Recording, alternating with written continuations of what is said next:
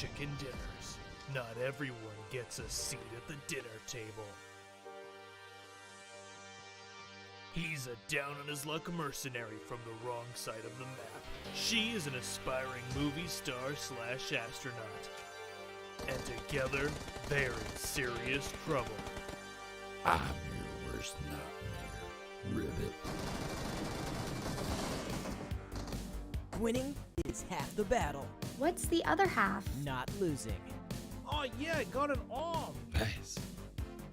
Where we're going, we don't need roads. We're not in Erangel anymore. Say hello to my little friend. From the people who brought you Livick and Sandhawk comes a series of adventures never before seen in a mobile game.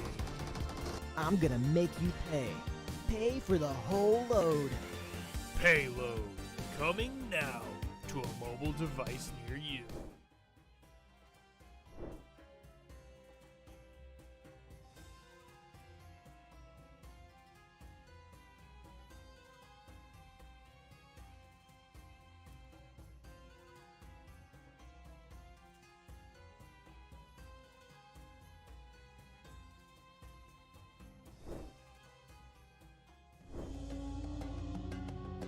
PUBG Mobile 2.1 White Paper Full Overview. Hello there, PUBG Mobile players. PUBG Mobile 2.1 is now available. After several months of hard work, we've added more fun and interesting content to the existing gameplay. At the same time, Ancient Secret Arise, which everyone has been looking forward to, has returned. Are you ready? In this video, we will be introducing the exciting new contents of this version. We hope you like them. Themed gameplay, Ancient Secret Arise. In this new version, Ancient Secret Arise has returned with improvements. It'll be launching in Erangel, Miramar, and Livick. Players can choose any of these maps in ranked mode to experience its varied content and unique performances. On Spawn Island, players will be greeted with a spectacular sense of swirling golden sand, as well as a mysterious and breathtaking sand apparition. After the match starts, the Sandstorm Zone will appear at a random place on the map. In the Sandstorm Zone, players will be able to pick up lots of supplies and the mysterious Scarab Charm. Any player who has a Scarab Charm will be able to return to the battleground after getting defeated for a set period of time. However, please note that a Recall Tower attempt will be used after activating a Scarab Charm to return to the battleground, and each player can only pick up one Scarab Charm in each match. Players can also pass through the Quicksand Path to enter the Emperor Temple. Compared to the previous Nimbus Islands of various modes, the Emperor Temple has more supplies and a much larger area. At the same time, the Sand Giant will move around the battlefield with the Ancient Secret on its back, which creates more possibilities on the battleground. Remember to watch the route on the minimap carefully so that you can jump back into the play zone if the Sand Giant leaves the play zone. The Pharaoh has prepared many trials in the depths of the Emperor Temple. Pass these trials and you will receive extra spoils. Remember, before activating the Pharaoh, it is possible for players to move freely between the Ancient Secret and the map. However, once the Pharaoh has been activated, players will no longer be able to hop onto the Ancient Secret. Other than the Emperor Temple, there are several Scarab Ruins and Jackal Ruins spread throughout the battleground. Players can go to these ruins and solve their puzzles to get crate rewards. One thing to be aware of, there are also Mummy Warriors and Guardian Beasts lurking in these ruins, so be careful at all times. Other than regular weapons and equipment, players also have a chance to get a new item called Primordial Water, which can recover all your health and energy. Lots of Scorpion crates have been added to this themed mode. Defeat the Golden Scorpions guarding the crates, and you will be able to get the valuable supplies hidden within. The new Desert Merchants is also a good place to get supplies. Save up shop tokens to buy combat supplies from the merchants, and there's even the chance of getting random discounts on items. Basic experience improvements. Besides the new mode, we've also made Firearm improvements. We've slightly reduced the damage drop-off of the Uzi and Vector, slightly increased the hipfire spread of the UMP-45, and slightly nerfed the effects of the laser sight attachment. We also raised the base damage of the Thompson SMG. At the same time, we've slightly increased its bullet speed. As for the PP-19 Bison, we've slightly increased its rate of fire to improve weapon efficiency. In the case of assault rifles, we raised the limb damage of the AKM and slightly improved its aim assist. We've also reduced the recoil of the Scar L and slightly increased the base damage and damage drop-off at longer distance of other weapons. This version also introduced the AMR, a powerful sniper rifle that can deal damage to enemies through vehicles and deal massive damage to vehicles. It takes exclusive 50 caliber rounds that are capable of striking players in vehicles. Season updates. Cycle 3 will officially start after the major version update. The C3S7 set, C3S7 parachute, and other legendary outfits will be added to the season rewards pack. In the new season, we've also added a season bonus point card and rating protection card that can only be used during the season to help everyone climb the ranks even faster. Individual Training Grounds Sound Location Training. In the new version, we've added a sound location training system to the training grounds. Players can use this to train their ability to locate enemies by listening to gunshot sounds and footstep sounds, which will help players become more aware of their surroundings during a match. Other updates. Other than the updates mentioned above, the PUBG Mobile x Blackpink collaboration has prepared a virtual concert for everyone. Let's all have lots of fun in the game this summer. That's all for this video. We hope that version 2.1 will give everyone a better gaming experience. For more details, feel free to follow the official PUBG Mobile community. See you next time.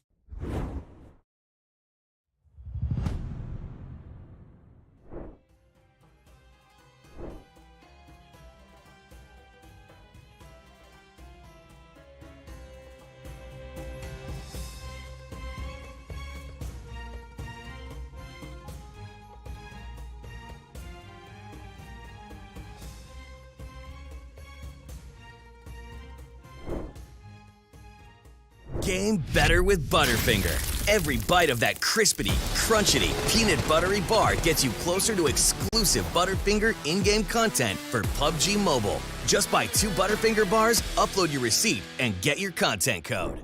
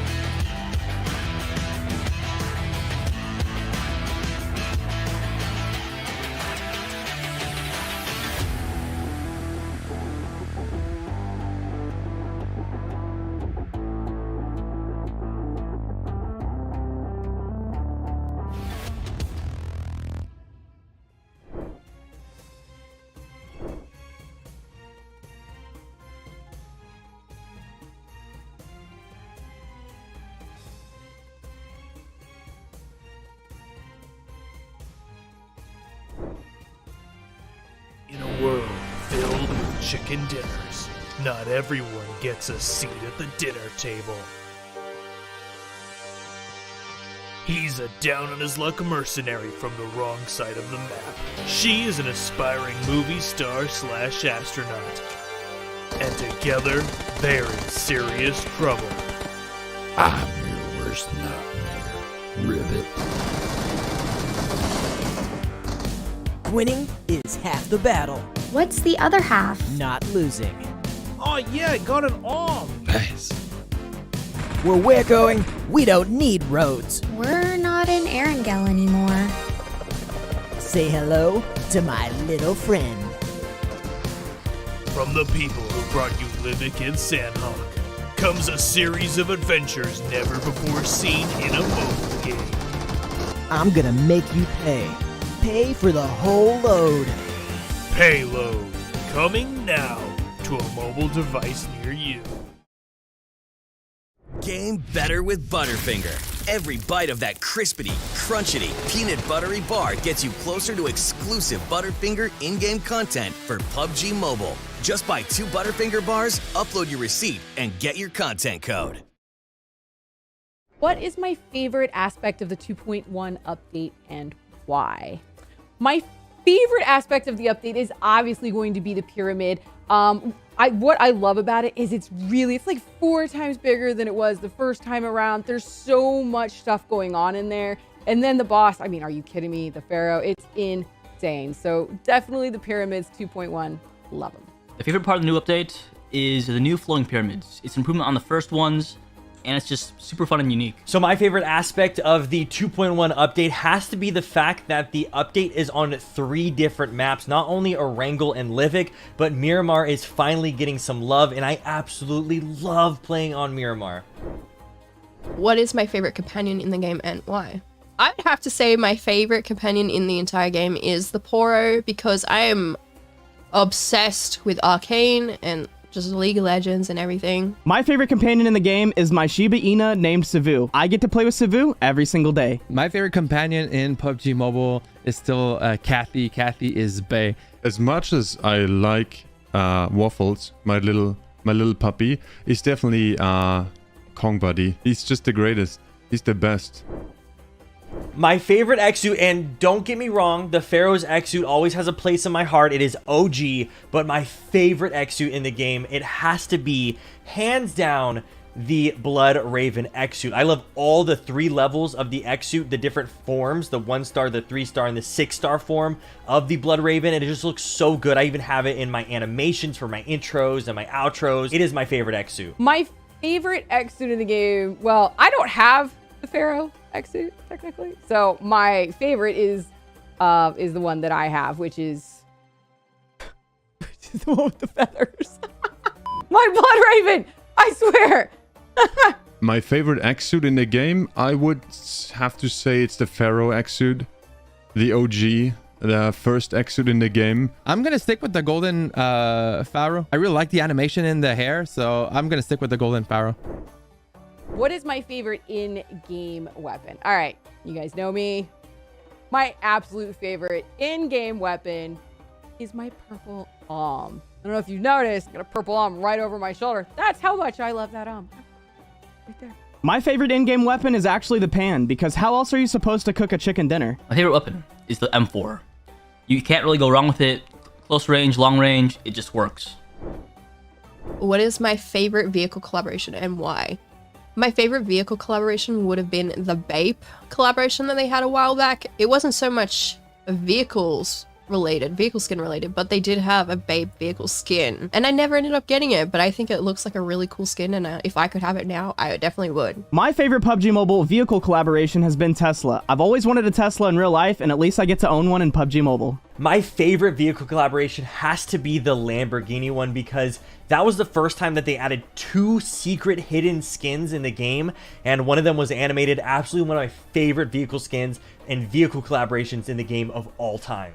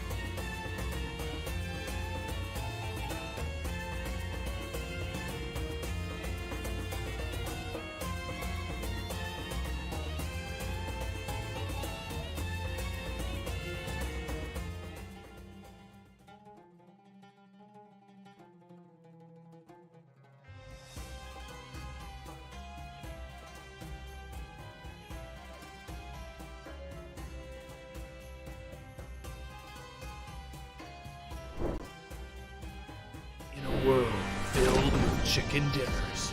Not everyone gets a seat at the dinner table. He's a down-on-his-luck mercenary from the wrong side of the map. She is an aspiring movie star / astronaut. And together, they're in serious trouble. I'm your worst nightmare, Ribbit. Winning is half the battle. What's the other half? Not losing. Oh yeah, I got an arm! Nice. Where we're going, we don't need roads. We're not in Erangel anymore. Say hello to my little friend. From the people who brought you Livik and Sandhawk comes a series of adventures never before seen in a mobile game. I'm gonna make you pay. Pay for the whole load. Payload, coming now to a mobile device near you.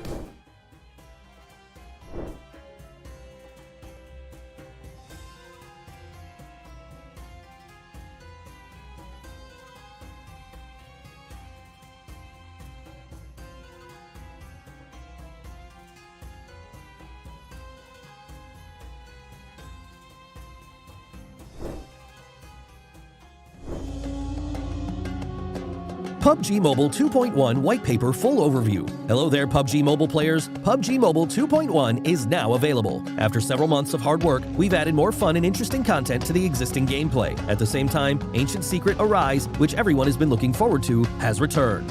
Are you ready? In this video, we will be introducing the exciting new contents of this version. We hope you like them. Themed gameplay, Ancient Secret Arise. In this new version, Ancient Secret Arise has returned with improvements. It'll be launching in Erangel, Miramar, and Livik. Players can choose any of these maps in ranked mode to experience its varied content and unique performances. On Spawn Island, players will be greeted with a spectacular sense of swirling golden sand, as well as a mysterious and breathtaking sand apparition. After the match starts, the Sandstorm Zone will appear at a random place on the map. In the Sandstorm Zone, players will be able to pick up lots of supplies and a mysterious Scarab Charm. Any player who has a Scarab Charm will be able to return to the battleground after getting defeated for a set period of time. However, please note that a Recall Tower attempt will be used after activating a Scarab Charm to return to the battleground, and each player can only pick up one Scarab Charm in each match. Players can also pass through the Quicksand Path to enter the Emperor Temple. Compared to the previous Nimbus Islands of various modes, the Emperor Temple has more supplies and a much larger area. At the same time, the Sand Giant will move around the battlefield with the Ancient Secret on its back, which creates more possibilities on the battleground. Remember to watch the route on the minimap carefully so that you can jump back into the play zone if the Sand Giant leaves the play zone. The Pharaoh has prepared many trials in the depths of the Emperor Temple. Pass these trials and you will receive extra spoils. Remember, before activating the Pharaoh, it is possible for players to move freely between the Ancient Secret and the map. However, once the Pharaoh has been activated, players will no longer be able to hop onto the Ancient Secret. Other than the Emperor Temple, there are several Scarab Ruins and Jackal Ruins spread throughout the battleground. Players can go to these ruins and solve their puzzles to get crate rewards. One thing to be aware of, there are also Mummy Warriors and Guardian Beasts lurking in these ruins, so be careful at all times. Other than regular weapons and equipment, players also have a chance to get a new item called Primordial Water, which can recover all your health and energy. Lots of Scorpion crates have been added to this themed mode. Defeat the Golden Scorpions guarding the crates, and you will be able to get the valuable supplies hidden within. The new Desert Merchant is also a good place to get supplies. Save up shop tokens to buy combat supplies from the merchant, and there's even the chance of getting random discounts on items. Basic experience improvements. Besides the new mode, we've also made Firearm improvements. We've slightly reduced the damage drop-off of the Uzi and Vector, slightly increased the hipfire spread of the UMP-45, and slightly nerfed the effects of the laser sight attachment. We also raised the base damage of the Thompson SMG. At the same time, we've slightly increased its bullet speed. As for the PP-19 Bison, we've slightly increased its rate of fire to improve weapon efficiency. In the case of assault rifles, we raised the limb damage of the AKM and slightly improved its aim assist. We've also reduced the recoil of the Scar L and slightly increased the base damage and damage drop-off at longer distance of other weapons. This version also introduced the AMR, a powerful sniper rifle that can deal damage to enemies through vehicles and deal massive damage to vehicles. It takes exclusive 50 caliber rounds that are capable of striking players in vehicles. Season updates. Cycle 3 will officially start after the major version update. The C3S7 set, C3S7 parachute, and other legendary outfits will be added to the season rewards pack. In the new season, we've also added a season bonus point card and rating protection card that can only be used during the season to help everyone climb the ranks even faster. Individual Training Grounds Sound Location Training. In the new version, we've added a sound location training system to the training grounds. Players can use this to train their ability to locate enemies by listening to gunshot sounds and footstep sounds, which will help players become more aware of their surroundings during a match. Other updates. Other than the updates mentioned above, the PUBG Mobile x Blackpink collaboration has prepared a virtual concert for everyone. Let's all have lots of fun in the game this summer. That's all for this video. We hope that version 2.1 will give everyone a better gaming experience. For more details, feel free to follow the official PUBG Mobile community. See you next time.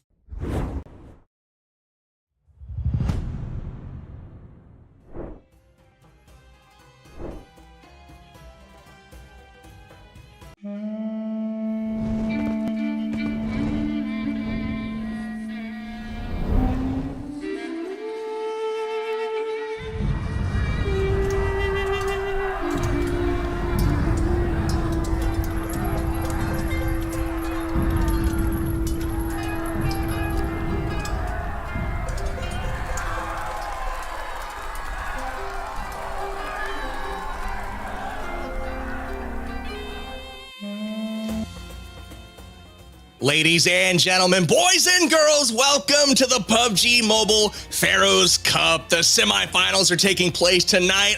My name is Powerbang, and I've got my counterpart with me, the ever so handsome Mustache Dave. What's going on, Dave?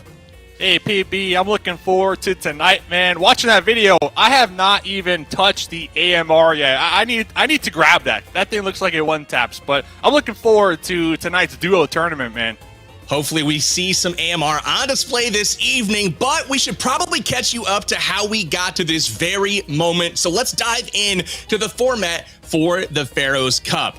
Just yesterday, we had open qualifiers where the community participated in a solo contest. Each kill was worth 5 points, and the goal was to score as many points as possible over the course of 3 games yesterday. All of the top players, we're talking 200 of them, are going to be playing in tonight's semifinal tournament. And they'll be joining up with one other player to form a duo. So tonight, we have the semifinals on display where those duos will be split into 2 groups of 50. We'll have Group A up first and Group B up second, and the top 25 from each group will be moving on to the finals, and that will be 100 total players, and those are going down tomorrow evening at 5 p.m. Pacific. Then, the duels will be randomly paired up into squads, and they'll be taking on the battlefield and going up against one another to try to secure the top overall spot and get hooked up with some great prizes, and of course, being the crown champion of the Pharaoh's Cup. We've got iPad Pros for first place, we've got iPad Mini and AirPod Pros for second, and an iPod Mini and portable battery for third place. So good prizes all the way around. Excited to see the duos action tonight.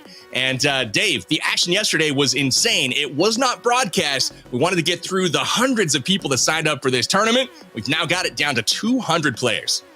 Yeah, I was out there watching the games yesterday. It was just mayhem. So many solos dropping in that sandstorm for the increased loot, and it was a just total bloodbath. And here's a couple highlights, actually, from last night's matches. We got Dab. We all know him from YouTube. Over here, hot dropping in the sandstorm, but the action was just non-stop last night, Powerbang. It really was. We have all kinds of people. Why So Pain up on the roof, burning. And it looks like Goulia's taking him down. A lot of great highlights as of yesterday. In the solos action, we'll have to see if the chemistry between strangers can prevail tonight and ultimately put these duos on to the next round. We saw some really, really great gunplay all the way around. You can see Adam here hiding behind the car. A lot of third-party action, and excited to see what happens a little bit later today. Tons of third party. No, yeah, the snakes in the grass in the blue. I mean, that just goes to show you how sweaty it was last night. And tonight's kind of like the luck of the draw. You get the duo, and you hope that they can keep up with your skills, right, after qualifying from last night. And you hope that team communication, that synergy is on point here tonight here, Powerbank. Absolutely. You can see some of the unique features in the Pharaoh's Cup actually on display here. We've got the Guardians. We've got the Ancient Secret here on display. We've got Miramar and Erangel on display this evening. All of the groups will be participating on both of these maps tonight to see who can gain that ultimate supremacy to kind of push through to the squad play for the finals tomorrow. Yeah, the thing is with this format is if you qualified from the solos, you randomly get grouped up with somebody else who qualified. So it is just straight up random. And I almost feel like tonight is a bigger challenge because tonight you don't really know who you have on your team. But if you do qualify for tomorrow, at least you got a couple games in your pocket, right? That team synergy going for you. So game 1 tonight for each group is going to be interesting.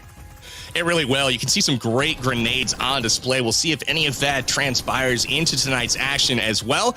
Duos, though, it's really kind of all about who can adapt, build that chemistry with their partner, and who can communicate super, super well. And ultimately, that should put some people on top. Remember, it's the top 25 duos from each group. We've got Group A and Group B that are each playing 3 games tonight on either Miramar and Erangel, and the top 25 from each group will be moving on, and that's 100 total players that will be qualified for tomorrow's squads finals.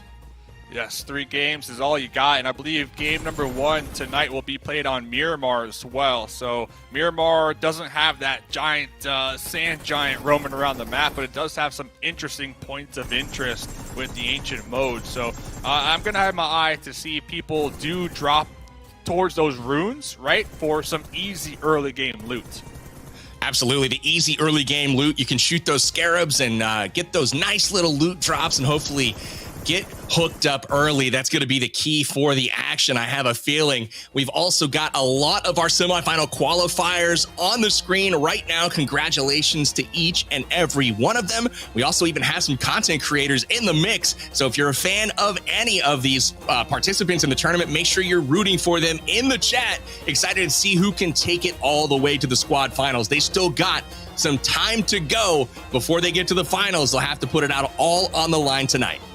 Yeah, going through this list, Bella Fox Gaming, I saw Dab Plays, Lou Power, Advisory, Quan, Deadshot, couple streamers to name a few. But also, one thing I want to point out, a lot of names returning from that Live It Cup that we hosted a couple of weeks ago. You'll love to see these players continue to sign up for these community events to really showcase their skills here, Powerbang.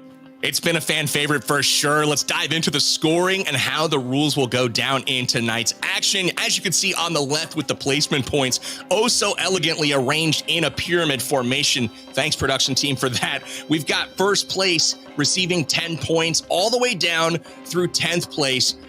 They'll be receiving 1 point, but basically 10 for first, 9 for second, 8 for third, so on and so forth, all the way down the line. If you place 11th or lower, it's no rank points. But really, I turn your attention to the elimination points, and this is where you will be rewarded for being aggressive. We're talking 2 points per elimination, and that could prove big in tonight's action. Teams will be rewarded for playing aggressively and not as much for hanging out like a sneaky snake in the grass. Yeah, and we saw that a lot last night on the overall leaderboards for the solos. Nate ended the night with 15 elim points. That's 75 points because each elim was 5 points last night to qualify. Now 2 points here, but a lot of the names that did finish at the top, massive amount of points they were able to gather in the elim department. So I assume it's going to continue on here tonight, Powerbang.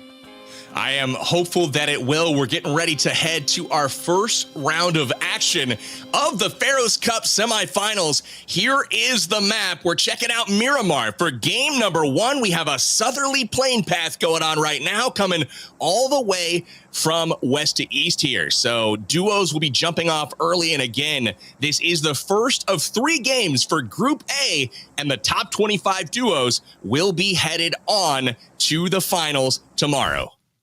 Shout out to everybody joining in the chat as well for game number 1. I'm reading that. Yeah, I see you. But yeah, game number 1 here tonight for Group A and Group B is going to be interesting. Like we kind of talked about, we mentioned, because it is the first time these players are most likely playing together here, and they don't have a lot of time, right, to decide, okay, who wants to make the calls and who wants to take lead, I guess you can say, on them qualifying here tonight, essentially.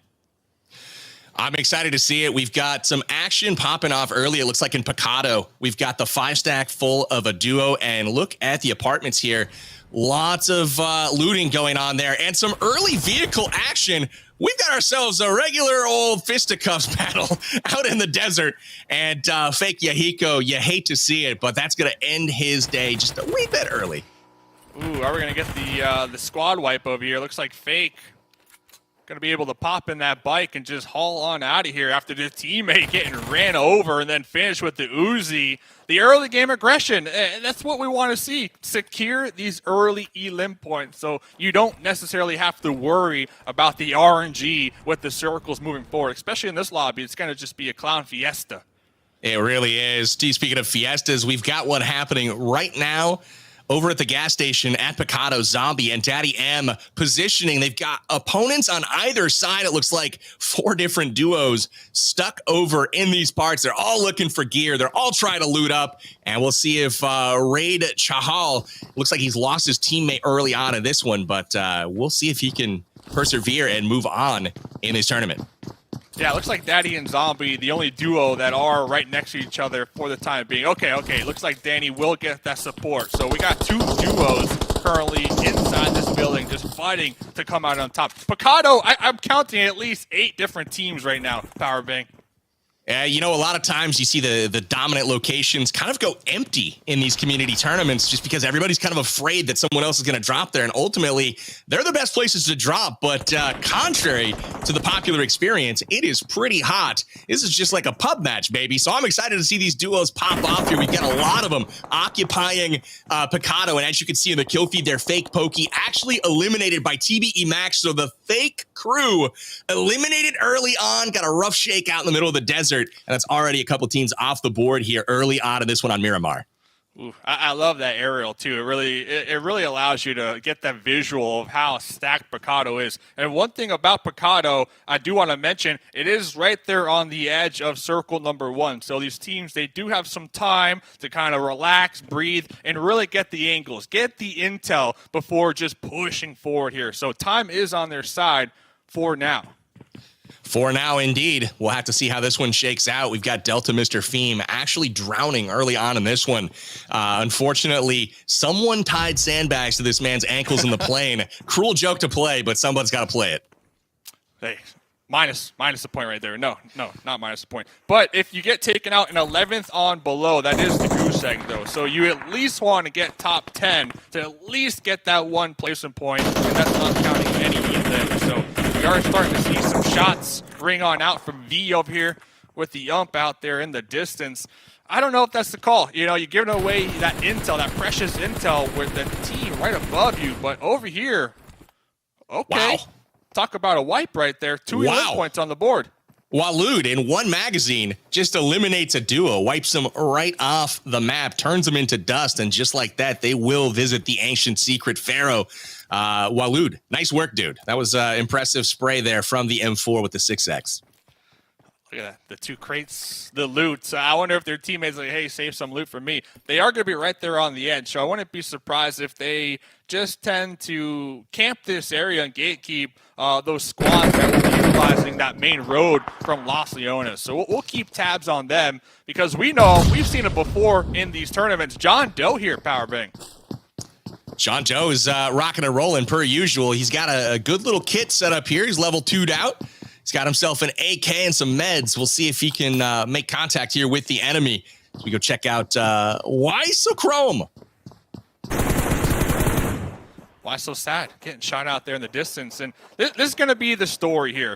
Once when one fight happens, there's 3 other fights happening out there in the distance. That's just the name of the game here on duos. And it's a dog-eat-dog game. You really want to get these elim points early on to eliminate any type of RNG with these zones because you just never know. Especially watching the highlights, there's a lot of snakes in this lobby. They're not afraid to snake it to get these placement points because we got prizes on the line, baby.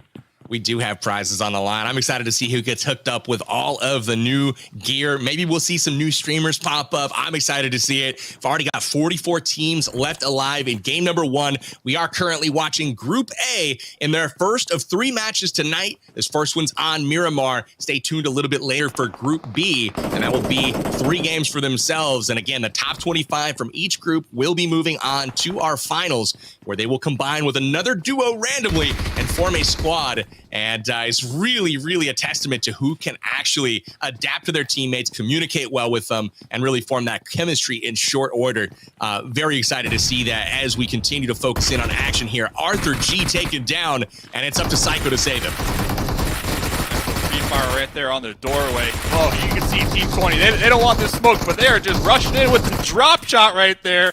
Psycho down. The nail in the coffin. See you later. Back to the lobby, and there goes their teammate right behind them. So 5 elims is what? That's 10 points in total. So if you could walk out of Picado early game with 5 elim points, that's equivalent to a first place finish in placement points. I think that's doable here for at least 1 or 2 of these teams here, Powerbang. It's going to be interesting to see if they really take it down to a last man standing situation coming out of Picado, or if they kind of clear out some of the extra teams and then a couple squads are just like, you know what? We'll agree to disagree for the moment and go our separate ways. I don't know if we're going to see that or not. We'll see if they whittle it down to just 2 as we exit this this fearsome city right now. But incoming grenades. Oh, this is trouble. Wrath SRDA trying to escape with his life here. Very tight situation they're in. Being a solo already at that disadvantage, just trying to squeeze by, kind of play that rat mode over here, get as much loot as possible. And they might take your advice, right? Just evacuate Picado without taking any damage. Just try to survive right here. And they might be able to do so while all these other teams in the area are fighting each other. That might be that perfect window of opportunity to escape the danger that's afoot.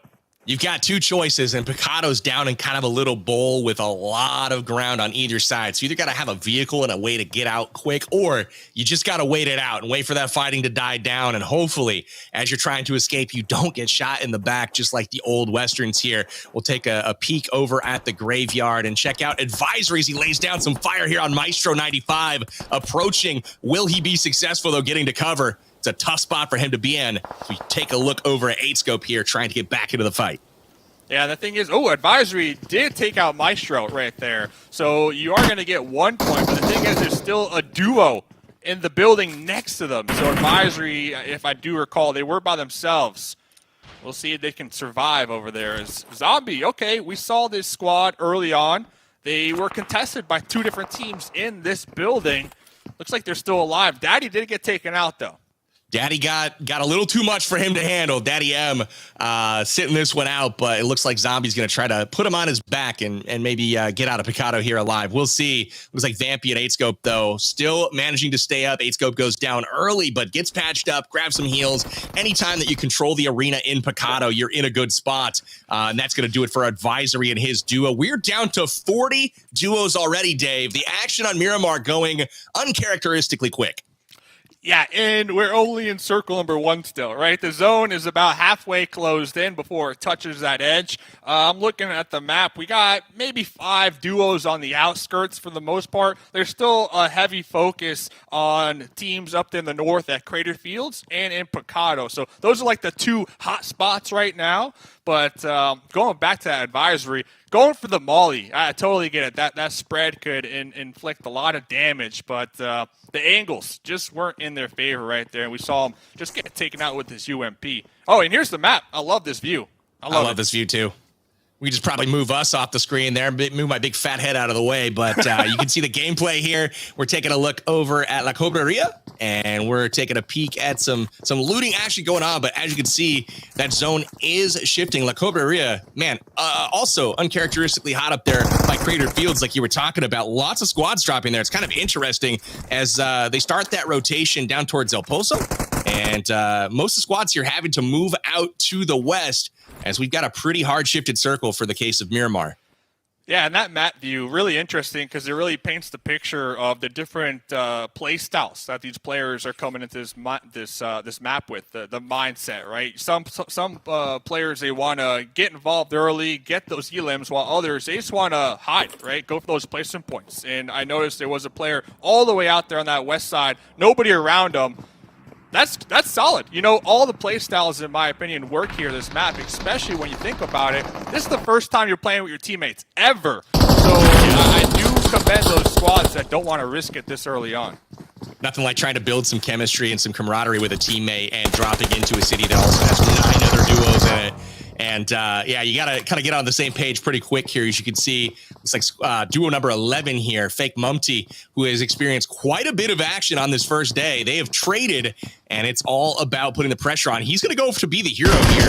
Opens the door, gets the return fire, prevents the revive, most importantly. Now we have a 1-1.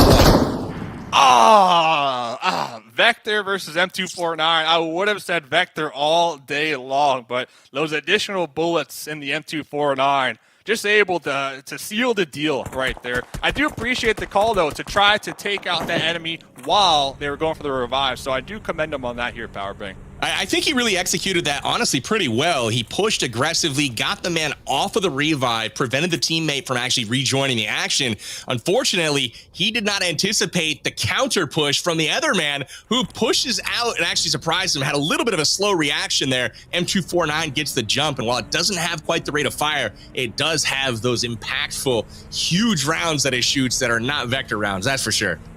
M249 all day. Me personally, double M249s. That's the combo, man. Obviously, I lose my my 5.56 because I'm just spraying down. But when we look at Erangel, when we do see the Ancient Secret Guardian, that's the key to success, to take him out, is the double M249. And we'll obviously touch on that probably the next map. But here is the zone. Looks like we did get a nice little shift. Still going to be touching Picado, but really this next circle should dictate which squads are safe for that late to mid game when it comes to placement points.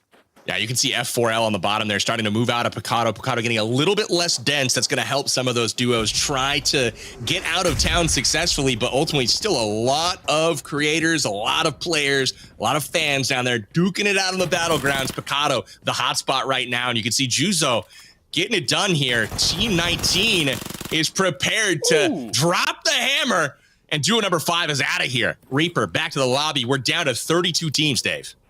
In the PJs, you know, just waking up, clocking in here today for work with that Uzi. 2 elim points right there, so that's 4 points.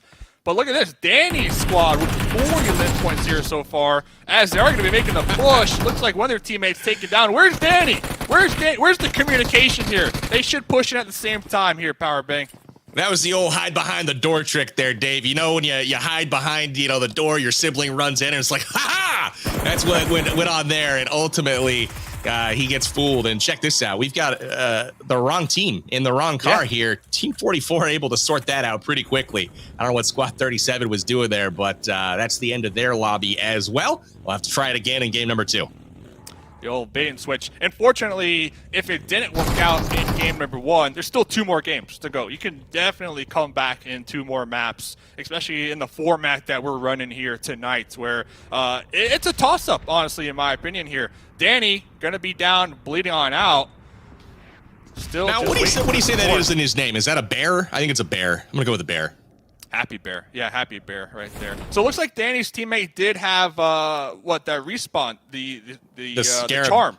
The Scarab charm. So that's big brain. That's big brain, because if you're going to be aggressive here, you can do that if you have that charm in your pocket, right? So you can just get that instant respawn. Oh, as we see, Toxic taken out. Toxic indeed. The nade flying in from range explodes perfectly on command. The prime was perfect on that one. Toxic trick is eliminated. And speaking of those new Scarab charms, you'll find those in the latest Ancient Secrets update. Really, really cool. If you drop in the sandstorm, you can pick up those charms. That'll get you the ability to actually get out of jail free card. So if you happen to get taken down, well, it just teleports you back to the plane, Dave. You're going to be able to fly on in, jump back into the action, and you get a little bit of a second life. That's the strat. Honestly, that's the strat. Look for those, get those on both your team members, and then you can think about being proactive with getting these elim points because, like you said, getting a jail-free card. Oh, does Team 7, though, have those? Because Shark was just taken out in that vehicle. Here comes a follow-up grenade. This is going to be tough. This is going to be tough. What? Not the roof, buddy. Not the roof, buddy. The Molly. Okay. Oh, this is interesting. Excuse me, sir. Got him. How'd that happen, by the way? It looks like the they blew up the vehicle blew truck. up. Yeah. He had a teammate there. Walud was like scoping him down, and Bubala comes up behind and just says, listen, man, let's just get this over with. Let's blow up this truck here and call it a day, huh? I like this team here, Powerbang. Yeah. 60 limb points so far, Team 36. That's a squad to look at. I wouldn't be surprised if they're one of the teams that are up there at the top when it comes to limb points here so far, with 28 teams still remaining here in circle number 2. It's really interesting, Dave. You're speaking of Bubala and Walud. My stats here tell me that they have combined for almost 600 damage between them so far, picking up 3 kills apiece. Certainly looking good. But even more impressive than that so far is Aonix, who I believe was part of that Picado mess early on. He's picked up 4 kills by himself. He's got 2 left alive in the duo and 864 damage by himself so far. So incredible performance from Aonix so far. Got to give him a little bit of a shout out. We'll see if he can creep into the top 25 here as we near the cutoff. It's top 28 currently on the map. Yeah, that's 8 points to themselves here. That's also an interesting strategy to kind of think about is what if your duos just go separate directions, just look for those elim points because you got the skills. But Crater Fields getting a nice little circle shift up there to the north, a ton of love. So now all those teams that were fighting early game in Picado here, Powerbang, they have to come up with a plan to rotate into the circle, and the south is going to be just jam-packed right here.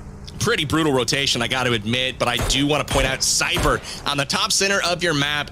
Crater Fields was popping early on. We had 6 or 7 duos fighting for that ground, and all but one left and went somewhere else. They either died trying to fight for that ground or they rotated away.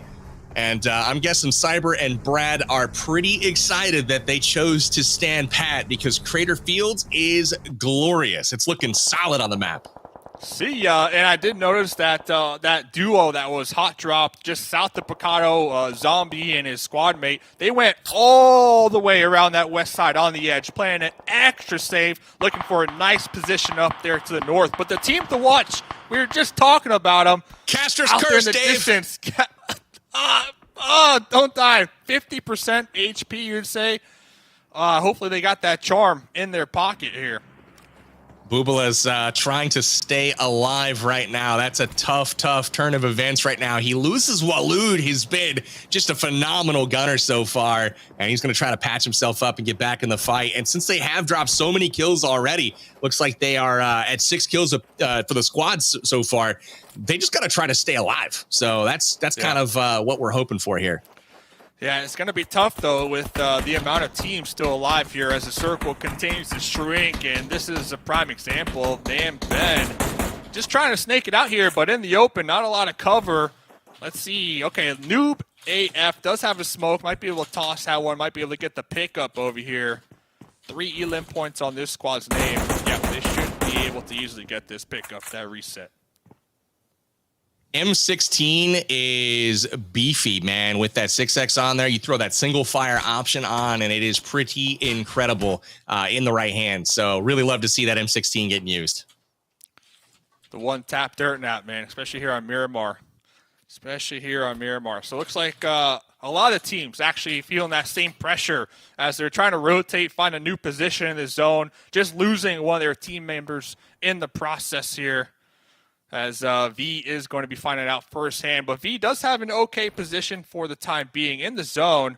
But I'm still looking at the map here, Powerbang. The south, man, as we predicted, there's at least half the lobby down here in the south. And we're going to see the kill feed we're going to see it pop off. We're going to lose at least half the teams. I guarantee it. For sure. We're going to have a nasty rotation here. We're sitting in the third circle. It's closing in. Hard shifted to the north. Crater Field's the destination for all of these squads. But the real challenge is the massive mountain range sitting right in the middle of the map. The teams are going to have to circumvent that somehow. And this is going to be an interesting rotation for sure. We've got Aches left here, just kind of waiting it out, hiding. They're up in the mountains. They've got a nice little spot in the high ground here, looking down on Guri and Wonka. We'll see if they choose to move and head north. They are in the zone for now. And here is a deeper look at the zone. They do have that truck, though, and I've seen that truck scale those mountains, Powerbang. I've seen it firsthand, man. Them things go straight up the mountain, the four-wheel drive. So, hey, maybe we'll see it here as nobody dead center. Nobody. It's just wide open for the time being, as we are going to be looking at some of these teams in the south, still looking to just find any type of smidge they can down here outside of the blue zone. It's not three teams just fighting for the same spots down there. Very rough. And the next circle does pop a little out there to that east side. East side, the best side, and 88 dead center here. This is a tough one, man. Look at the circle.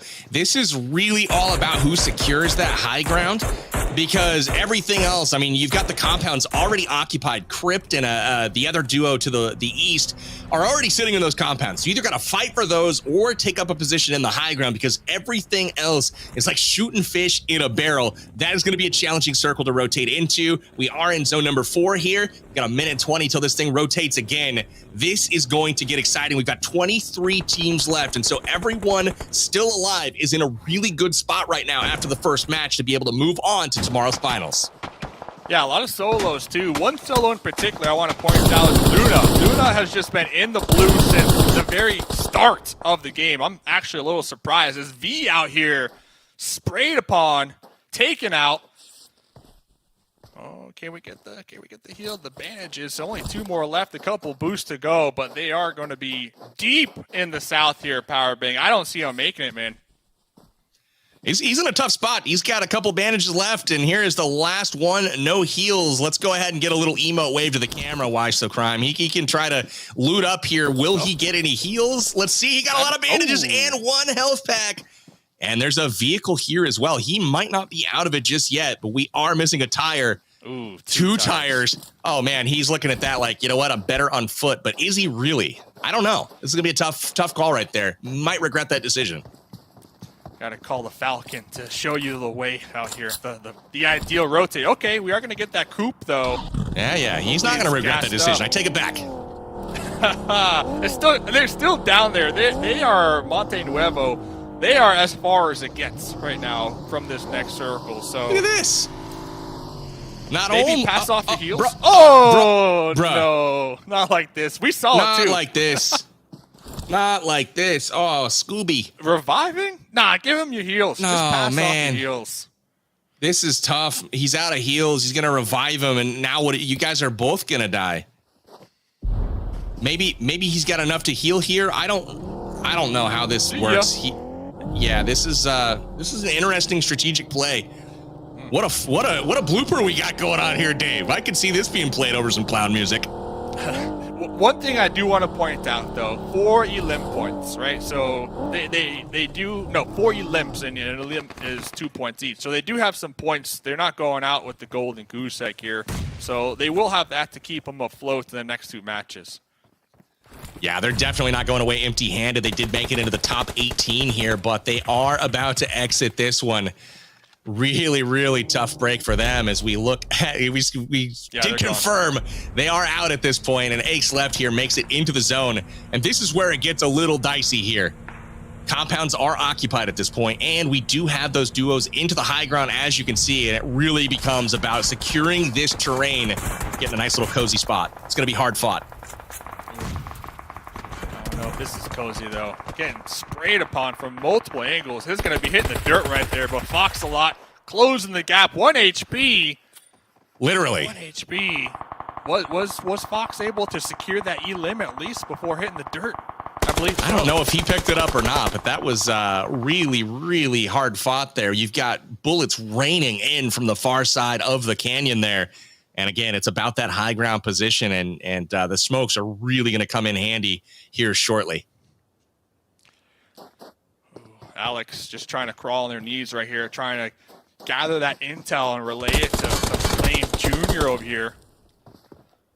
Looks like gaming across the way. Nice little pre-fire. It is able to take out a decent chunk of Flame Jr., but Jr. able to get the revive, most likely. And this goes back to show, like, the team comps, right? I got to keep harping on it. Like, these players were literally put together moments before this game started. And the ability for some of these duos to really demonstrate their communication skills, to even get a pickup like that in the heat of the moment, under the pressure, that's impressive here, Powerbang.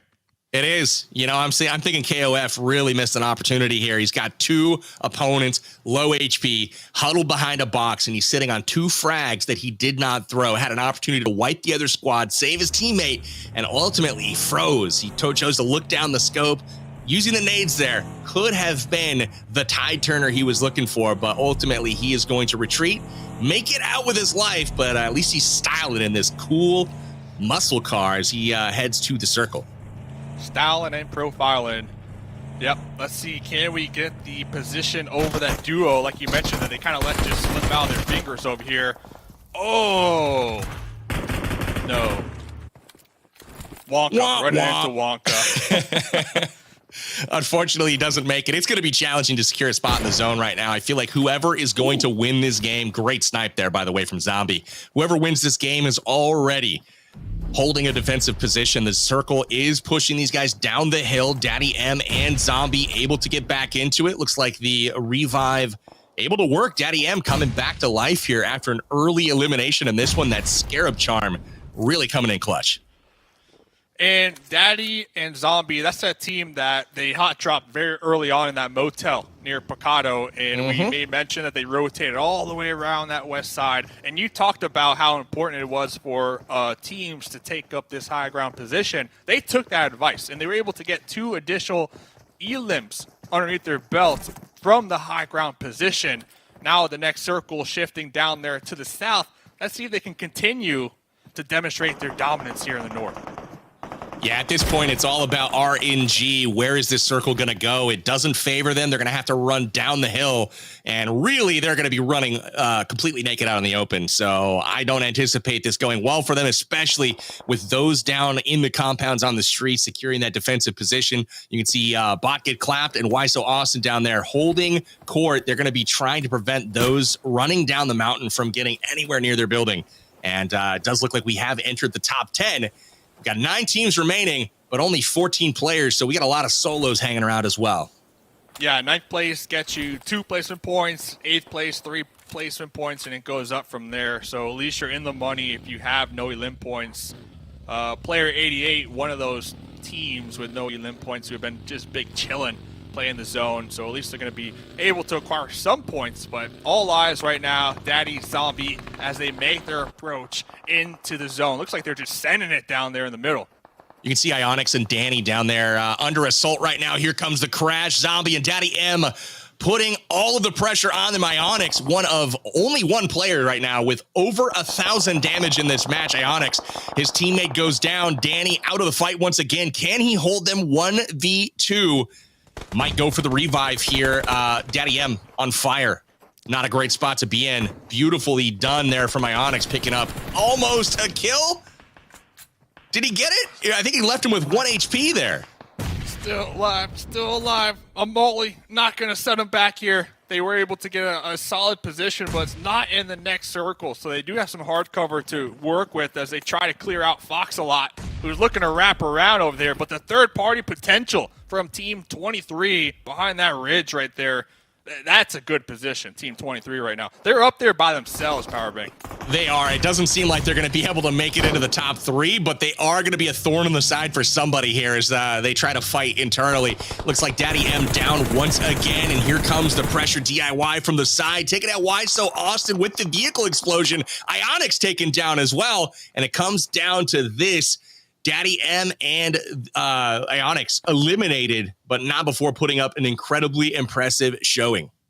Yeah, and if I'm DIY, I might opt to try to pop those tires that Team 23 are currently using up there behind that boulder, just to eliminate any type of vehicle usage that they might use moving forward. But Zombie prepping a grenade, cooking a grenade, tossing the grenade, Fox-a-lot vaulting out the window right there just in time. Narrow miss there from Fox-a-lot. Fox-a-lot leading the current players alive with 5 kills. And he is able to narrowly escape being eliminated there.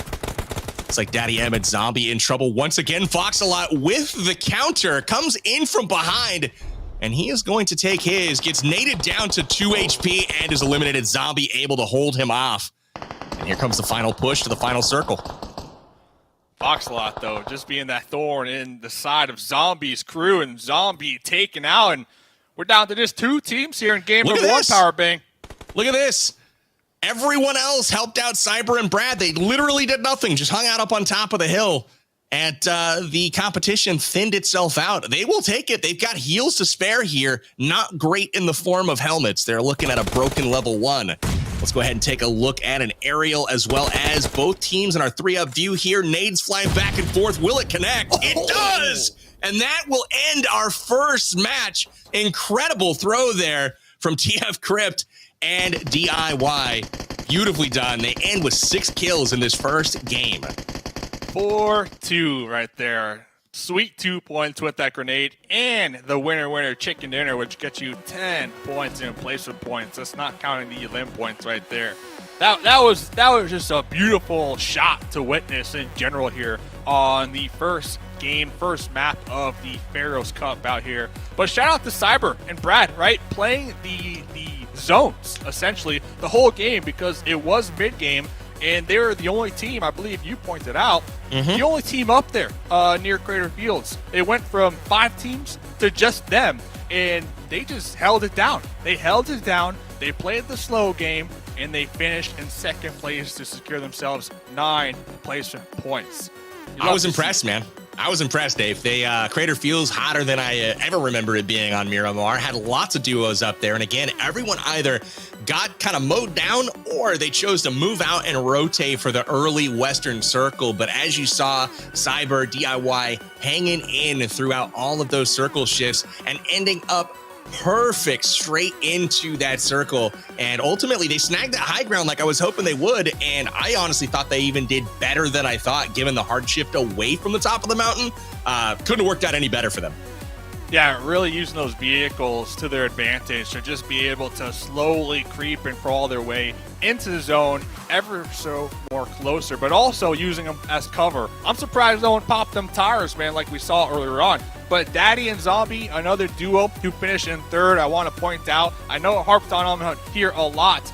Their rotations were just next level here, and the reason I'm impressed is because these players, they just got thrown together today. And the ability for some of these teams to have these clean rotations is impressive in its own right.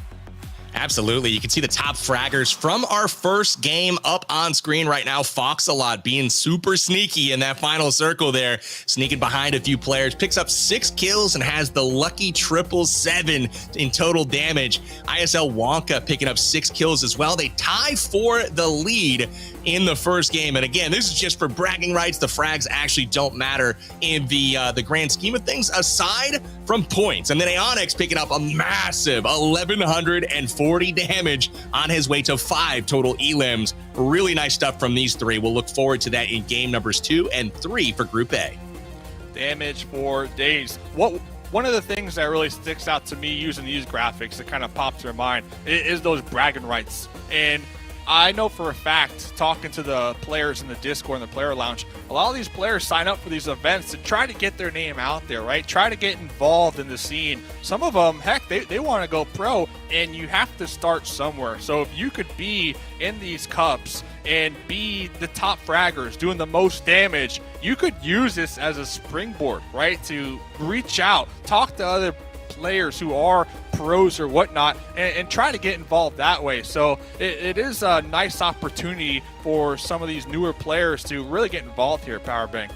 Absolutely. So SPDIY and TF Crypt from Team 34 on top of your Group A leaderboard after one game. They've thrown down 6 frags, but also finish in the top spot, picking up 22 total points. Let's take a look at what went down in our first round of action here.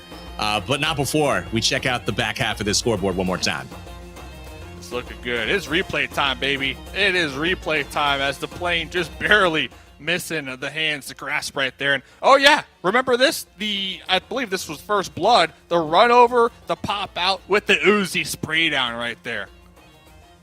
Not what he was hoping for, but Waloed picking up some early action of this one. Had some great performances here. Psycho dropping himself all the way down to about 2 bullets before he gets the room entered on him, unable to hold them off. And ultimately, those foes made it quite far in the game, so there's no shame in dying to them.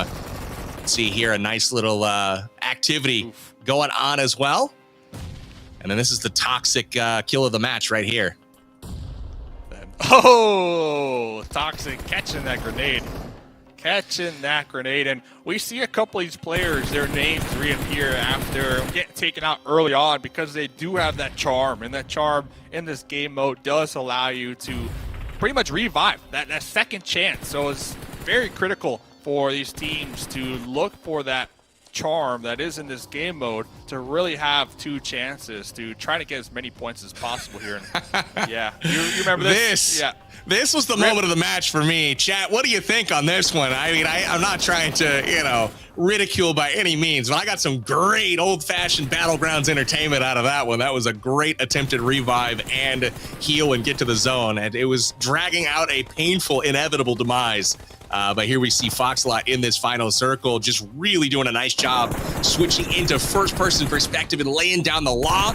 And ultimately, your winners here, taking down Zombie and DIY, chucking that final grenade into the smoke. Will he connect? Well, we know what the story is here. He does connect, picked up a ton of damage here. DIY finishing with 948 damage himself. In second place overall in that match for damage, but that was a great overall match one. Really like what I saw in this semifinals. Group A has 2 more matches coming up next. Dave, what are we looking for in game number 2 here?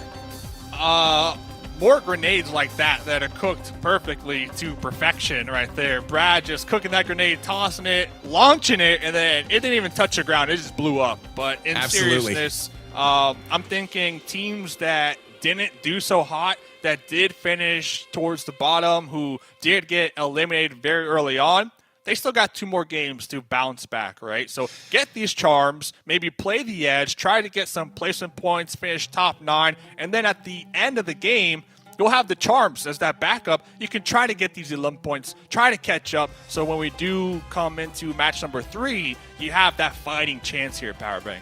No, I'm just a PUBG Mobile noob here, but if I was playing, I think I'm going to try to edge in, stay alive till about the middle of the game, and then go for that third-party action once the zone's tight enough to where people start popping off and fighting. There's only one other person that can help out a down teammate, so when you see them, it's highly likely that they're engaged with whoever they're fighting that knocked the opponent in the first place. So trying to pick up those third parties, coming in at awkward angles, and that's how I'd be trying to get my kills and ultimately trying to put myself in positions where those shots are not coming in super crazy from all over the place, playing a little bit more cautiously as we take a peek here into the scoring once again. Placement points are 10 through 1 from first place all the way down through 10th. Anyone finishing in 11th spot or lower does not receive any points for rank. But again, Dave, the story of the tournament is the elimination points. We're looking at rewarding aggressive play, 2 points per elimination. What do you think of that? Yeah, I like it. I like it a lot. Just like I like the pyramid right there for the scores right there. Yeah. We'll point to that out. So Fox a lot, like you said, 6 elims in game number 1. Wonka, 6 elims. Aeonix, 5 elims. So all these elims definitely going to be adding up here. Okay. Observers. Okay. Production. What's happening here? The BM. This is one of those plays that you just wish weren't observed. But it was, and now we're going to show it every single time here. Don't let that get you down, because they did have those elim points, right? So, of course, the blue zone, Papa Blue, got the better half of them. But I believe, 8 points they were able to walk away from that game. That's solid. That's a solid start here. You can't hate on it too much, man. That whole interaction was absolutely hysterical to me. He's loading up with gas. His buddy flies in on a motorcycle and says, "Look what I can do!" And then immediately offs himself. And here we are, no heals between them, but they're reviving each other, trying to make it a zone. It was comic relief at its finest there for sure in this one. But we are setting up our second game. We'll be going to that here shortly. Again, really excited to see some of these strong individual performances today, and I will be tracking some of these as we go on to our next game. We are just about ready for our next game, and do you know what map we are playing, or is it going to be a surprise, Dave? Miramar. I see it loaded up. The players currently waiting for the plane to board the plane and get their seatbelts on. Shout out to I see somebody in the chat saying, I respect the clip person who keeps playing the clip of the blue zone fail right there. See, in my mind, I thought their teammate was coming to drop off those meds, so maybe intentionally bat-fingered, killed themselves, and was going to pass off the meds, but it didn't seem to work out that way. But game number 2 here. Game number 2, PB. Let's get it. Oh, I'm absolutely loving the Sand Guardian. Incredible graphics to start the game now, and it just, I don't know, it's a whole different vibe flying into Miramar now as we take a peek into our round 2 action for the Pharaoh's Cup, brought to you by PUBG Mobile. Again, similar plane path the last time, just a little bit further north, and of course, flying over my favorite drop spot in the game, and that is none other than Hacienda del Patron. And this is going to be a doozy. I'm hoping to see some action there in the start of this one. Do we predict Picado to be so hot, though? That's the question, because going back to game number 1, I think only one squad really, truly won the Battle of Picado and walked away unscathed with a couple points when we look at the E-limps underneath their belt. So will teams look to repeat that here? Maybe clap back, bounce back. It looks like a couple squads going to be parachuting, hovering over Picado, but I don't think it's as many as game number 1 here, Powerbang. There's a lot going on up there. I can't tell if it's they're going to land a little bit north in the desert up there, or if they're all trying to make their way to Picado. It's a little bit longer from the plane path, and I'm a little bit bummed out. I'm not going to lie. Hacienda del Patron is empty. No one there. No one going to fight there. So hopefully we catch a rotation from San Martin over to Hacienda. But San Martin is where we will start the action. Let's count them, Dave. We've got 1, 2, 3, 4, 5, 6, 7, 8, 9, 10, 11 duos inside of San Martin. Will there be enough loot? There certainly won't be enough real estate. This is going to be interesting to watch as this one kicks off. Yeah, probably enough loot, because I know we got the settings boosted out here, but I'm looking at Danny, man. We saw Danny and his team member, Aeonix. They were able to top frag game number 1. They are going to be dead center. But Lou Power, we all know him. We all love him. Can we just appreciate that suit? Can we appreciate the Pharaoh X suit here? He's wearing it for this tournament. Lou Power coming out in style. And we'll see if his gameplay can match his appearance, because he is looking sharp. Sharp out here. You don't need a teammate when you look that good, Powerbang. That's just a fact. Well, I don't know. I could probably beg to differ with you there, Dave. I'm looking that good on the regular, but I could certainly use some teammates. Luke Power going to be in the thick of it right there. Hearing these shots just ring out above him. 8-Scope, saw some 8-Scope fans in the chat earlier on as well. A little disappointed that 8-Scope got taken out very early on. 8-Scope going to be right in the thick of it as well here very early on. We've got a lot of activity happening in San Martin, and again, we turn our attention to Danny. And just like last game, they are trying to assert dominance early. Bubala getting into that early action once again. And it looks like he has got the upper hand, takes the finishes it off, and we are into some salty action here as well. Ooh, swapping to the M4, just hit firing that thing. Was able to get a couple shots out. No downs, and Axe left. We saw them game number 1 being able to survive from that mid to late game. Getting a couple points, just not a team you want to verse here early on, because they do have that skill sets from game number 1 when we're looking at the synergy from the team communication. That's not the original plane flying into the map again. Remember, early on in this one, teams landing inside of that sandstorm can pick up those Scarab Charms to get a little revive if things don't go to plan early on in the game. see them be able to drop in on a pre-designated plane path that is flying over the map. So it's going to give a few of these players a second chance at life in this one. Bubala, though, already rocking 2 team kills on this one. Really excited to see Waloed get a second chance at maybe taking things deeper into this second game. Waloed in the chat. we saw Waloed last game, too. Couple clutch plays. We talked about A-Scope, looking for that clap back here. A couple fans in the chat. Looks like they have the intel. They can hear the footsteps. Don't mess this up. This grenade. Gonna be tossing it. A little low. He almost paid the ultimate price for that attempt right there. He goes out on the balcony. Struggled to get the door open for a second. Primed that sucker a little too long. I was concerned it might just blow up in his hand. And at least he got it off there before really something tragic happened. But you can see here he's got the Molotov trying to hone in on Grows. And I don't know if he knows the Joker's nearby. See if he exposes himself, and looks like he gets back inside to safety. Yeah, it looks like Vampy, their team member, trying to look for some type of angle on the opposite end while the enemies are looking at 8-Scope, but not working out. Vampy did take some damage. Now, they know there's a duo there, though, so do they want to clear out that building, or do they want to play it nice and slow? Because this is third-party city right now with the amount of teams and enemies who are just stacked on top of each other here in San Martin. This is crazy for sure. Lou Power hanging out by himself, but we've got a nice little split of duos all over the place right now. Daddy M taken down by Ghoul Hotshot, and it's about to pop off some more. Some shots are fired, and, well, that's a big whiff, but he's going to try. Does he land it? Juso not quite able to connect here. Gets him down to very, very low on the HP, but Aches Left is going to be able to heal up, get back into the fight. Trying to catch the attention of the enemies while John Doe looking at that alternate angle over here. Let's see what they can do. John Doe with that Uzi, lock and loaded. Looks like both teams going to be being a little passive here in the building. Do see Mix GGG trying to push up here. I'm looking for that utility, though. A grenade, ricochet that off a window. That could be big. As Lou Power out there in the distance, pushing Danny. Lou Power... Oh, pushing the wrong building, unfortunately, as we're back to this fight. Juzo throws his pan. I don't know if he's out of options there, if he just felt like cooking, but he's like, you know what? Listen, you can have this cast iron skillet. I'm going to try to get around the corner here with the UMP. Is he going to go get that thing?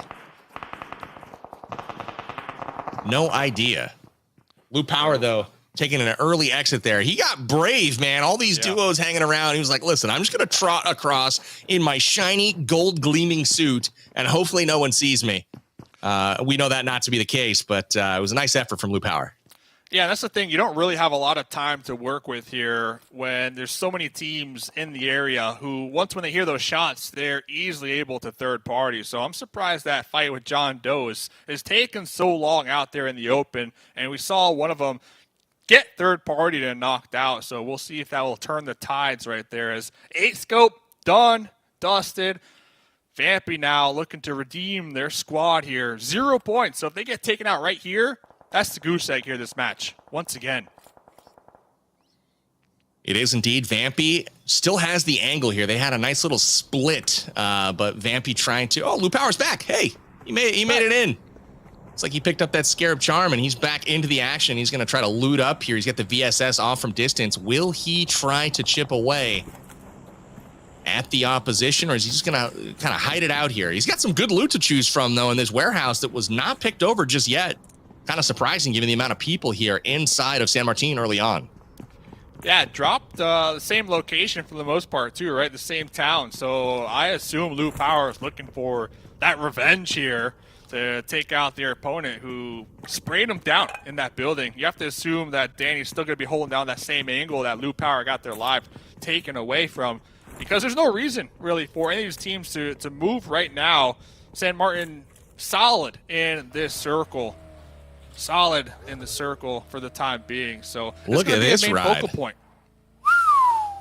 Interesting choice of vehicles here, cruising through the deserts of Miramar. Zombie tries to get some shots off there. Ultimately doesn't pay off. He's going to pay the price. Master Mezzo, one of the winners of yesterday's qualifiers, not able to get it done here. trying to enter against Bear, and Bear holding ground here, and he's gonna live to see another day. Yeah, couple loot crates to work with here, and that's the thing. Last night was solo, tonight's duo, and I didn't see Master with their team member right there. That's the thing. It's a team game tonight here, baby. You did qualify being a solo, but the script is flipped. And if you qualify tonight, tomorrow, we're adding 2 more players. So you really got to be able to play nicely with your squad mates here and work together so you're not at a disadvantage. As looks like Bear going to be healing on up. Looks like their team member did group up with them. And they got a nice little buffer between them and everybody else for the time being. As Team 2 making some moves out here. They are moving and shaking. Elise, consistent top performer in these community tournaments. On the warpath once again here, making the push. Got the UMP trying to get inside. Will they breach? That is the question. Trying to find a point of entry here, and looks like they are going to try to clear some hallways first, not walk into any traps. And things are looking sharp here. Good coordination between these two teammates, as it looks like that chemistry we talked about early on display here for Team 2. Yeah, really good coordination. Looks like they're clearing the rooms together, making sure all these angles are not occupied by another person hiding behind that door like we saw in game number 1. So it's going to be a straight-up 2v2 out there. Nobody else really near those 2 squads at third party as well. Looking to make the pickup on their team member who got knocked out here in the distance. Where's These guys just have a knack of getting in trouble out in the open. I'm really kind of enjoying watching this squad. 36, maybe my favorite so far. Just rolling around, not a care in the world. They are trying to look at this. He's going to carry him to cover. What? I mean, come on. Waloed putting on a show here. This is good stuff. Axe left, though, is looking for that angle. They are thirsty. We saw Axe left last game finish, top 5 when it comes to damage and elims. So definitely a opponent that you want to look out for. Currently 377 damage in this game alone. Oof. That was an impressive nade there. It looked like it landed, but there must have been some cover from boxes. But look at this push going on. Elise and Bessie Boss trying to enter and trying to bait some shots here. Look at the split. This is tough. They definitely know where these guys are. And look at the crossfire here. Bessie Boss taking down HMVI. That was impressive. No utility when it comes to grenades or mollies either. And wow, talk about just the compound flush. Yeah, wow. Team 2 That was right precision. There. Working together as a unit to clear each and every single room there. Not 1 building, but 2. And they came out on top. 3 elim points here so far. Very, very impressive. That's really coordinated attack here. They get the compound, able to wipe a duo. And we'll turn our attention over to, it looks like we got a trade happening. Get clapped for Emmy. And now it's a 1v1 to see who's going to move on in this game. Both opponents, 50% health over here. Looks like Austin. He's going to let him revive. Oh, cooking a molly. That might have some nice splash over there, but the revive was successful. Oh, back to 1v1 here. We're back to 1v1. Oh no. Though down. Another reset. We'll see how this fight turns out. He's got the flank on him. Doesn't see the move, and Austin will win the fight. He is going to make it out, but he loses his teammate. Bot get clapped in the process, but looks like we've got that Scarab Charm activated, and we'll see him back on the battlefield here shortly. Oh, heck yeah. And that fight happened just north of Los Leones, and there's practically nobody near them. Scope is going to be down there in the south, but for the most part, they are going to have a nice cushion between them and everybody else. As still the main focus, San Martin, a ton of teams up there, as we do see some fights happening down there in the right-hand corner there. We really do. Our team, was that your team that got taken out? Oh, never. Couldn't have been my team getting taken out. Do I have a team, Dave? I mean, you said you want to look at Waldo. You said Waldo's my team. I'm Powerbang. Waldo's my team. I'm rooting for. Fair enough. I would like to take a peek at Danny at some point on Team 20 as well. This man's up to 5 kills already. And, with still 34 teams alive, we might be looking at a single game record on pace for. And it looks like we do have some folks headed towards the Hacienda. And I am excited to see, will somebody go there and get that golden Murado? That's what I want to see. Gotta get the chicken with the golden Murado. That's the ultimate flex. In the X suit. In the X suit. There you go. There's no other way to win a game of PUBG Mobile than the golden X suit. Get that Pharaoh X suit, aim the golden Murado on Miramar, the ancient secret, battling the Guardians. I mean, there's no better way to do it. To me, that's almost like an instant win for the iPad, honestly. If I was in charge of making the rules, which I'm not, by the way, but maybe next time. Team 34 total. Oh, hey, this is what we're talking about. That's what I'm talking about. It is still there for the taking. Somebody go pick that bad boy up. Take it for a spin. It's even got the golden wheels on it. Those hubcaps looking so shiny here on this map. As we turn our attention back to, looks like Picado here. So they can't really tell. Missing part of the map. I saw my face in the reflection of that paint job, by the way. That thing is nice. As Goal Hotshot, one of the players I was talking to in the player lounge, they were looking forward to tonight. They played in the Live It Cup. They did okay, they said, but they're looking to really come in here tonight and dominate. So let's see what they can do. Their team member, Trick, with 2 of the elim points here so far. Now it looks like it's a 2v1 to clear this compound right in front of them. But Luke Power up there on the high ground might have a nice little angle at third party this one, actually. We'll see if he chooses to take it. It looks like this San Martin crowd really thinning out. Ionix and Danny up in the 5-stack there looking down here in San Martin. And you can see on the map in the upper right that it is pretty quiet here in San Martin compared to what it was. We still have a few squads hanging out. And you called it, Lou Power with the mini from the ridgeline taking down Juzo. That's going to make Hotshot have to push here and get inside. As they look up on the hill, Lou Power still trying to pick apart, get those third parties in. Called that one kind of early on. That's exactly how I'd be playing here. Just kind of look and see where you can pick off the action, and Lou Power's doing just that. Let's go. Let's go, Lou Power. Looking good up here.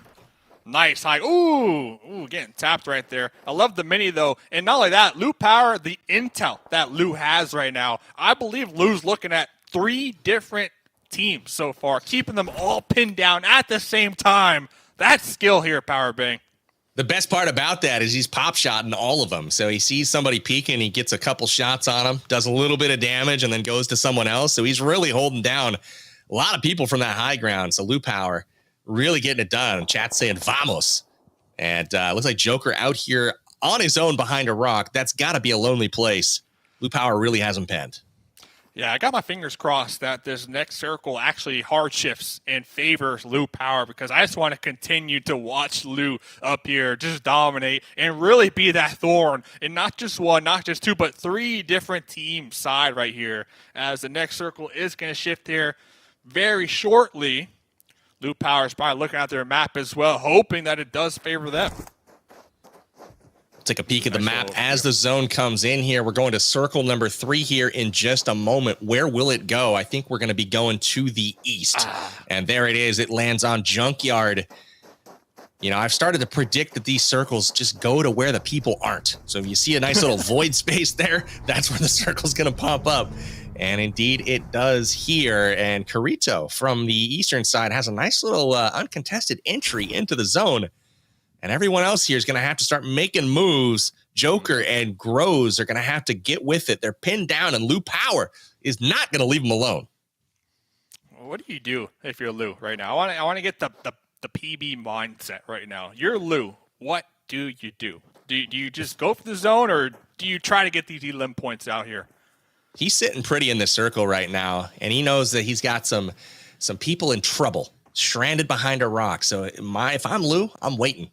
I'm waiting to pick up those frags because, again, in order to get to tomorrow's finals, he just needs a few frags. If he can pick up a few kills, man, he's going to be in a good spot here. You can see Joker starting to try to move. He's just got to stay safe. He's got 1 elimination so far.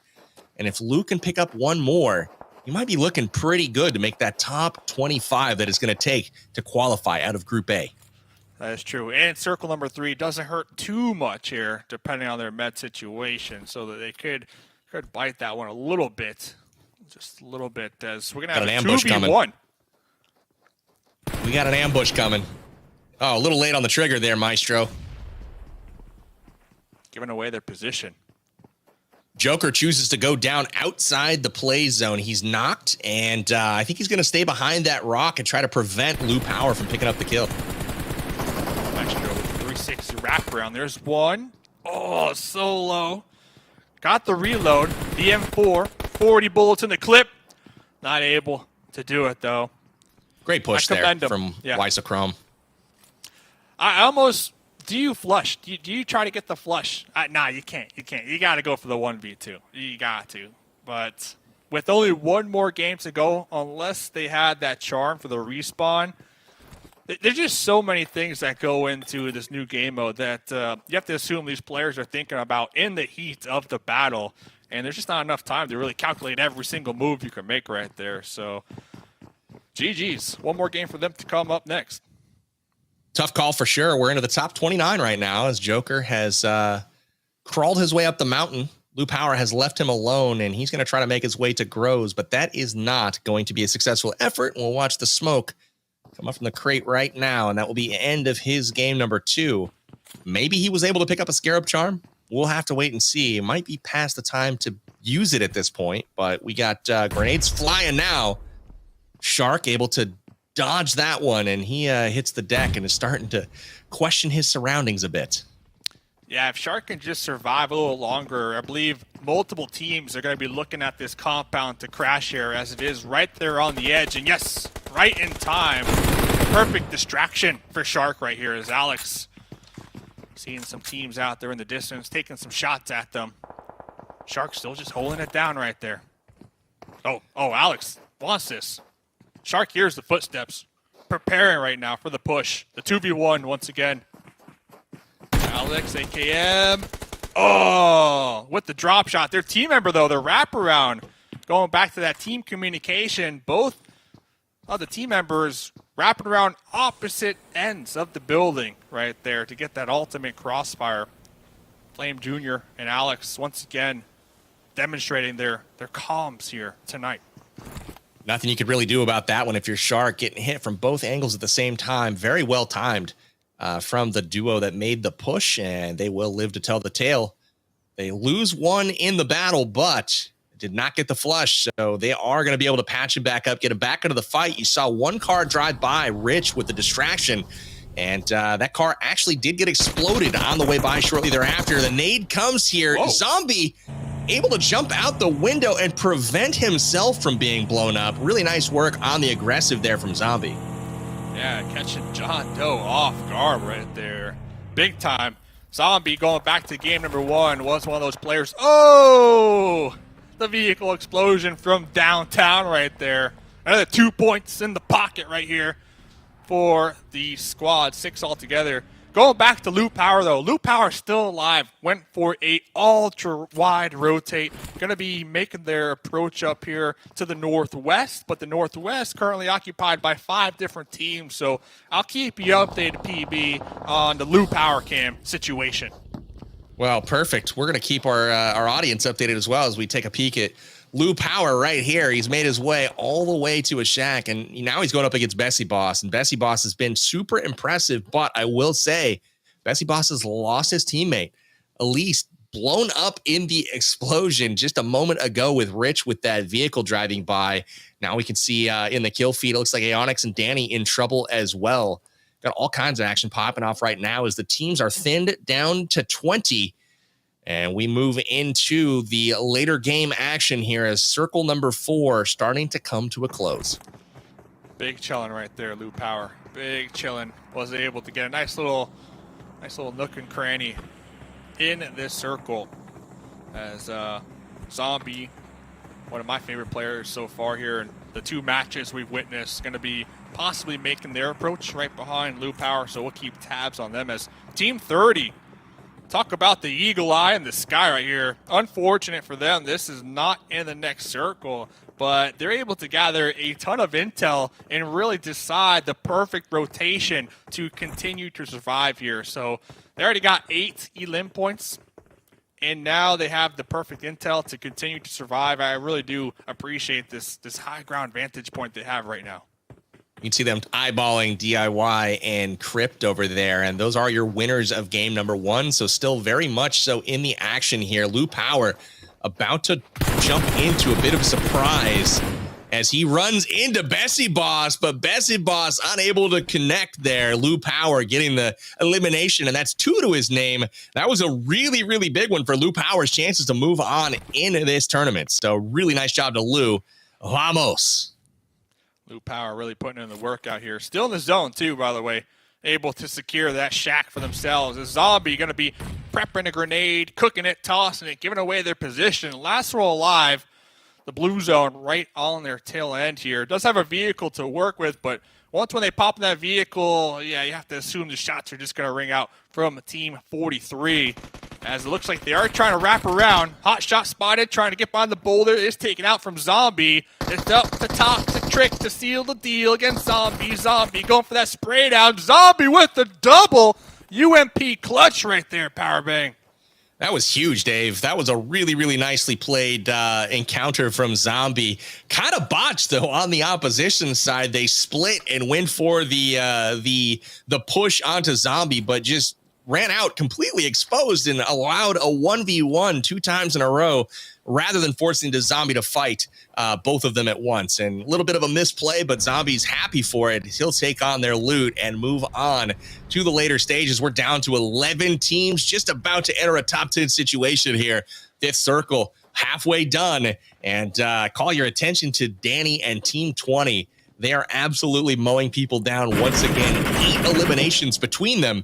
And Danny's got 6 right now to his name, so really, really solid stuff from them. Once again, they've got to be a lock now to make it to the next stage of the tournament.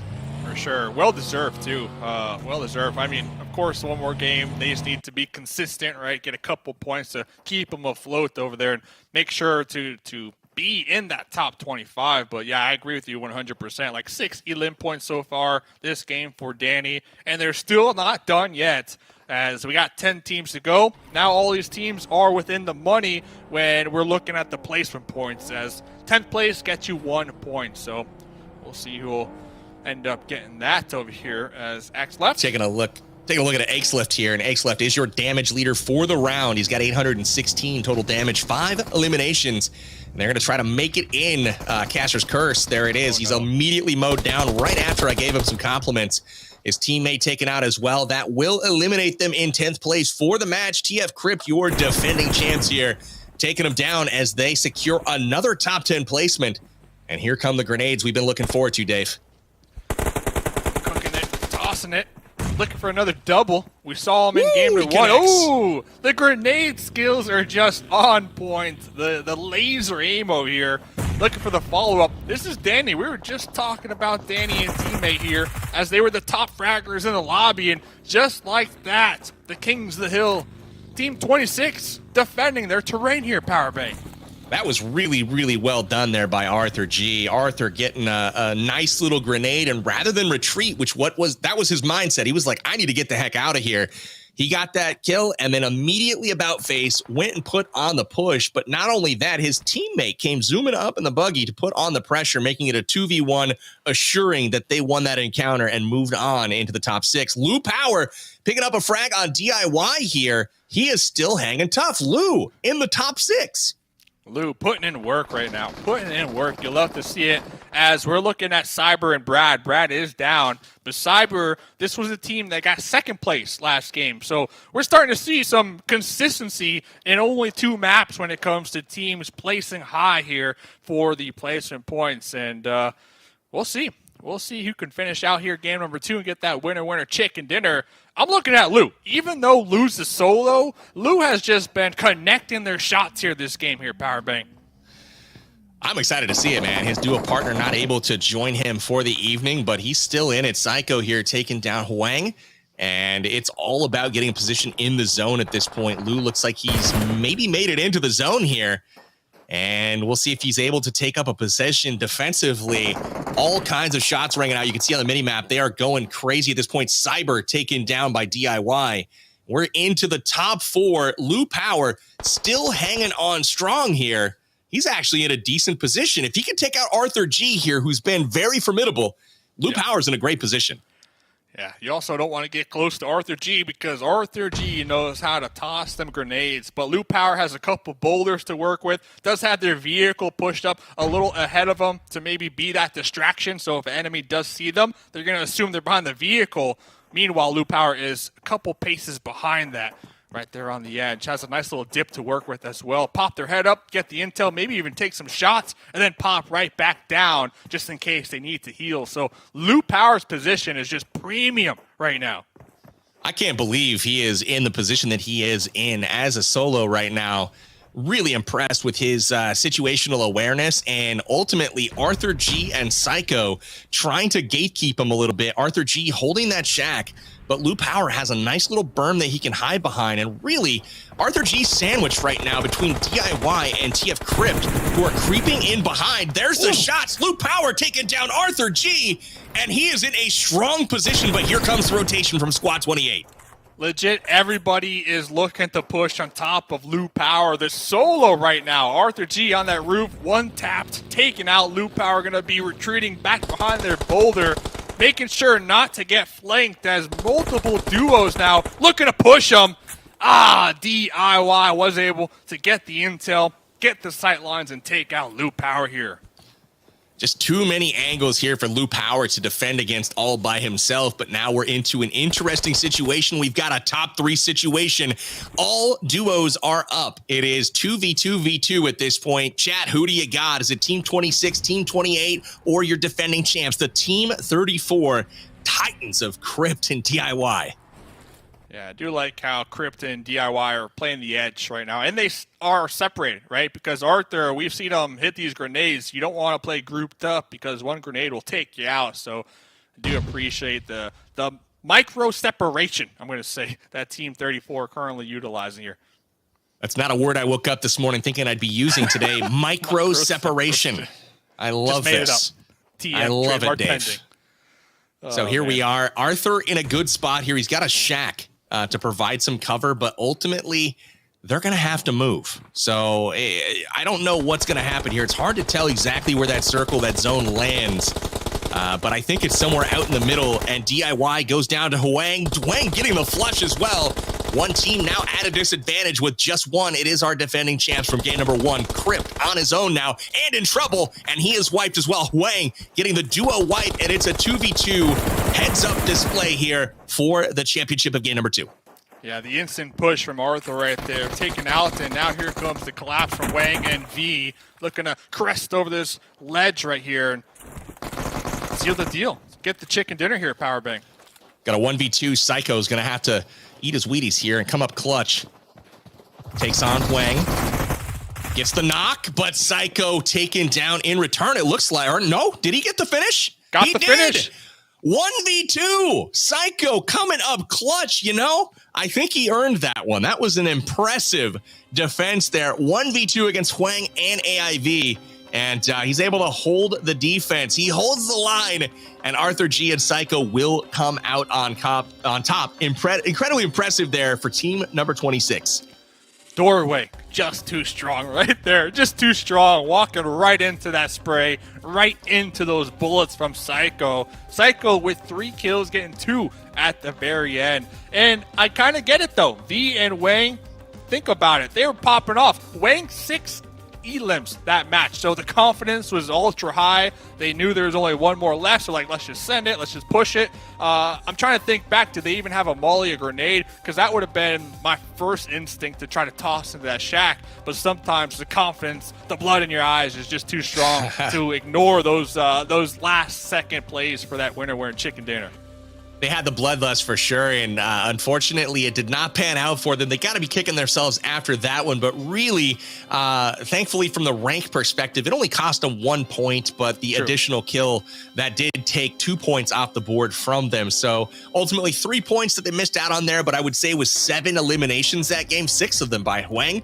They've got to be pretty pleased with that performance, picking up 9 from their rank, but also another 14 points there just from the elimination. So really a nice overall showing there from that squad in picking up second place. So let's go ahead and take a look at our top fraggers. And once again, 6, 6, and 5 are your leading numbers. Once again, Danny, again, showing out here. Teddy Bear in his name, picks up 6 eliminations with 734 total damage. Hwang making noise as well with 6 eliminations of his own, 778 total damage. And DIY, once again, up on the leaderboard, 5 total limbs and 753 total damage. Pretty even spread there across our top performers from game number 2.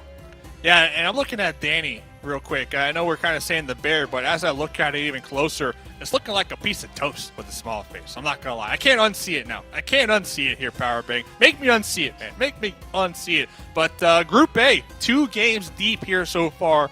Remember, top 25. That's where you want to be.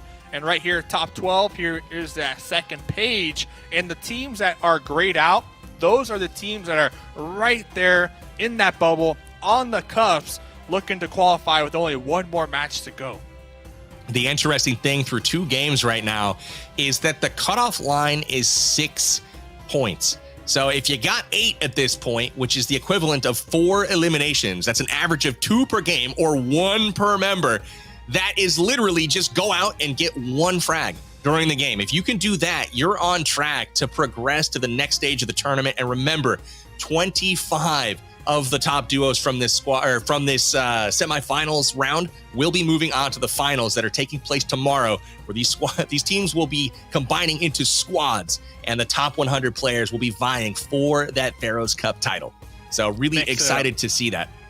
Mix it up. Can we talk about Lou Power though? 4th place. Oh, sure. 2 elim points. That dude was just surviving all game long. And remember, Lou Power, they got taken out early, but they were able to use that charm to revive and hit the ground running once again. Really being that thorn in the side of multiple duos here.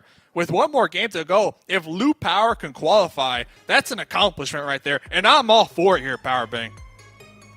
You gotta love it. So we'll take a peek here at the replays from our last round. A lot of really close fights here. You see a lot of 1 HP encounters, some drop shots there. Danny getting his fair share of the action. And right here, you can see the nice push from Austin to win that 1v2.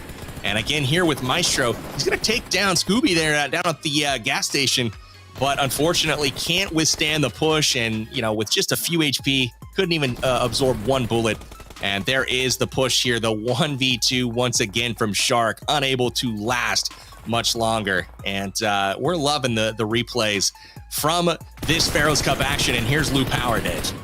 Yeah, we're seeing some nice individual plays too, like this one, for example, from Zombie. Of course, the opponents kind of timing it a little off, in my opinion, going 1 at a time in that 2v1. But regardless, still, nice play to walk away from. I'm happy we captured it because Zombie, game number 1, was also putting in some work here. So if they can just continue with 1 more game to go, I don't see anything stopping them here from qualifying for tomorrow's matches. They seem really, really solid there. Zombie, one of the top players so far individually for sure. Lou Power there, just getting popped just over that crest of the ridge there by DIY.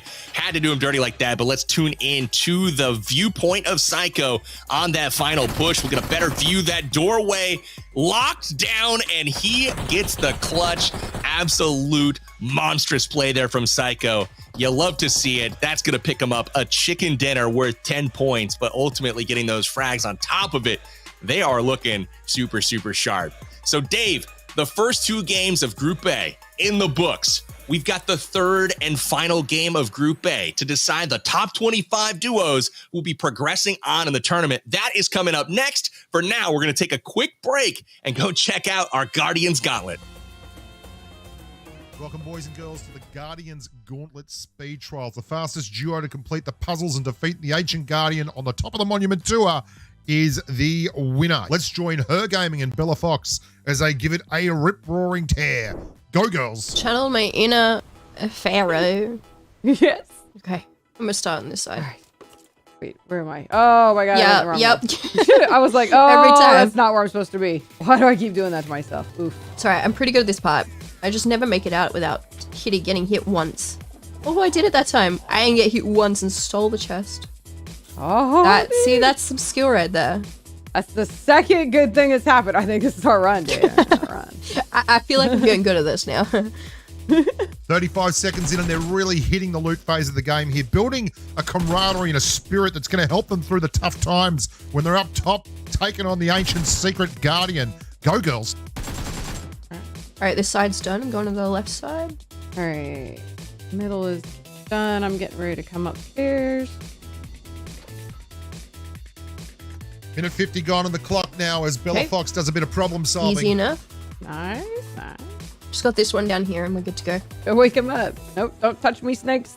Oh, yeah, I kind of do like a long wraparound so I don't get hit. Do lots of zigzagging. What's up, my dudes? What's up, my dudes? Let's go. I'm ready to get out. All right. Don't get hit. Okay. Oh, excuse you. I didn't get hit once. Okay. I got Let's go, cornered. my man. Let's go, my man. I got cornered so hard. Just. Oh, God.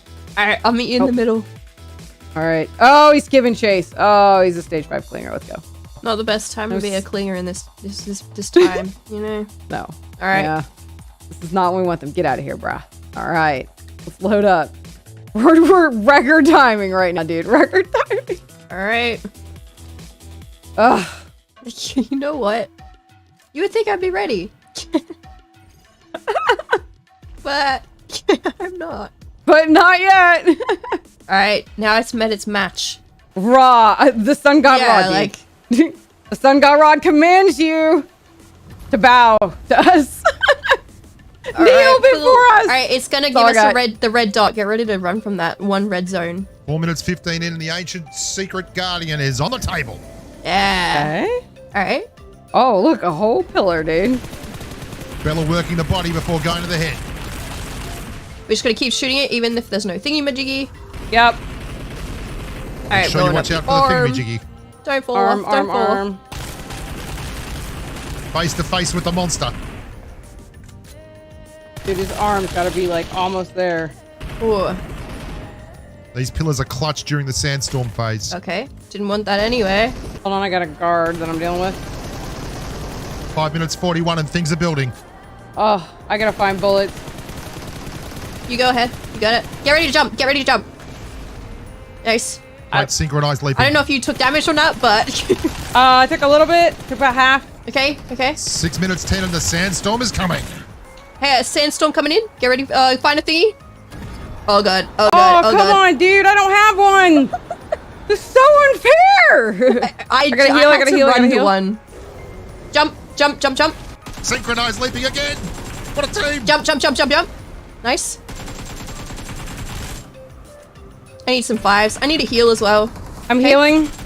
A lot of needs. A lot of needs right now. I've got to jump, jump, jump. Get ready to jump. Oh, whoo. Okay, Wonderful. good job. Jump, Healing. jumping. Okay, I'm getting mids.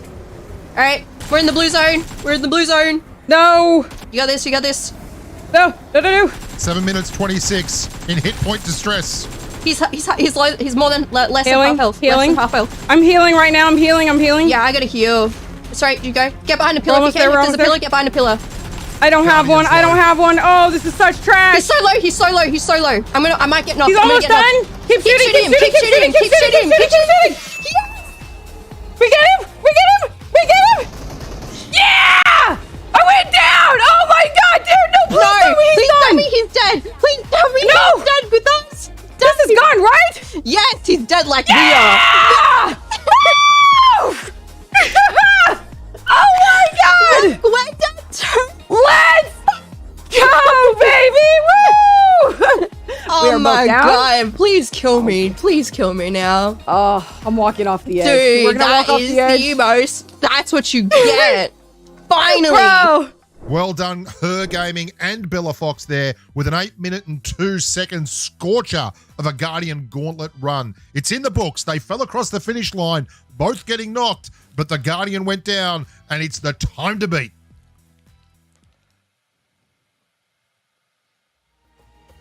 Slaying out. That was impressive to see Bella Fox and Her Gaming getting the Guardian down in 8:02. That was the Guardian's Gauntlet. Part number 1. We've got 3 more parts coming up. We'll see how all of your favorite content creator duos did against the Ancient Secret Guardian. My name's Powerbang.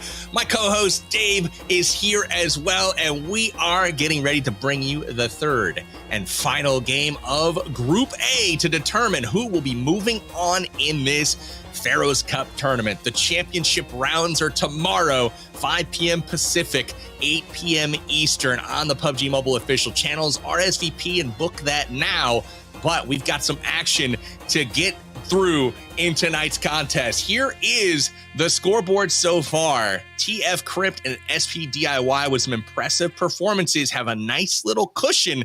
We've got a lot of other great duos up there as well, Dave. Huge cushion. 48 points here in first place. And top 25, like you mentioned, will be moving on into tomorrow's squad games here. So we can currently see 25th is only 6 points. And it's tied right now by 3 other teams on the bubble. So these teams on the cusp, they really need to try, in my opinion here, Powerbang, to at least get a top 10 finish with a couple Elim points to go with it. You know, that cherry on the top. Because we've seen a lot of the teams here in the first 2 maps, they want to get involved early on. They drop in those hot areas, and it just might not be working out. Because remember, these teams, they just came together moments before today's games, like a couple hours. So they didn't have a lot of time to practice. So let's see. Play it slow, play it steady, get some points, and qualify.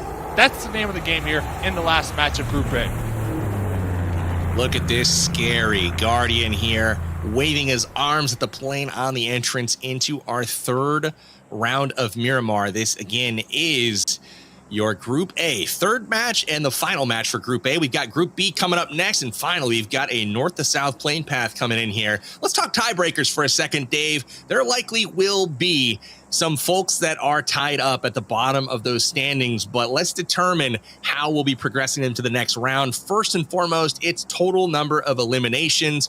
Whoever has more frags at the end of the day will be moving on ahead of those that they are tied with. But in case that's the same, they'll be looking at total first place finishes. So if anybody did get a chicken dinner, that's going to obviously bode well for them. And then it's across total placement points across all matches for the relevant stage. And then finally, it comes down to this match. The placement in the last played match of the stage is the tiebreaker. So this match holds a lot of importance for those trying to go to the next round. So in case there was a tie and you're near the cutoff line, maybe hanging out and trying to stay alive for that rank is the proper move. Normally I'd say, hey, let's go get some frags, let's be aggressive, but staying alive here could be the strategic move.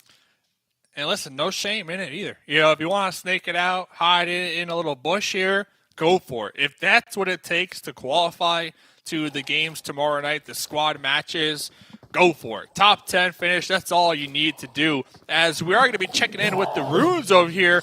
2 mummies. Those things, they have some wide range with that little weapon that they swing at you, and that thing hurts, Powerbang. So it's a 2v1 in my opinion right now, as looks like we're still going to be getting some loot here with the mummies hot on their trail, and the team member nowhere to be found. Where's the help, man? He's a little scared. He's on the other side, you know, maybe baiting a little bit. I don't really know. But TVE Max here picking up some loot. I mean, look at his loadout so far. He's got level 2 everything, 5 first aids, 5 bandages, an M4. Like, he's doing pretty solid on loot for being 10 seconds into this game. The mummies do hurt. He's going to pay the price on that, and he might have to contend with a Lou Power off in the distance who's awaiting his arrival. Lou Power, actually the final boss right here of the runes, in my opinion, especially after last game's performance here. So we might have a straight up 1v1 out here. No one else near him. And we'll see. Lou Power definitely here in these footsteps. 100% here. AKM, lock and loaded. Oh, Lou's going to try to stay alive here. TBE's on the prowl, though. He knows somebody's there. Peeking a little too much right there. The vaulting out right here. The follow-up spray down. Oh, catching them right before they turn that corner here, Powerbang. Lou Power, 1 elim. Early game. Let's get it.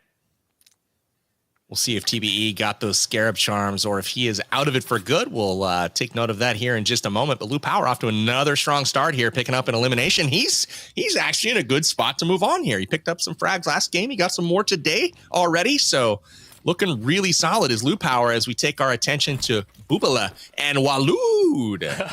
They're off to the races again early in this one. 1 kill already for Waloud. Looks like Waloud looking to hunt down Shark here. I feel bad. Shark, every single time we pop over to their perspective, they're always in a 2v1. Always in a 2v1. Is Salty looking to hit the dirt, looking for that drop shot with the Scar. Not able to get it in time. That's Daddy pulling up there with the spray down, taking him out. San Martin seeming to be a pretty popular spot early on in the game yet once again. And we've got GSR 99 Rich, who is just on the outside looking in. He's, I believe, in 27th or 28th right now on the bubble. He's got to win this. Ooh, on the bubble, Wonka. Okay, so on the bubble, 2 elims so far. That's the start you want to see if you're on the bubble here in the last match. You know, like I said, if each teammate can just get 1, that's the pace that you need to qualify. And he's likely going to be in pretty good shape if he can pick up maybe 1 more. I mean, if he secures a top 10, this is looking pretty solid now for Team 38.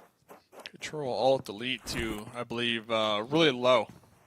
Right next to him. So it looks like Rich going to be looking to pop these heals. I'm curious, if you are on the bubble, you have 2 points already. Do you continue to be aggressive early, or do you just be like, hey, we did it, we got the elims, now let's just survive to that late game? That's where really that micro strategy comes into play here in the final match.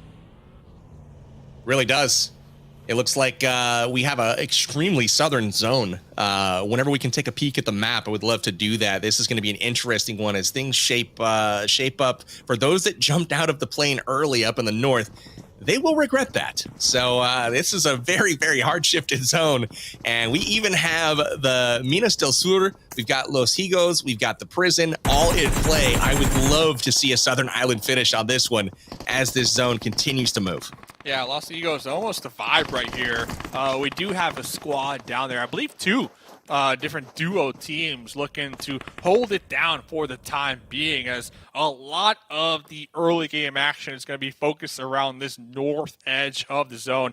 Just because, like you said, a lot of teams jumped out the plane very early on to try to secure some loot, but the circle just not showing any love, as we are going to be seeing Spider-Man down there jumping all around the place, looking to get a nice little wraparound on their opponents, looking right on top of them. Oh, you're Spider-Man. Let's go. Pushing the cave. Fake Pokey taking some shots here. Got a nice little third party going on right now, and Spider-Man really up against it at this point. Fake Pokey barely able to stay in it. You can see 1 HP, keeping them in the fight. And this is a challenging spot right now for Spider-Man. You'd think he'd just scale the wall or something, but unfortunately that is not happening. The ump, red dot, long distance shots here with the red zone piling down some missiles on top of him. The pressure on Spider-Man. Okay, here comes Loot Power. So this was where we saw Loot Power kind of square up very early on. The runes have little puzzles that you can try to solve, and if you can solve them, it drops a nice little chest with some sweet, especially early game, some sweet loot that can really get you geared out here. So the runes really a strong area, especially early game here, in my opinion, to drop. Not only because of the loot in the chest, but there's also a lot of those charms, right, that you could pick up and get the revive that tend to spawn on those runes. Absolutely. Loot Power looking really good right now. He's got 5 frag grenades on him. He's got level 3 armor, level 3 helmet. Looking really good. All the ammo he can want. His choice of weapons. He is looking kitted out, to say the least. So we'll keep an eye on Loot Power as this game goes on. See if he can make it further into the contest once again. Juzo, again, one of the bubble players. He is in trouble early on, and this one gets knocked out. And Waloud in the action again. Maestro finishes off Juzo. That's not the start he was looking for. Nice little scenic shot right here, as it looks like there's going to be an enemy trying to pepper some shots on a Team 35 who are opting to possibly solve one of these rune puzzles to unlock that chest and get that loot that we were just talking about. And pulling back just a little bit, that cave area, I'm surprised there's 2 teams fighting over that cave. That's a spot that you don't normally see players tend to use here. Really out there in the outskirts right here of these main towns. And Zombie here on the roof Zombie. I'm so triggered right now that he keeps looking away right before the man peeks. Yeah, do they know? As a bit of a sniper myself, every time that guy runs out, it's just like, oh. With the mini too. Helmet really, really damaged. Maybe they just Makes me so gathered intel. sad. Maybe. Oh, not anymore. Maybe he was receiving intel. Hard peeking too hard right there. Oh, man, getting tapped right there. And Zombie on the roof looking to put a stop. I believe that's 8-Scope once again. We saw 8-Scope last game. Their team members attempted to breach a compound. Didn't really work out. Left 8-Scope by themselves. Looks like they're sending it back here. A rerun part 2. This time against Daddy and Zombie, though. Oh, here comes the grenade. Are you ready for it? I'm ready for it. Zombie's ready for this push.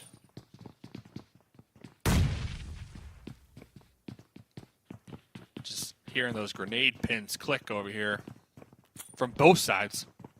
Trying to stay quiet so I can hear them a little bit, and they're just going back and forth. They're literally trolling each other right now. One pan pull after another. Zombie getting ready to throw it. Here they go. They both throw at the same time. Who connects? Well, nobody. Yeah, and this isn't in the zone either, or at least the next one. So the blue zone closing in. It is only circle number 1, so it's not going to hurt too much, but that additional pressure does definitely put an impact on your plan, right? Your game plan on whether or not you want to devote the time and resources to push and get the 2 elite points here. It's like they choose to disengage, and they're trying to get a little shot in the back, you know, as Zombie watches Vampy run away there. A little interesting engagement, but the bait, 8-Scope is real, hiding on the boxes here. He's just doing up dirty at this point. That was not nice. Zombie taken down. Where's Vampy? Where's Vampy? Vampy getting that drop shot right there. Just dead in the open. Looks like Daddy was able to get the trade. 8-Scope hiding in the bookshelf, the crates right there. I did like that bait, though. Vampy running away. Definitely baiting out the squad up here on the upper levels of the floor. And the revenge was real on that one. I mean, it was like the second 8-Scope went down, it was like, oh, listen, it's on. We're bringing the heat, bringing the noise. Didn't like it. Didn't appreciate the bait right there. Haven't seen one of those here so far tonight, at least, so that was nice to see. As we are just going to be popping around. This is early game, so elim points, heavy focus here as teams look to secure themselves at top 25, right, on the overall leaderboard here for group number A. This is the last match. 8-Scope going down to the zone there. Taking a peek at Elise right now. Elise has to be one of the more skilled players consistently playing in these tournaments, and again, trying to get some shots on early on here, but really kind of struggling in the loot department. Not a lot of utility, and really could use some boosts, but he's going to try to engage anyways from distance. Look at the stats. Walud, 5 elims so far here this game. 480 damage, almost 500 so far. Walud, there's just been players throughout the maps, at least in Group A, that we continue to see perform at the top. It's impressive here, and I'm looking forward to kind of seeing who they get matched with from Group B for tomorrow's squad games, of course, where everything is on the line. As next circle, not too bad. You know, pretty center. I'm a little sad. I'm a little sad on that one, Dave. I wanted to see that southern zone. You could see Shark down there.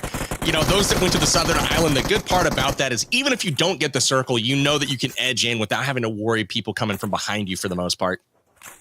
And Shark needed that too. Shark got taken out early, had to use one of those charms here, and it looks like they opted just to play the edge now, because every single time we would look at Shark, they're always in a 2v1. And looks like with this being the last match for group number A, placement points, that's the name of the game here for Shark here. At least a top 10, where at least the 10th place position gets you 1 point. Anything is better than nothing. They don't want to get the goose egg here so far, or in this game, that is. Definitely not in this one. Again, this one is quite crucial to the tiebreaker that we have that differentiate those that might have the same amount of points after this third and final Group A game. Again, the top 25 duos from this lobby will be heading to the finals, which is going to be squad play tomorrow. You can see the tiebreaker graphic on screen right now. Again, total eliminations, the first and obvious one, but likely if there is a tie, they likely will have the same amount of eliminations. Again, total first place finishes. So if you get that chicken dinner, you're probably good to go. And then total placement points across all matches for the relevant stage. Again, getting those placement points crucial. But again, if we're tied after all of that, it comes down to this game, the last match of the stage. And whoever ranks higher will be moving on. Yeah, I really feel like that number 4 line placement in the last game is going to be like the real decider right here. That's the most impactful in my opinion, because if you're on the cusp, you probably have around the same amount of total elim points, right? So that number 4 line, it is going to be so strong here in this last game. And I wouldn't be surprised because coming into this match, we did have 4 different teams that all had the same amount of points. So I wouldn't be surprised if that's going to be the same story after this game, and we're going to have to use those tiebreaker rules for sure. Definitely agree that 4th and final one, I mean, if there is a tie, I mean, if you have a chicken dinner to your name at this point, you've probably put down a fair bit of eliminations to get yourself there. So really, you're probably not in a spot where that tiebreaker matters all that much. You might be tied for 4th or something, but those that are tied for that 25th and final spot, those are the ones where it comes down to rank in this particular match. And we can see Board and 88 here holding down the arena inside of Picado in a decent spot for the moment. Tasu really trying to hold it down in the apartments just across the way, trying to stay out of sight for the most part. And again, just stay alive as it looks like he's by himself at this point. Yeah, and besides Walud popping off in the kill feed, currently with 6 elims, everybody else, for the most part, at least the vibe that I'm getting here at PB, a lot slower, right? A lot slower when it comes to those teams that are trying to qualify in this last match. And we did see the map a couple moments ago. A lot of teams are deciding to center on up, not something we saw in games 1 and 2. A lot of teams were kind of playing that edge, you know. But this game, Chumasera being one of the main cities right dead in the center, it will have a couple teams currently occupying it. So very interesting to see the shift in the dynamic of the strategies here implemented in game number 3.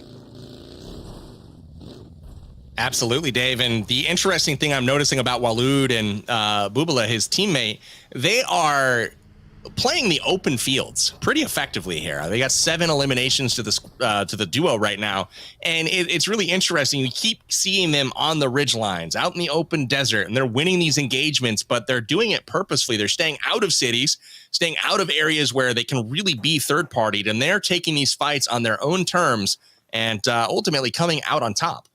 Yeah, moving bolt to bolt, too, making sure they have the optimal cover to not only have nice sight lines just in case somebody does rotate through this terrain, but also that cover in case they do get shot or third-partied in the process. They can just pop right back down. They can heal up, reset, and reposition. But Spider-Man, okay, still making some moves over here. Get clapped, taking some damage, a lot of damage over here. By the Molly, they're done. Great Molly there. I was going to say, how is he going down at such a rapid rate with no firing going on? But it had to be a Molotov, and it was. Hwang back at it again in the kill feed here, and he's putting out damage once again. You can see 8-Scope trying to make it. Oh, he's caught out in the open, but Alex runs out of ammo while Lude taking advantage here, and he's going to get the third party.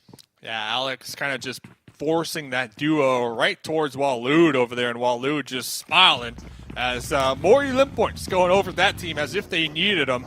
Next circle does go on up, so okay. What do you think about this? I know that terrain is kind of challenging in those hills. This terrain makes for some of my favorite end circles in Miramar. There's so many just like farm equipment, little, divots that you can hide in, sprinkler systems to dodge around. It can be really interesting and challenging to take up a strong position, but at the same time, there's so many little bumps and divots there and mountainous, kind of terrain that really you can find yourself with a position that is defendable almost anywhere. So it's going to be interesting to see how that one shapes up. Yeah, so many divots. And that's actually going to play in the benefit of these solos that are going to be alive, just trying to flush it on out. Shark, though. Okay, almost getting that nade. Okay. That was close. Shark Yeah, that was unfortunate, man. He timed that almost perfectly and took 96 damage on HMVI. HMVI lucky to get out of there alive. We'll see if he can land another grenade here. He's certainly going to try. Shark could definitely use these 2 elim points too. Only one more grenade to work with, and their position compromised after that, just in case Team 18 weren't aware that they had an enemy right outside their front door. Oh, I thought that was it.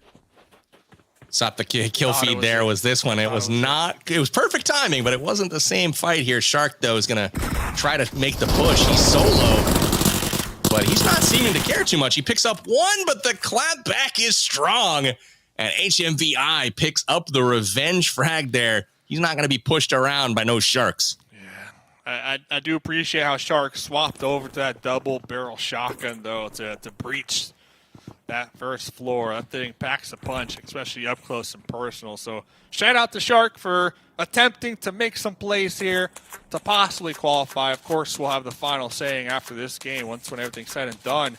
But Team 18 going to be secure themselves position for the time being in this circle, as everybody else just kind of in their vehicles looking to claim some type of terrain in this mountainous terrain with all those dips and divots like you mentioned here. You just never know who might be lurking over a hill. So you got to be really cautious on your rotations.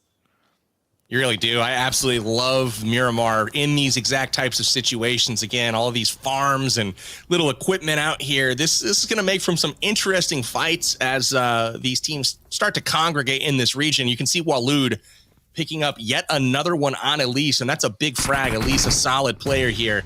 Waloed up to 8 kills now to his name in just this match. 9 for his duo.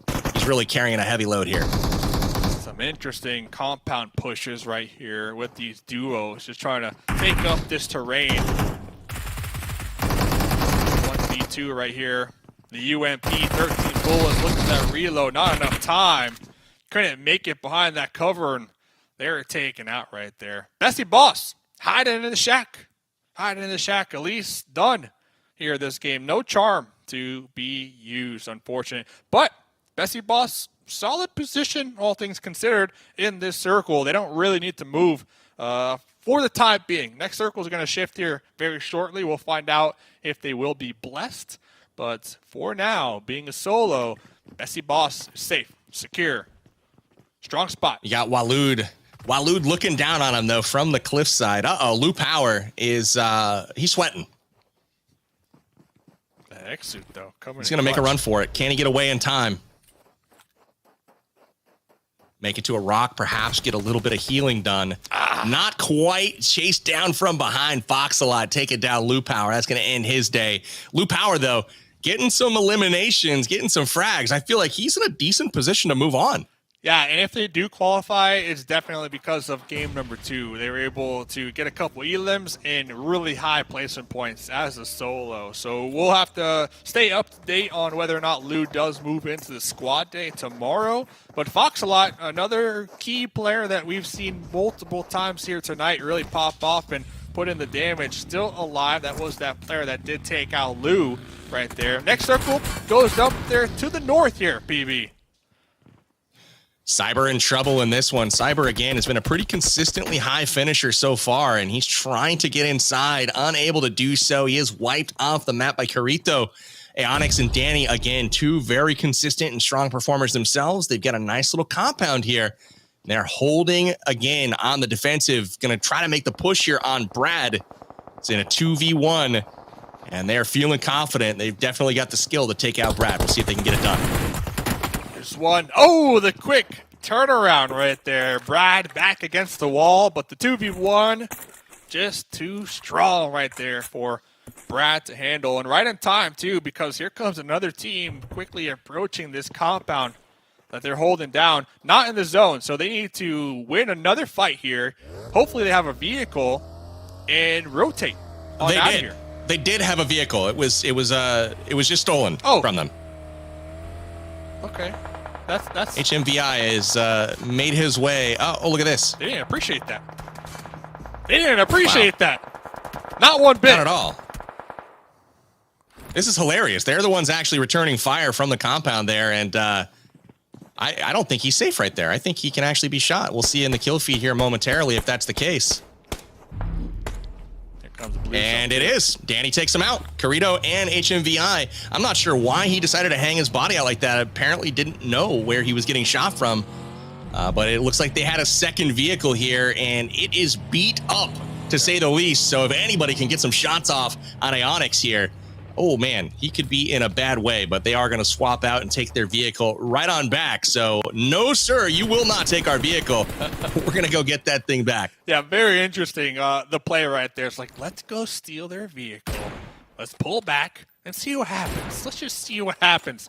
Little did they know, one of the top teams in the lobby right there that they took that vehicle from. So Danny and crew are going to be down there deep in the blue, but they were able to pick up their car. They're quickly sending it now on this southeast side over here. But talking about the edge, a lot of edge keepers, zone keepers right here. And Arthur G, that's going to be a tough team. I'm wondering where the map has gone. We just had our 5th circle reset here, and Ionix trying to get into the top of this ridge. He's got some difficult angles to challenge there, and he gets taken out. Look at this zone. It's as far west as it can be, all the way up against the cliffside here. And wow, this is gonna be interesting. Walud and his teammate have been taken down. 10 frags though this round. They're looking really, really solid here. Wow. Now we'll take our attention over to Arthur G taking on Butcher. Yeah, Arthur G and Psycho, we've seen those two names in games 1 and 2, able to finish in the top placement points, and they just took out Danny, one of the top teams in the lobby. Oh, we got a glider! We got some glider action here in the final game of Group A here. You love to see it. Is it going to work out, though? Looks like they're using that glider to reposition in the zone. I think they landed here, Powerbang. Hey, man, those are high-level strats, Dave, as far as I'm concerned. Taking the glider, getting into the late circles here. Let's fly it around, see where we can land. I'm a fan, and I gotta tip the cap to old Fox a lot as well, busting out the M24, my personal favorite weapon in the game. He's had a few eliminations now with that thing. He's really dealing the damage. Butcher, 1v2. They saw that one a mile away. Butcher tagged in the back. But yeah, the glider, that thing's hard to maneuver, especially here when all these teams late game are looking right at you. But now we're in the top 10, so everybody here gets at least one placement point here as we get into the late game. Looking pretty solid here. We are a top 10 situation at this point. Fox a lot, 3 eliminations so far, rocking the M24 8 times, scanning the battlefield and not seeing much of anybody, but he is getting awfully close in a few situations here. We'll see if he can connect. He sees a leg there, and he's looking right down at Ake's left. There's a head, and just like that, he connects, but the level 3 saves him, and he's going to try to get back in the fight there. That helmet taking some serious damage. Speaking of Ake's left, he is our top damage dealer of the whole tournament so far. He's got 1,327 damage and 8 kills just this game alone. Wow, actually slaying right there. And you can't expect the push from that team up there that did tag him because they got a nice spot on the high ground. And that's the new sniper. So Ake's left going to be holding down this shack. Didn't appreciate getting one tapped right there. Fox a lot. Hard peeking. But Ake's left kind of scared now. He's gorilla peeking, man. He's like, here, I'm going to show you my whole body. I'm just going to stand out on this cliff. We'll see what you can do. But here is the new sniper rifle. Unfortunately, not going to go up against Fox a lot here as he's taken down from the third party. Rich peeking over the hill. Can he get the heel off? Not going to. He's going to give a point over to 7GA, and that'll do it for his team. They are down. We're down to 7 duos left, and Rich in trouble. Rich is big trouble here. Looks like 7GA going to be tossing a smoke, but they are getting flanked from behind. Now they got the party bus for cover. They are just pre-firing through the smokes. And they got it, PB. They got it just in time. Incredible stuff there. Yahiko also firing into the smokes from the top of this ridge. He's getting those hit markers connecting. Knows he's doing damage. Not able to pick up any eliminations, though. Yahiko, so close. Only if they knew. As 6 teams to go, so 6th place gets you 5 placement points. Okay, this is interesting. We are out there in the blue looking for that heel strat here. Looking to get some additional points on the leaderboard as this is the last game here. So if they can clutch it out, it's going to be a challenge as Yahiko just straight up sending it downhill right now. YOLO. Yahiko making it down the hill in the pickup truck, and he's looking pretty good. He's going to try to grab a spot here on the hill, but he better stop quick because Salty in the road in front of him, and we've got a showdown happening. Salty taken down, but his teammate is up the hill. Ghoul rotating on top, and Aixlef finally, will he meet his match? Getting shot from the blue zone here. Looks like 16, getting those final few heals off. Can he pick up any final kills? Yeah, Aixlef dead, gone. 3 teams to go. One of those teams right here, 16 deep in the blue. Done. 2 teams here, PB. Final match of Group A. Once again, a top 3 placement for Psycho. You love to see it. He's really showing out. Again, he won game number 2 with that clutch finish. He is in a spot to where he can do it again. Looks like we're in a 1v2 yet again. Psycho, can he back-to-back clutch the 1v2? He is in a terrible spot. The team is split in front of him with the high ground. I don't see how he comes out of this on top, but can he work his magic once again? Horrible spot. The worst spot as a solo right here. Yeah, you got the tractor for cover, but with Team 32 separating like they are, that high ground position is just so big. He's got a key on Tiger here and just hope that he can win a 1v1 gunfight. And then he's got a 1v1 with Yahiko from across the field at this point. But if he doesn't take out Tiger, I mean, he's just going to get rained on. There's no chance. There's no chance. I'm trying to see, is Psycho in the zone, though? I don't think so, and it's closing. Looks like he's out of it. Right there on the edge. No utility either. He doesn't have any smokes to cover, so he literally has to win a gunfight here and then win another gunfight immediately with low health, most likely. So I'm struggling to see how... Oh, smoke's out on Yahiko. That actually is about... I mean, literally, they're helping him out here. They have him completely pinned. Tiger definitely knows where he's at. We'll see if... they group up and make it. I mean, they had angles, they had the firing lines. A little bit of a misplay here, I think, from Team 32, because again, Psycho, there's no way he could shoot both of them. No. But now they're kind of lined up. Yeah, the blue zone could just be that nail in the coffin, right, for Psycho, if they could just hold out just a little longer. Yahiko, oh man, Yahiko gets the kill here. He picks up the victory. Man, that got a little risky there, but man, 11 eliminations for Tiger and fake Yahiko. That's a huge performance in this third and final game. Huge job from them. But really the story here, once again, Arthur G and Psycho finishing in the top 2 for the second game in a row. Psycho unable to pull out another clutch. That would have been absolutely masterful if he had. But again, huge props to the finish of second place once again. Yeah, definitely one of the most consistent teams in Group A. So if you're in Group B and you're watching these games, you got your fingers crossed that, number 1, you qualify for tomorrow. But number 2, you got that duo on your team, because that's almost guaranteed iPads, in my opinion, if if you get paired up with another solid duo pair, especially after tonight's games. But Yahiko, talk about coming in clutch here this last game. 6 elims for that player alone. They were just dominating. Man, talk about damage output in this game. We're talking insane output from Aixlef. 10 eliminations, 1,471 total damage, almost 1,500 damage from one player in a single game. That is monstrous. We had Waloed again up on that leaderboard with over 1,000 total damage and 9 elims to his name. And then Yahiko, who you just mentioned, again, clutch performance there, taking home the chicken dinner. He'll pick up 6 eliminations and 819 total damage. So here is the Group A leaderboard. Everyone you're seeing there is very, very safe, and we'll be moving on. Of course, unofficially, the final scores will be posted a little bit later this evening on the event website. If you guys haven't checked that out, definitely do so. You can find that at amg.games/Pharaohs-Cup. But here is the first look, and oh my goodness, we do not have a tiebreaker on the 25th spot. So the extra rank point here from Luna and JR is going to put them into that final qualifying spot. Impressive here. 8 points. Looks like it's just out of range. Dave, what do you think about the way this shaped up? Yeah, I'm looking at Kofu Gaming right there in 26th position. I noticed that player particularly playing the edge every single map, playing nice and slow, really trying their hardest to qualify, so you got to give it to them. But only 1 point. Yeah, better luck next time for sure. For sure. That was close, not going to lie. We had 4 teams tied coming into this match. You called it. All it takes is 1 additional elim point, and that should seal the deal for any of those squads that were right there at the bottom, and that's exactly what happened this game. So all 25 of those duos making it to tomorrow's squad games. You'll love to see it, PB.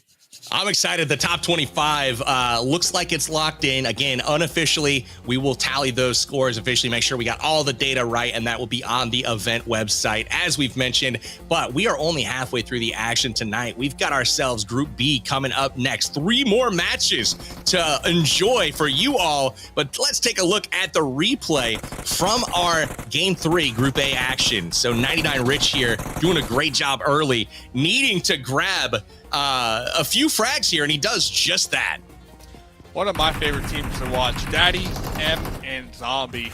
But the bait right there from 8 Scope here in the final match of Group A. And then Vampy with the drop shot, trying to clutch it out right there, just not able to. But yeah, Zombie, Daddy, 2 duos that I'm looking forward to watch and participate tomorrow. And Psycho, we didn't even see that. Psycho drop shotting from the cliffs up top there to get an elim. Shout out to the production team for grabbing that amazing footage. We didn't catch it live on camera during the broadcast, but man, Psycho showing off, jumping off the cliff there.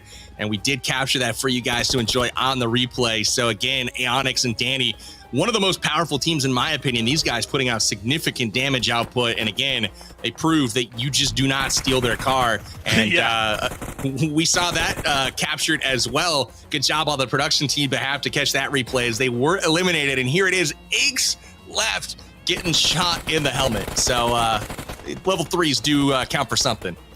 Don't steal their car. Noted for sure. Noted for sure. Moving on into tomorrow's maps, but a lot of UMP play here on this Miramar Group A. At least I did notice, and we only saw the new weapon 1 time in this final match from Aches left. And let me tell you, they were 1-tapping everybody, and I believe that's why they have 1,400 damage. I have to assume here, Powerbang. It was a lot of damage, and, I don't want to give all the credit to the new sniper rifle, but that, couldn't have hurt. That thing seemingly putting out a lot of damage, a lot of firepower, and what better map to do it on than Miramar? Again, wide open sight lines, long range action. You can take people on in the open. It's one of my favorite maps for exactly that reason. Super excited to check it out, though, as I get my hands on that rifle myself. Let's take a look at the Group A scores once again, and we'll take a peek at the top 15 here that will be moving on. 20 points was able to guarantee a spot in the top 15. And again, some notables there, certainly, showing up at the top of the leaderboard pretty consistently here. Yeah, and, if you didn't qualify, well, GG regardless. I have to guess there's going to be more events just like this. We had the Livic one not too long ago, the Pharaoh's Cup this time. So definitely keep your... Okay, is this just the play of Lobby A or something here? This has to be top 10 place right here for sure. Oh, but man. Yeah, I feel a little bad. I feel a little bad. Let's bring up the scoring once again in that beautiful pyramid shape here. You can see the placement points are 10 on down through 1 if you place anywhere in the top 10. But really the story is the elimination points, where players will pick up 2 points for their team for every single elimination. So it does pay to be aggressive. And again, the semifinals are going down right now. Group A just wrapped up. The top 25 duos from Group A will be moving on to tomorrow's finals. They'll be teamed up randomly with another duo, and it could be somebody from Group B, which is coming up here in just a moment, where the top 25 will be moving on from Group B as well. True. And another thing to touch on, leaderboards, 0 once again, right? Once again, 0, because now we are looking at Group B, who have not played their 3 matches here so far. So goal, once again, just like Group A, top 25. You got 3 games to prove yourself as a duo to make it to the squad games here tomorrow for the finals. And if you're watching the first 3 games, You were able to take a lot of notes on what to do and not to do, as the production likes to keep showing us about that motorcycle vehicle. So I'm looking forward to it. I feel like Group B are almost a little more prepared compared to Group A, who we just kind of threw out there, right? At least Group B had some time to really look at the maps, the rotations that their opponents like to take, and get an idea on how chaotic these zones and these players, these teams were kind of playing here.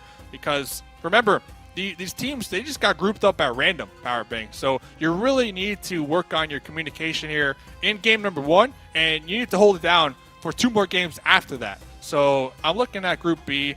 I see Dab Plays. I see a couple of the streamers in here as well. So that's going to be exciting. People are hyped, man. You check out the Discord, and they are talking some smack back and forth. Excited to see it. My favorite, though, is if you see anybody in the middle of the game just kind of like stop moving, like after they get an elimination, they're probably in Discord talking a little mess to whoever they shot. Like I saw this happening during the open qualifiers yesterday. You have some friendly banter going on. I absolutely love this, and hopefully everything is in good fun kind of moving forward. But again, Group B coming up here in just a moment. We have the top 25 from Group A set.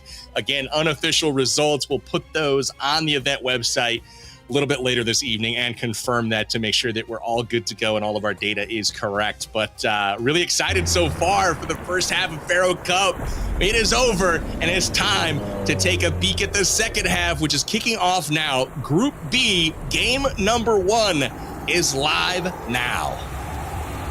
Game number 1, Group B, sending it back. Starting fresh here.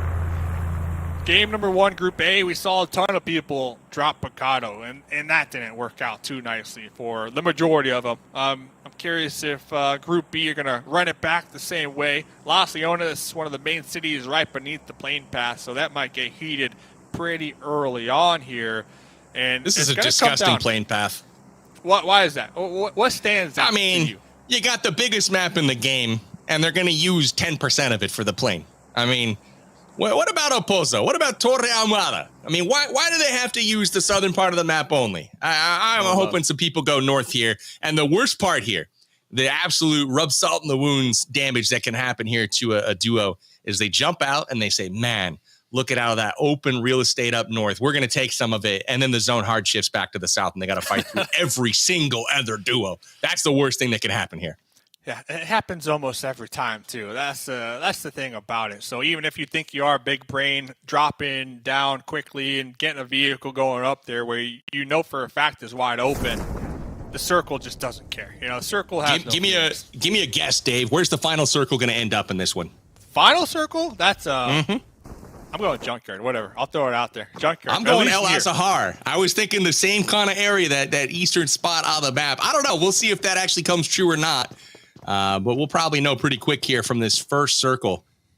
I hope it goes north. Fox Gaming and crew. It looks like 2 teams going to be all the way out there to that west side. So to me, Bella Fox and team, they were looking to play the edge, play nice and slow, but they're being contested here, PB. That is extremely interesting. And I also want to note we're both wrong. Junkyard right there on the edge, El Azahar, nowhere to be found. So our prediction skills not on point. We suck at predictions, Dave. Let's not do that again. Let's be real. Oh, man. So here we are kicking things off early in this one.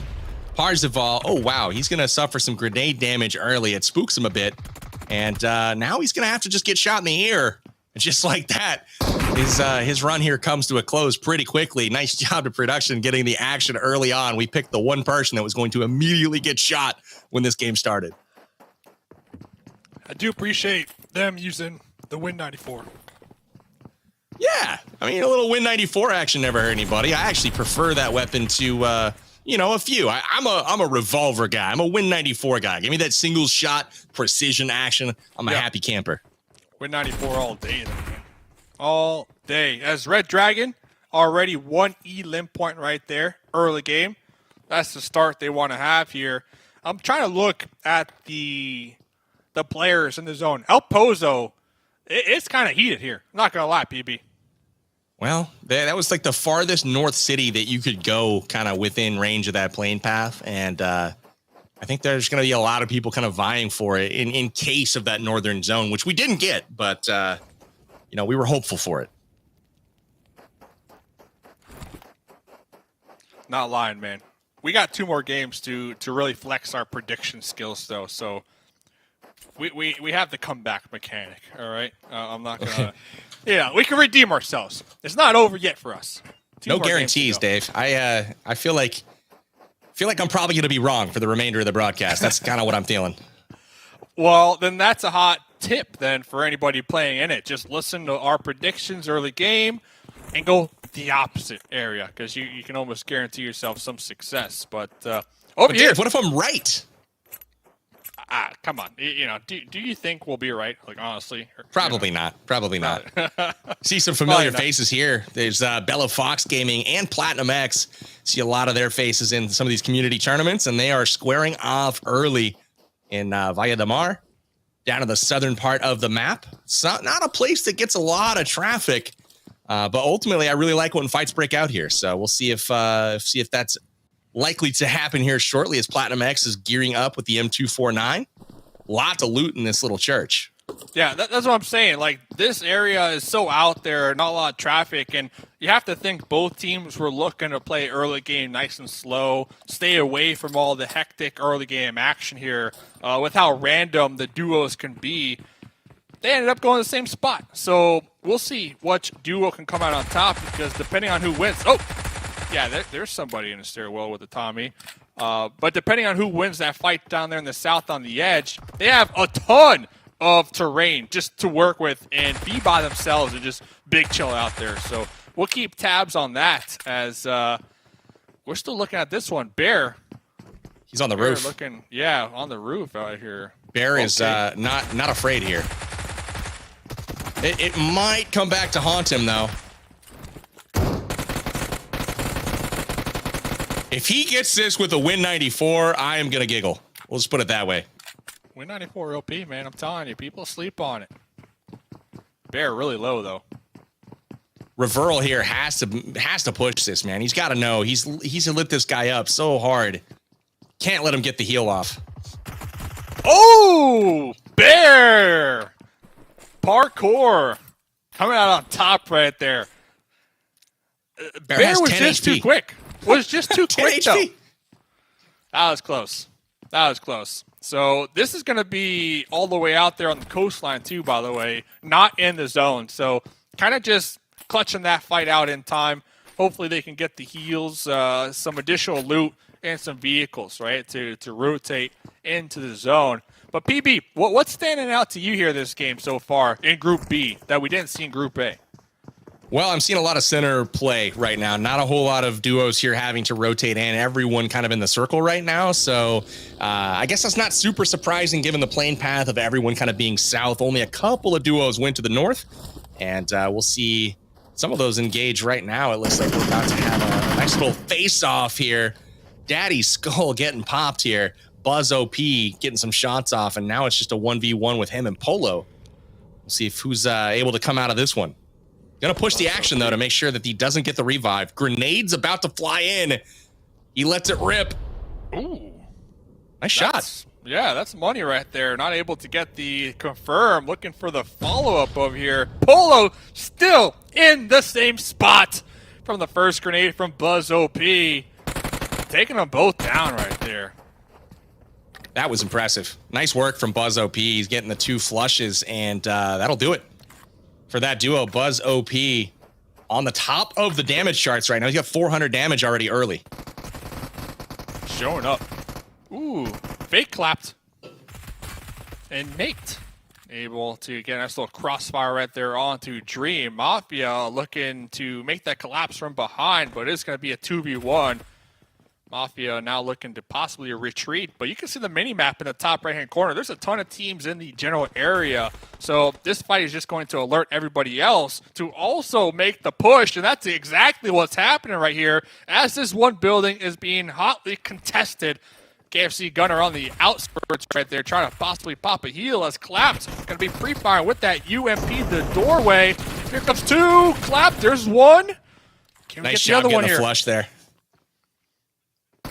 Got a crossfire set up here, and, well, somehow he was able to step in and hit the angle. Nate not able to hit the shots on the push there. Reed Dog able to pick up a frag. Nate, what are you doing putting your weapon away? Yeah, Nate really needed to clutch out right there to secure that doorway, right? But instead kind of pulling back going upstairs, and that's going to allow Mafia to maybe third party this one. Maybe get some grenades, get some mollies in there, and yeah, Nate out there in the open. We can see was taken out, but it looks like their team member did have that that charm for that respawn mechanic. I love respawns. It helps make me feel nice when I die early. You know, you get back into the action, feeling pretty solid, and it looks like they're just about to do just that.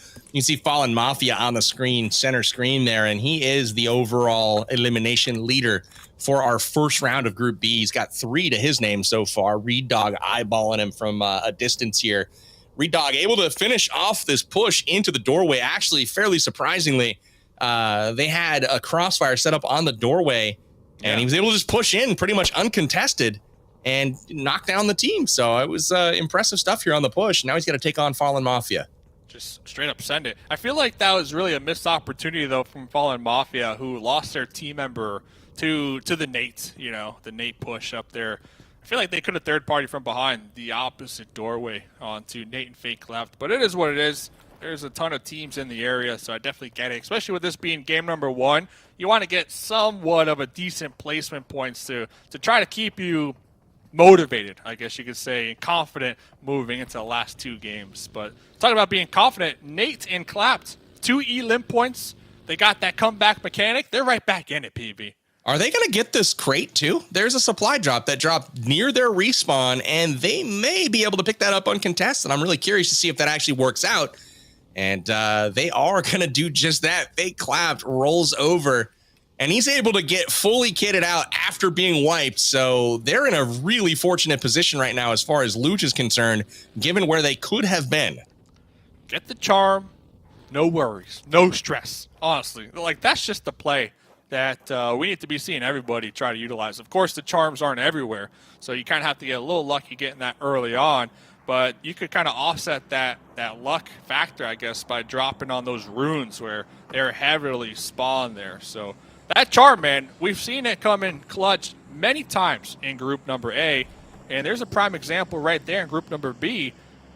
You get 2 elims, and then you come back and get the crates. You can't ask for anything better than that.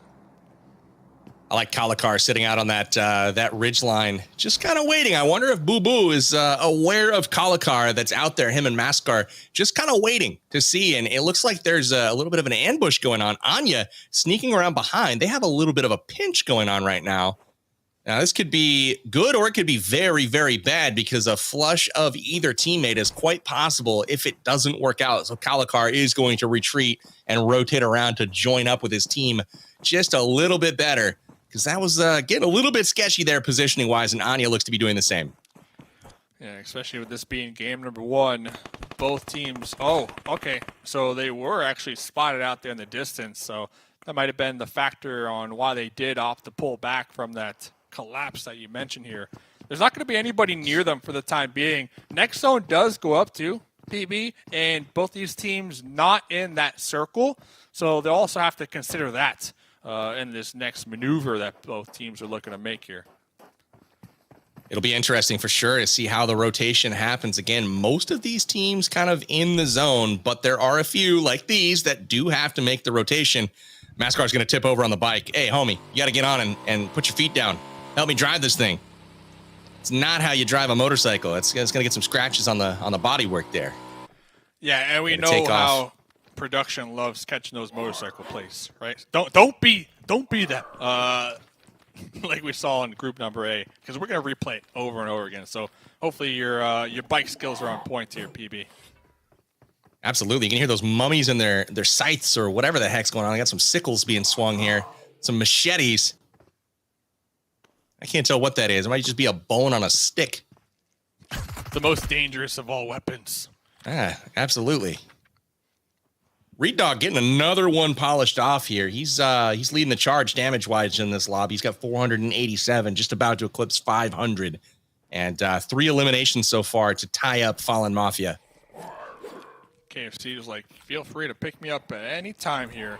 So one of the hot areas to kind of look at now is all those teams that dropped El Pozo early on. They're all migrating out of El Pozo right now through Monte Nuevo. So we're going to see a couple teams with a nice opportunity to possibly gatekeep some points out here in the north as teams look to breach their way into this new circle. Snow and Gucci here might be in a bit of trouble if this squad in front of them chooses to open fire. There's a team up on the hill about 250 meters ahead that if they wanted to tee off right now, this could be a very dead duo. Also see Fake Clapton, the kill feed, just popping off with the MG3. That thing is just a shredder. Nobody opting to go into the heart of Las Leonas. Couple teams up there towards the north, and a lot of teams here, PB, opting to go center. Pretty much dead center here this game. This is crazy. I mean, look at how much map there still is in play, and almost none of it is being used. I mean, Los Leones has no one in it. 0 people. Unoccupied. So we'll see what happens in this next circle as that Monte Nuevo, that main road, definitely going to be one of the hot areas as teams look to just send it on that main road into this circle. I'm looking around. So Bella Fox Gaming still alive. Remember, there was a potential for a clash between her and Platinum X, as both of them did drop down there in the south. Looks like they're both going to be alive, just working their way on into the edge of the south. But I'm looking for the action, man. There's a lot of teams that are just straight up being passed this game, trying not to throw their match number 1. Absolutely. You got Bella Fox still in it. You can see she's got that suppressor on the end of the rifle, trying to be a sneaky snake. See if she's able to get a good vantage point and knock some people from distance here, but hiding behind the wall. And you know I'm rooting for Bella. Always pulling for her to do well. Teamwork right here makes the dream work. They might be scouting a little bit, looking for a vehicle to help with their rotation as Papa Blue is going to be closing in right on top of him very shortly. Looking around here. Looks like our squad, Team 13, might be pinned down, and same story could be said. We saw Bear very early on with the parkour moves, able to clutch it out, get 2 elim points. Looks like they were able to get their squad mate picked up, or they did have one of those charms, so they're right back in the heat of the action here, PB. Really are. Fallen Mafia. It's got a nice little position here, chilling out. Taking a little peek at what's going on. And we've got RIA Bear, smiling face, pushing the action again. And this man is an aggressive player. I like it, but this could come back to bite him. We'll see. Remember, Bear's that one with the parkour moves, so you can't be sleeping on him. But Panda right behind. So Panda versus Bear. Who will come out on top? Looks like Bear going for that pre-fire with that UMP as Panda's team member is down, bleeding on out. So 3D Panda, they really need to make a move, but right now, Team 9 looking to wrap around and get that crossfire, hopefully for their sake. Don't even need it. Don't even need it. Another one. 4 elim points here so far for Team 9. Elimination. That's exactly what that was. RIA Bear just really coming to play today. He's got the aggressive moves on. He's teaming up with Shroudy here, and they're pushing the action. I love to see it. I know the fans love to see it. We love the aggressive gameplay, and I'm hopeful that it continues to last for him. I mean, early on in this one with not a whole lot of third-party potential, it's going to work fine. We'll see if they adjust their tactics as these circles continue to close. Exactly, and this is game number 1, right, for Group B. So having a pretty solid game 1, that's nothing but confidence, in my opinion. And confidence in PUBG Mobile leads to momentum. And that's what they're going to be building up right here, right now, for their next 2 maps. So we'll keep our eye on Bear and crew as Mafia still alive over here. Looks like Dream is going to be done. Mafia with the Tommy gun, 3 elim so far. But it is, of course, going to be a 2v1 with the nice little open road right dead center in the middle between the 2 compounds. This has to be a respawn. Look at his loot. He's got level 1 everything and a Tommy gun with 50 bullets. I mean, I feel like this is a respawn kind of gear because this man has, 3 eliminations and 500 damage almost. This isn't the loot of a man that's wiped out 3 opponents and looted their bodies. That is true. One thing that will go for him, though, is the next circle does favor their position. So they do have time on their side, but I don't think Team 13 are going to allow it. Wow, it's really popping off down there on the bottom. Yeah, we hear those shots. Got all kinds of stuff popping off. Yeah, next zone, it popped up. Chumacera, one of the main focal points here of this next circle. And talk about popping off. Fake Clapton Nate still in it here. Still in it, still putting in work. And talk about putting in work. Oh, Bear, one of my favorite players here, at least in Group B. We saw right there in the kill feed. Taken out. So hopefully they have one of those charms to respawn. Love to see it. Here comes the northwest portion of the circle. Is about to get a little crowded, a little crazy. And I am excited to see who comes out of this one because there is probably 8 different duos there and another 5 or 6 that are coming from the north that are about to all pile on top of each other. And it's going to be out in the open. So this is about to get super, super nutty. Talk about nutty. Buzz OP. Remember Buzz OP from early game? They were popping off. They're still alive. The solo dolo. The one-man wrecking ball. 3 elim points Buzz here OP. so far. He's leading all players in damage right now. Is he really? Wow. Okay. You'll have to see it. Got that level 3 or level 2 helmet. At least that looks like a level 3 helmet. He's going to just the place to refresh some of that loot. We'll see if anything's left over. Let's see if they can solve the puzzle, right? Get that that sweet chest for solving the puzzle here.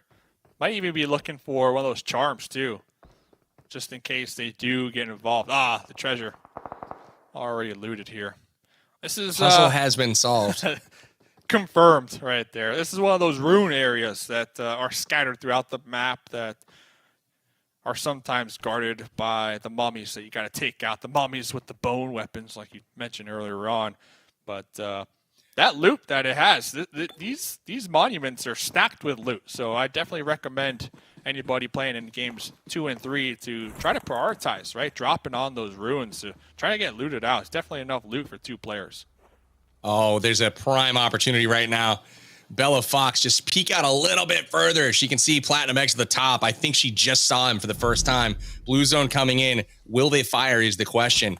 Sees both of the teammates there. They're going to patch themselves up here, get a little boost going on in the blue zone. Unfortunately, though, they let themselves be cut off. And as soon as that buggy fires up, they are going to get the attention of Platinum X and his teammate here. Boosted. And Platinum X. Yeah? They're not looking. Nope. This was the team that dropped near them, too, early on. So these two duos have been kind of ping-ponging off of each other as both of them look to continue to really fight, claw their way into the zone. So I do appreciate how Bella Fox and FTW are playing this one nice and slow, right? Not trying to give away their position because they are going to be at a disadvantage downhill in the blue. So very smart to play calm and disciplined right there. Incoming Molotovs. You can see the flames spreading on the floor as Boo Boo finds himself needing to retreat. And in we go. The grenades are strong right now as Akiel on the push, trying to make their way into the basement. We'll see if that is able to be done. Oh. Looking to bounce it off the windowsill. This could be huge. Ah. Not cooked long enough, but there's a lot of fire on the ground. Yeah, they are putting in a lot of damage, and they're pretty much holding out Team 31 from pushing up the stairs. Oh, he connected. Great Molotov on Verify. He gets out of the flames pretty quickly, so it doesn't do a ton of damage, but able to connect and stop the push. Boo Boo going to try to rain down on the other member as well. Does not connect at this point, but now we might see a third party coming in as well. So much utility being used right here, too, and both these teams not in the next zone, so they need to take each other out. I'm rooting for Boo Boo, though. Currently one of the top players in the lobby. 5 elim, 619 damage right now. Going to be holding it down, but remember, time not on their side. They're going to have to make a move here very shortly. There's also another duo a little further out there to the west that might rotate through this area and get involved. So they need to keep this in mind. Check out the map. Bella Fox Gaming on the left-hand side. They are going to make it in. We were watching them a little bit earlier, and they have distanced themselves from Platinum, and they'll make it into the zone. We'll turn our attention back to Boo Boo. Verify trying to make the push. Connects just a little bit, and Boo Boo down. Here comes The push, Akio has been taken down by Mascar, and we have a trade. It's now a 1v1 Verify versus Mascar. Oh! And just like that, Verify will pick up the confirm, and Duo has been eliminated. Caster Curse, Dave called Boo Boo, and it was not meant to be. Boo Boo down. Boo Boo down. 2 more games to go, but you know what? Those elims from Boo Boo, they're going to be walking away from game number 1 feeling mighty fine, as each elim point does equal 2 points. So, going to be looking pretty good. But yeah, back to your point over here. It looks like Bella Fox and crew, they were able to separate themselves from Platinum X. Still, just not getting any luck, though. Every single circle is just shifting away from them, not getting any luck, just constantly being forced to rotate here, as it looks like they're going to find possibly a dip, maybe even a shack. There's going to be a crate out there in the open, but it's going to be too risky. It's a solid little spot here. I mean, for lack of position in the zone, they should be able to avoid fire for the most part here. The interesting thing, to your point of constantly having to rotate, is these have been probably the friendliest circles we've seen all day. Pretty much center zone, no hard shifts at all. And still somehow finding themselves on the outside. Finally, we see our first hard shift going to the south, and that will favor them. Bella Fox and Shock in position, actually, in circle right now, along with only about 5 other duos. Everyone else having to rotate from afar to make their way into the circle. Some nice zone blessing right there. So, looks like KFC Gunner and another duo are going to be making their way on right on that west side. But over here, Team 34 looking to make a push, but look behind them. Zero looking to get the flank, but their team member taken out before they can get behind and really get that surprise element. Oh, wow. What a great supporting play that was. Player goes down, Red Dragon unable to get the finish there, but his teammate Saigo circles the opposite way around the building and comes from behind, gets the frag. That pushes them up to 4, and they're both going to live to tell the tale. We're down to 14 teams, Dave. First match of Group B. We've got 2 more to go after this one. The top 25 will be moving on, and we're just 4 squad eliminations right now from getting into the rank points, where teams will be securing at least 1 point, maybe more, depending on where they finish in that top 10. Yes, sir. And that last fight was pretty big, too, because that is one of the only hard covers in this this zone. So they were able to secure that Red Dragon and set up a nice position to gatekeep any squad looking to push them over here. As Walker talk about pushing on the outskirts, UMP team member down, washed here on the outskirts behind the broken wall. Looks like Walker going for that spray down, swapping on over to M4, but the vault over the wall, slowing them down just a little too much right there. And they're going to be taken out, as now we got 12 teams to go, almost within that money when it comes to placement points. We've got a standout team kind of shining right now. We have Team 19, which is Fake Clapped and Nate, absolutely slaying. 11 eliminations right now to their name, and they are just absolutely crushing. 1,600 damage between those two. So Team 19, the one to watch right now as we cruise into the top 10. Everyone alive is getting some rank points, and you can see Nate and Fake Clapped have taken up a position here at this big cathedral. Yeah. And that is exactly where they want to be, because they've got a whole compound here to be able to use cover from. Ton of sight lines too from up there in that tower, if they do opt to go up there. And that tower, I'm trying to look at just right there on the edge, just smidged right there on the edge. So they could play that tower a little bit, gather some intel, and really mark down where they might think some enemies are if they do spot them. But over here, KFC Gunner looks like they're going to be maybe contesting not over here for a crate. You see those gunfires being popped out right here. And it looks like they were able to come out on top. What do you think you do here if you're Clapped or Nate? Do you wait until that circle closes and then kind of make a late entry? Because there is nowhere to hide in that circle, and they're the only ones really with a compound right now and the high ground. Yeah, for sure. Send somebody up there to that guard tower right at the top, scout it out, make a plan on what dip to pretty much send it to. Play it slow, honestly. Play it slow. They also need to make sure to take out Gunner and Dawn, who might be wrapping right behind them. Yep, and they got intel on them, so I am favoring this squad, not only because they have 11 elim points, but positioning alone, like you're kind of talking about right there. I mean, they have the good positioning, and it's like, it's going to favor them for the moment. But with this circle where it's at, as we move into kind of the 6th and 7th circles here, they may not be in a position to get the victory despite having strong positioning, but they can probably hold out for a top 3 if they just stay put.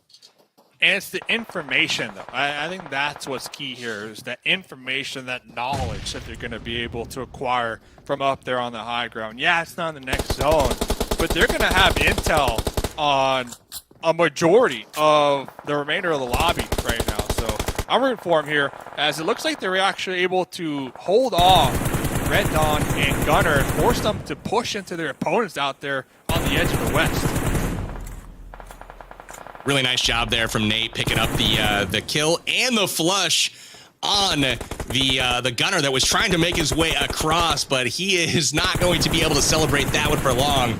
He gets flushed. Nate was your top performer in the solo qualifiers yesterday, and he is again showing why here today in duos. They have 12 eliminations now. His teammate Fake Clapped still in it, and Fake Clapped's got 7 elims by himself right now, so they're no slouch at all. Slouch. We got a couple solos out here in the north too, just fighting for that terrain. Fake Clapped, you dog. The 2 solos with, I want to say, the most elim points so far. Yeah, 7 and 7. So top gunner so far that's left in the lobby. Oh, look at this grenade. He might have predicted. That one should be good, especially with Clap being so low. Oh, not quite far enough. It was online, just didn't have the distance here. So we'll take a look at our tri-view cam here.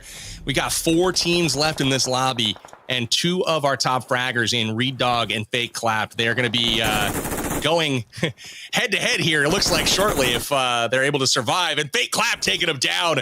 He gets the takedown with the MG. Yeah, that MG, man, that thing is just a shredder. Let's see. Has a little ridge to work with, too. Oh, I was saying that they were spotted in the process. Going to be pulling back just a little bit. I'm trying to look at the angle. That might just be enough to get the heal. Yeah, last heal. He's out of heals now. He's got some bandages left, but he's going to try to get a position here in the circle. Just a little bit too far, but maybe he just pushes over this ridge, lobs a grenade over. I don't know. I think a grenade if they got one, because once when they push over, they're going to be spotted from across the way. But there's one. 34 bullets to go.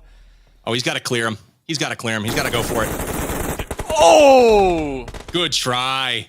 And just like that, that'll do the match. He's able to get that person down to about 1 HP, and the zone finishes them off, and that's going to, by default, put Shamwar and Spinam up on the top of the podium. So again, despite only having 3 eliminations, that's still, it doesn't matter, man. They got that 10 points for the chicken dinner, but turn your attention to 3rd and 4th place there. That's a lot of eliminations. What is that, 13 for Nate and Fake Clapped?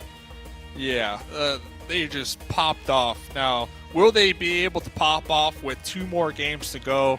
I'm going to say yeah. I'm going to say yeah, because the skills that they were demonstrating here in game number 1, they were constantly getting involved. Their teamwork, it looked like they were bouncing off of each other a lot. We saw them with some nice rotations as well. So, look, I mean, are you even surprised that we see Fake Clapped and Reed Dog up here? I'm not.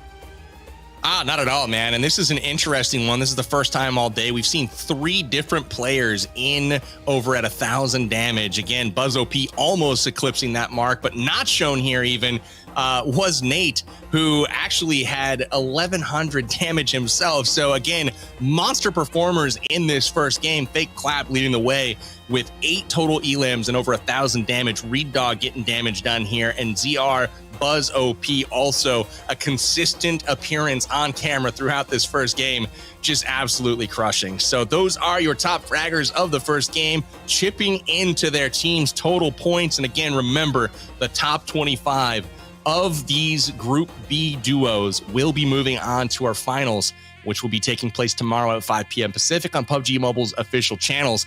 Now it's time to get over to our scores for Group B, and look at those monster numbers Nate and Fake Clapped have put up after just 1 game. 34 points. Yeah, wow. One game done. I almost want to say that they, I don't want to call it obviously, but Nate and Fake Clapped, even if they have 2 horrible games after this, 34 should be enough, right, to keep them in that top 25. Let's remember, Group A was 9 points, was good to go. So everyone here in the top 8 theoretically should be almost good. So I don't want to guarantee it. Obviously, all these scores are unofficial. We'll be posting these later on our website. You guys can find that in the description of the stream. But we've got Group B, the top 25 highlighted here.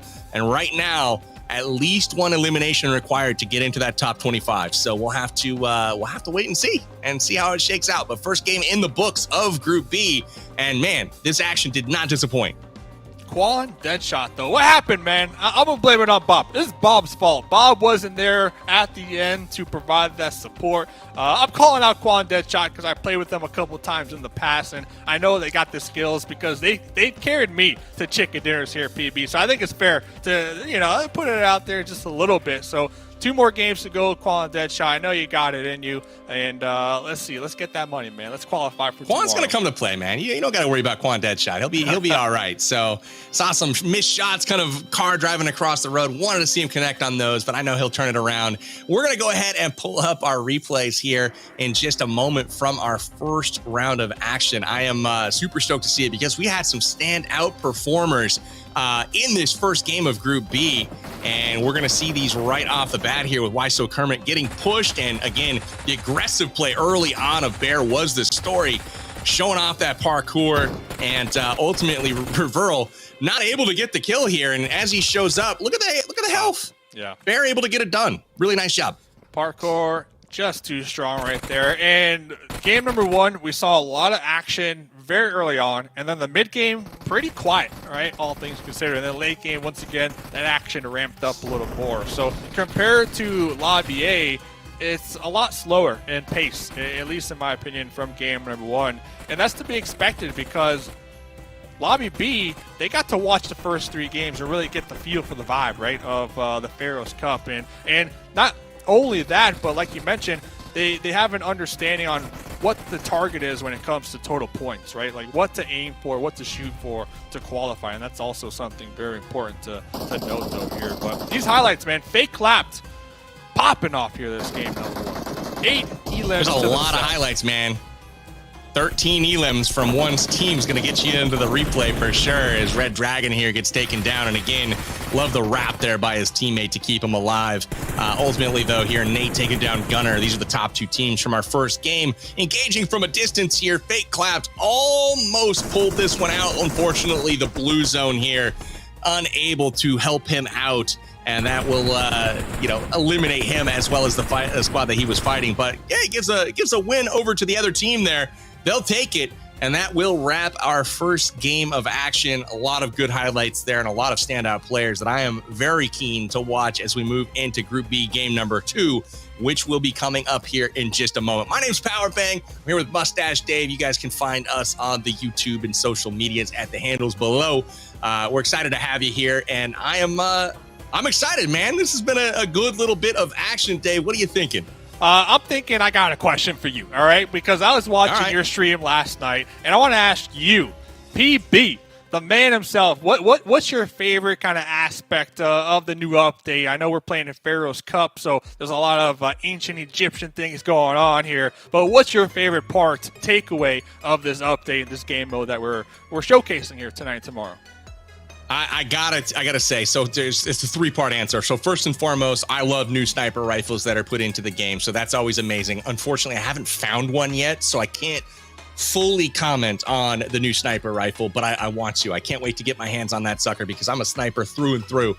But I will say, anytime that there's a point of interest, those new platforms with the ancient secret loot, basically the double loot, essentially, I love that. I love the fact that there's kind of a new hot drop, point of interest, people drop in there, you get geared up, and of course, anytime you can get a second chance at life, which everyone knows that I need, I always enjoy that as well. So overall, really big fan of the update, and it's been super well received across the community. One of the best updates ever from PUBG Mobile. I'm a little surprised we don't see more teams contesting those runes then, to add to your point early on, because we see a couple times here and there, but it's only like a solo that's looting it. There's a lot of loot there, and those charms that we've seen tonight just be so crucial to the success when it comes to these duos and getting these placement points, that second chance, just in case their first fight didn't play out in their favor. So if I had to kind of have one key takeaway on something I would like to see more of, maybe not today, right, because everybody's kind of getting a feel for their team members or whatnot, but for tomorrow, at least with the squads, is I want to see teams prioritize those runes, right? Those areas, those key points of interest, because they're stacked with loot. I mean, let's be real. They got a ton of loot and those charms that are so crucial to this game mode. I'm telling you, loot the runes. You're not going to lose if you loot the runes.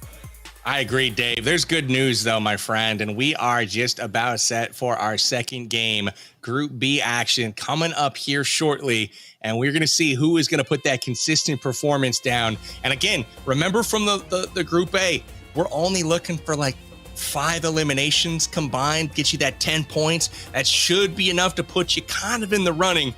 And of course, obviously, if you get a chicken dinner, that puts you right there, so you can always play for rank as well. But I feel like as long as you can grab just a few eliminations as these games go on, you're going to be in really, really good shape. So again, I didn't mention this. This is one of my favorite things as well. The new graphics, the new animations with these huge guardians swiping at the planes. Incredible stuff here from the art team at PUBG Mobile. And that's another one of my favorite features because I'm a sucker for visuals.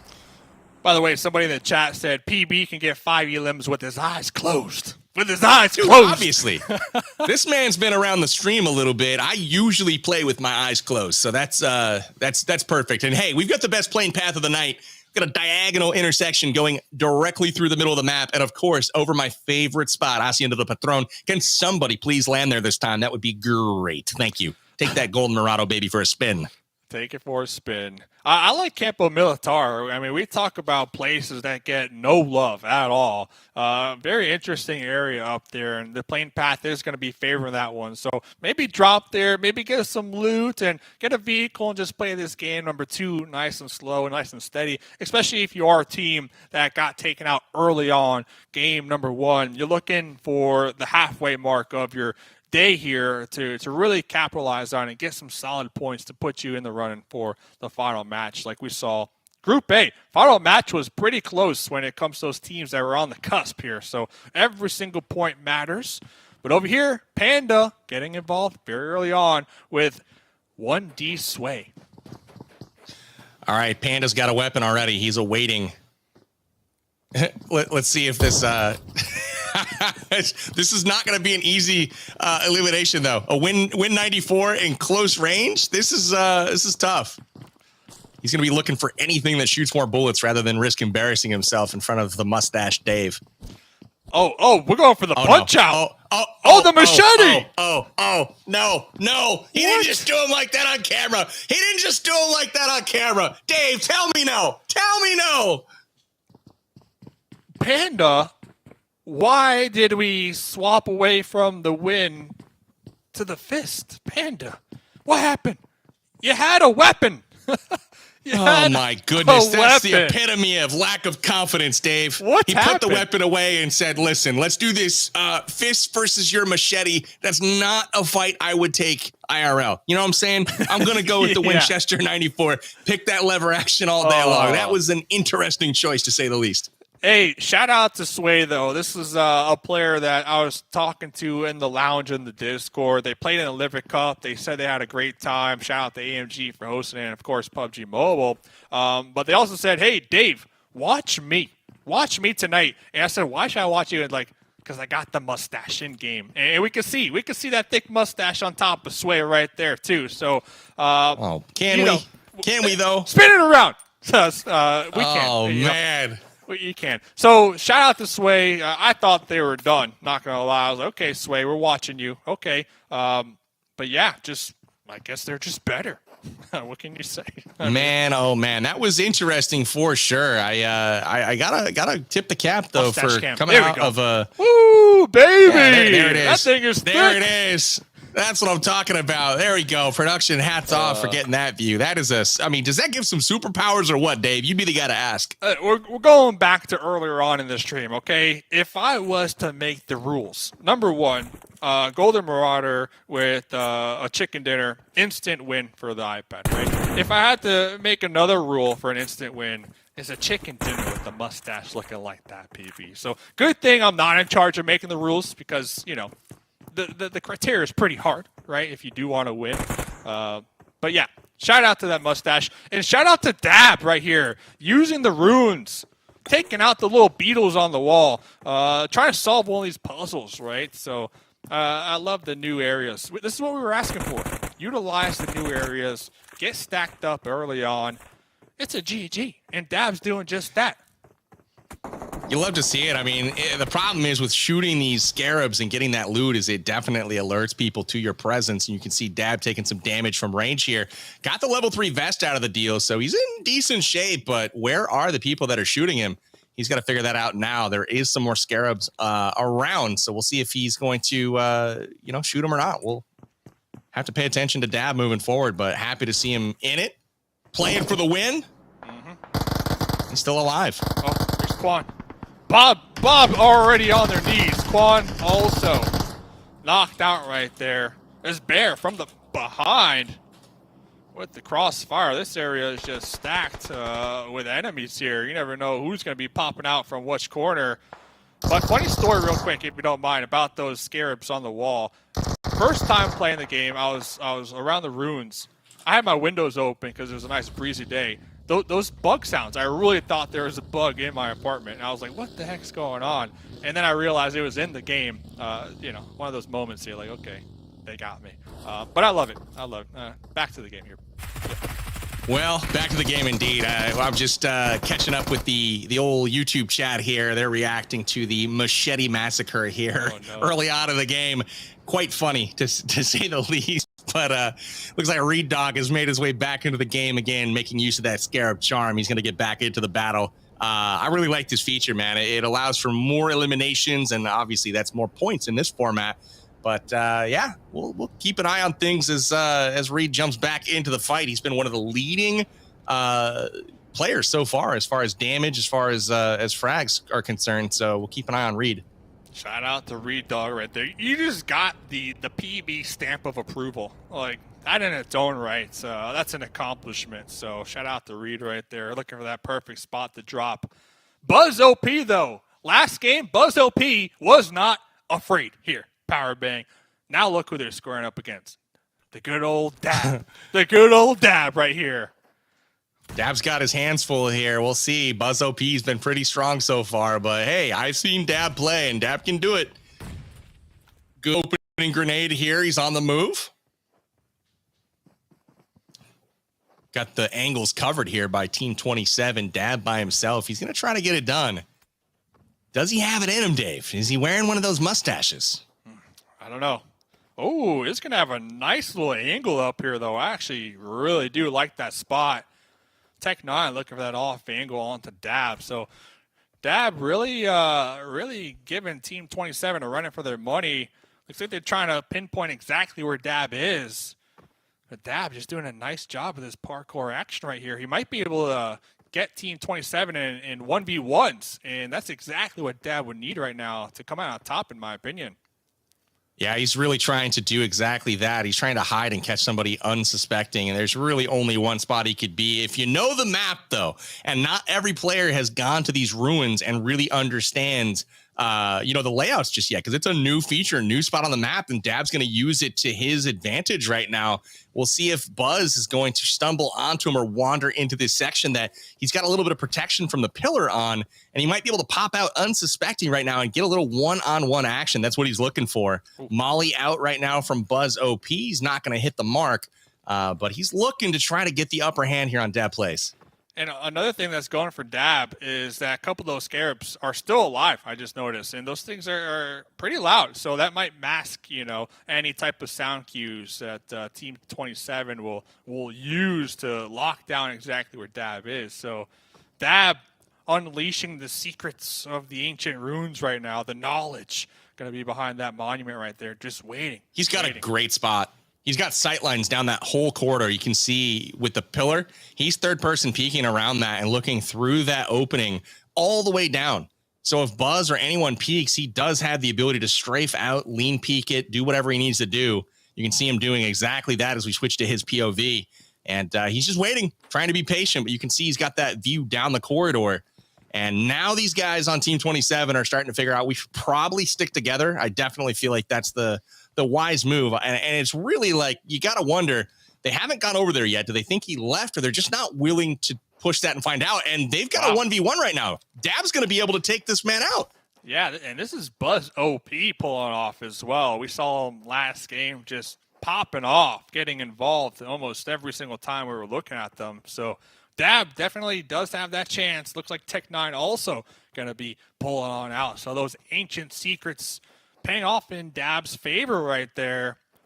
Dab still alive. I guess Team 27 are just like, hey, they're gone. They must not be here. We don't hear them. And now look at this. They're getting shot from up top. Look at the dodges here from Buzz OP. Not only does he dodge, he fires some shots back onto Sologi, and that was impressive. A little bit risky, but he just basically said to him, he's like, "Listen, man, I'm a better shot than you. I'm down to challenge you while you're on the high ground and have the jump on me. I'm still gonna take that fight." Buzz actually OP out here in the open.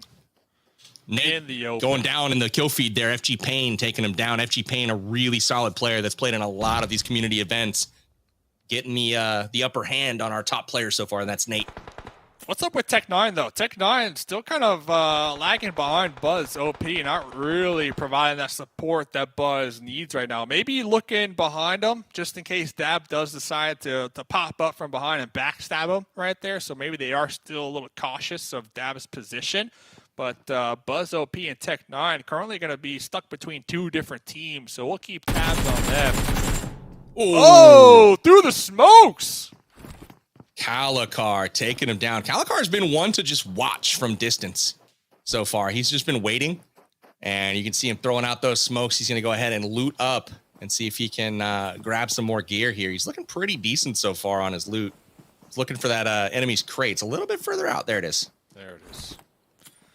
Target acquired, and this is going to be pretty much dead center too in this circle, so pretty nice position. Loot okay, but when we're talking positional wise, they are set up pretty swell here. Looking around the map, because the blue zone is kind of closed in here, I'm going to go back to Bella Fox Gaming and her squad mate, because game number 1 they were playing the edge, being really passive. Game number 2 they're doing the same thing, and they're going to be making their approach in right there on that east side. So it's interesting to kind of look at these different teams and just thinking about how they just recently met. So they're trying to build that team synergy and seeing their play style. And I'm all for being passive, being slow, and playing for that late game, as we do see them now making their way on in that east side right there on the edge. We got a hard shift coming, Dave. It's going to go to the west. See that big hole? There you go. Hey, I mean, I don't know, man. I'm starting to get a feel for the zone once I can see all of the players on the map, you know? But, man, Bella Fox, you can see her on that right side, as you were mentioning, right in the middle of a bunch of the action. So we'll keep an eye on that. We got shots fired here at the compound, and we've got a trade, it looks like. Now we're into 1v1 here. We zoom in on the action. Polo versus Why So Kermit. Who's going to get the upper hand? SKS, oh, wow. SKS broke it out in close quarters. Oh, let's see. Swapping on over to that UMP, looking for some jump shots over here. I like the SKS play, though. I mean, the 7.62, that thing packs a punch if you can connect. Doesn't even matter, though. Looks like Kermit able to finish that one. 6 elims here for Team 32. Kermit going to be in the top 5 right now when it comes to damage here in this map. I like the SKS, man. I'm not going to lie. SKS, up close and personal like that, I'm a fan. Just like this Lambo. Ah, yeah, look at the sparkles on that bad boy. Whew. Would you check out the paint job on that Lambo? Man, oh, man. Purple. This is looking pretty sharp for the deserts of Miramar. I don't know if those are specks of dust or just wizardry on this paint job, but looking pretty sharp here. Bella Fox looking down the 6X of her scar and not really seeing anybody, but these guys, look at this. Bella and Shock just kind of making friends, you know? Hey, what you doing? What kind of sandwiches do you like? That's what I imagine they're talking about. Oh, I thought you were asking me. No, yeah. What about you, Dave? Peanut butter and jelly? Are you a peanut butter and jelly guy? I'm a cold cuts guy, man. I put some, me too. Cheese, multiple varieties of cheese with some ham, some turkey, just all of them. I just stack it up. Whatever's in the fridge. Stack it up, baby. Stack it up. Stack it up. Stack it up. That's what I'm talking about. All right. Well, hey, Fallen Mafia is at it again. He's got 3 eliminations, so not a bad showing at all. Near the top of the charts on damage once again. And this time he's got a teammate to help him out, and that is ZR Dream, who is a consistent top performer as well. Dream was actually taken down just a little bit ago by one of the other top players. So we've got ZR Dream in the top spot right now on the leaderboard with 4 eliminations, and I believe second in the lobby right now with almost 700 damage. So we're solid. Cooking it. No good. No good. Just a little shy right there. Looking for the follow-up. I don't know if this is the play. They're just too... Come on, man. They're just too pinned that was a down. good throw. They got the hard cover, though. The cover is just too strong for Team 24.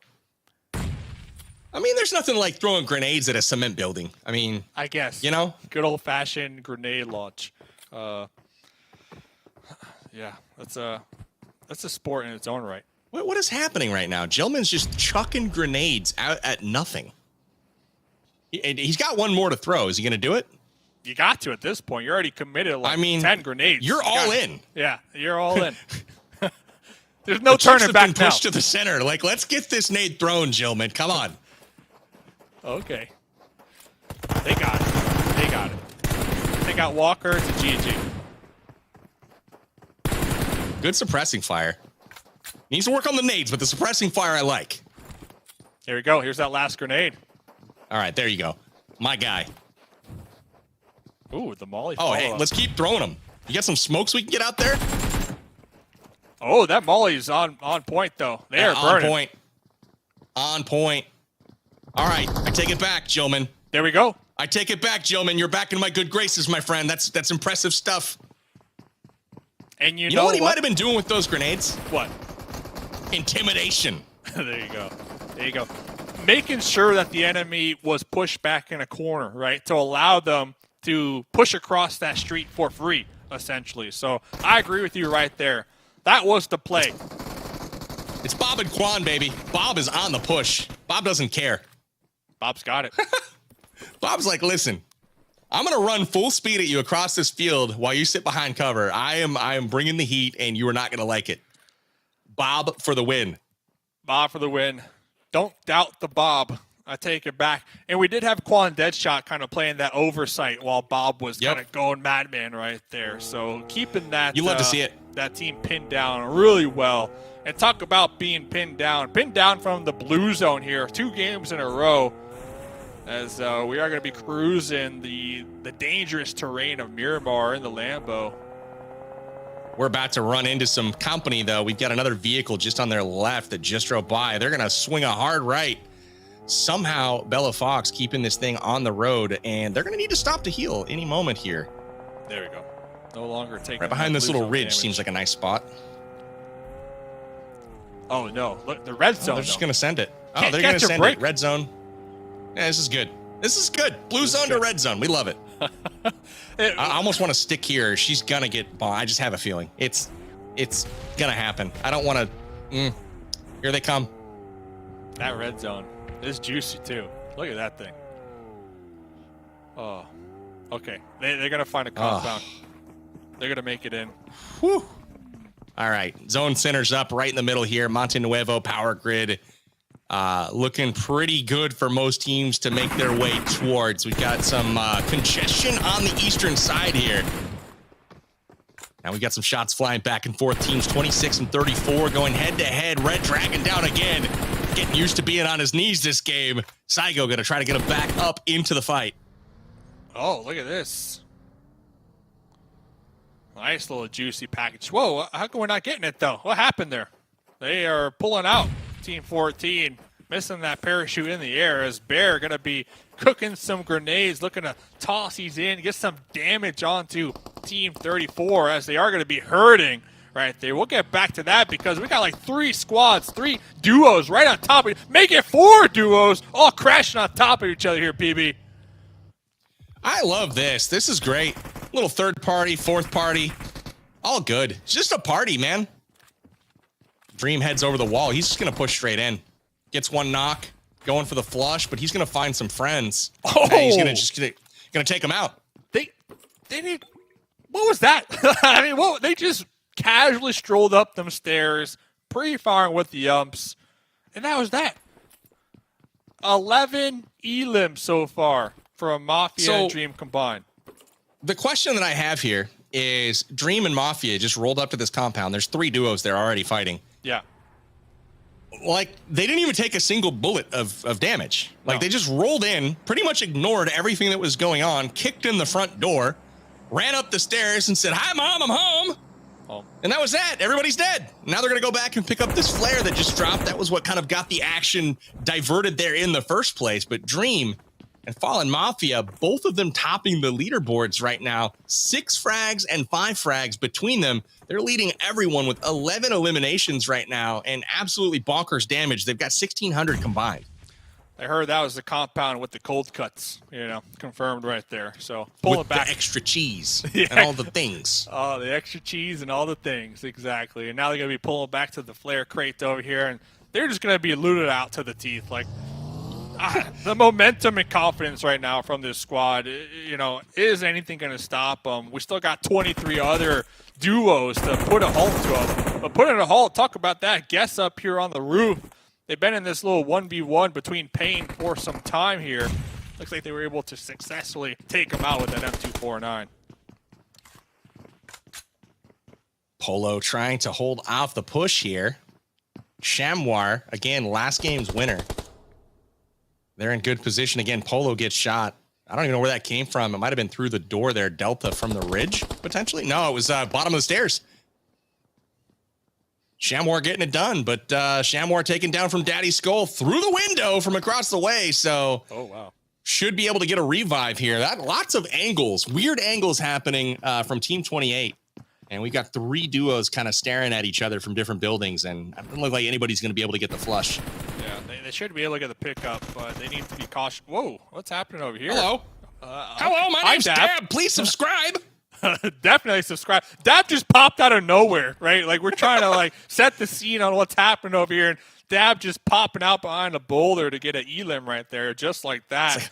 Like, hello, I'm here to check and see if you about your car insurance. And remember, Dab was that solo in the ruins who was pinned down earlier on in the game, still alive.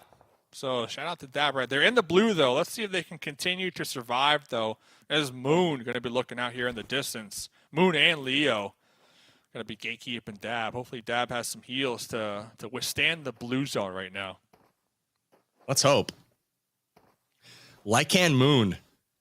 He showed up just in time today, right before things closed, and was able to sneak his way in. Clutch.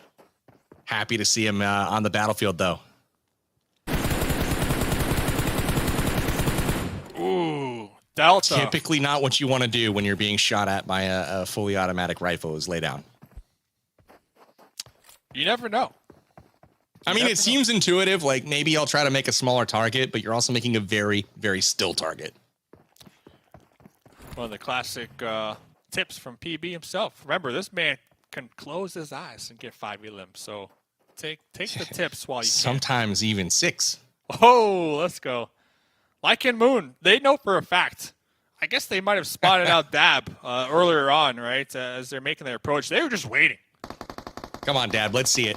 Come on, Dab. Leo on the high ground. He didn't have much of a chance there. I got to say, Dab was in a not a great spot there. Pretty inopportune timing to be trying to climb a ridge in the blue zone with 2 people stacked vertically above you. Not great. Super thirsty. Little loot goblins out here as well. So they're going to be able to get the loot. They're not in the next circle, so they're going to have to reposition. we got a lot of teams down in the south kind of all stacked on top of each other.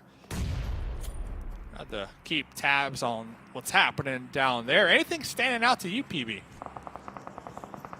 Yeah, that compound right in the center of the zone on the road, being unoccupied, that's one that I think somebody's going to have to make a play for, crash it and try to take it over. Just about to ask where our Team 5 is after getting that care package. Dream and Mafia, well, here they are. Down here in the south, of course, getting Seems involved. they're in the process of throwing lead across the countryside here. Nice little molly in those smokes right there. That should be able to do it. That was a fadeaway right there. He threw that and just kind of left. He's like, this is good. Ended up being just not quite enough. Platinum X has like 2 HP. We'll have to try to get the finish. 2 HP and Dream. Getting ready to cook this other grenade. Gonna be letting Mafia. I gotta point out, like, the synergy right now between Mafia and Dream for just meeting today. It's impressive. Powerbang. It's wild, I gotta say. They're up to 13 eliminations right now. 2,000 damage between them in this game. Nothing's slowing them down either. Like, they're not scared of anything. They are seeing enemies and pushing enemies. Like, that's the game plan. Hey, what do you want to do today? Get involved. You know, that's what they wrote on the chalkboard here today. There is so much happening right now. I'm just getting my PUBG Mobile fix. They're keying on Dream once again. This is great. We got GSR 99RG taking down Leo from range there with the mini. Play zone starting to work its magic. And that is not the magic you want to be in the receiving end of, as you see Dream taking this van. This van's always sketchy, man, in Miramar. And there is that compound that I was talking about. You can see Persephone locking that position down, but it looks like just one player there. I think somebody else has got to crash this and take that sucker over. Yeah, holding it down. I mean, that thing is just dead center. That's a bullseye right there on the main road too. So when we're looking at placement points though, and being a solo, like that is best case scenario, honestly. So we'll see how long they can hold it down, as I got my eye still on Mafia and Dream. They're just in vehicles. They're just cruising around looking for fights. Mafia got shot right there, hit the dirt, is going to be taken on out. I'm looking for Dream though. Where's the support? Dream right there. Oh, there's the support, Dream said, with the UMP. Wow. And there's the double. There's the double. That was incredible. It looks like he's going to smoke out Mafia and get him all the way back. I mean, look at this. This is an incredible play from Dream. He had a path smoked all the way back to that van, but Dream, Fallen Mafia had gotten on the other side of the wall, couldn't quite make it back, so he's going to go on the inside and try to get him patched up. We're looking at a full revive and reset there, and they are quite fortunate. Up to 15 eliminations now, leading all teams, and this is the single best performance of the day out of either group. Yes, sir. Boosting on up right there.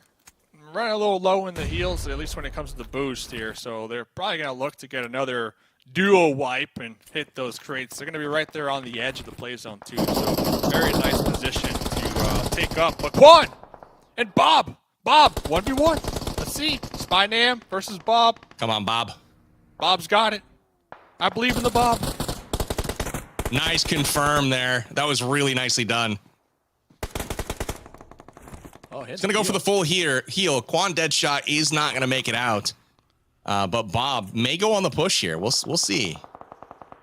Oof. Has a grenade. This is the time to use it for sure. I mean, crack that sucker, throw it behind the buggy. Game over. Let's see if Bob's going to get it done. Waits a little bit too long here. But now, wide out in the open, Spynam getting shot up. And third party, Bob getting helped out.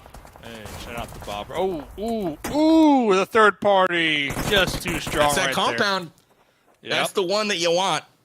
Persephone able to hold it down. We've got 5 solos and 1 duo left over. It looks like Team 38, the only one with 2 teams or 2 members left on the team. And we'll see where they line up. They are near the top of the lobby right now, each with 4 frags apiece. 313 Fokir and Meta FX Hook, both with 4 eliminations.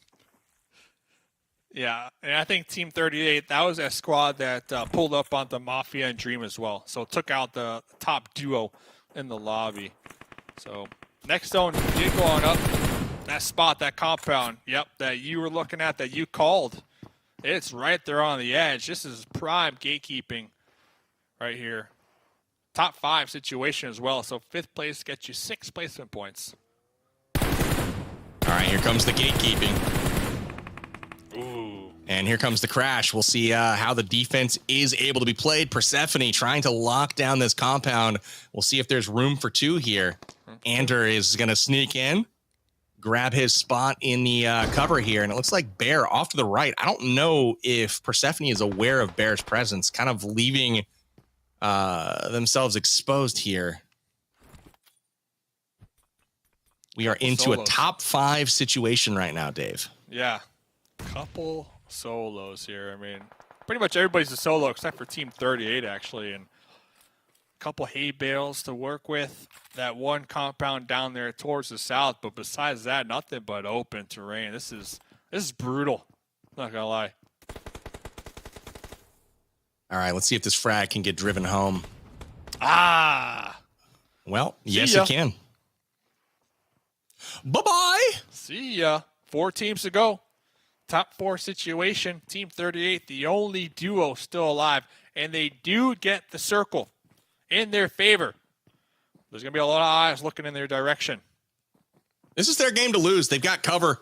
They're the only ones in the circle right now, it looks like. And they're the only one with 2 people, but maybe not for long here. Persephone taken down. Nice job by MetaFX Hook to protect the teammate.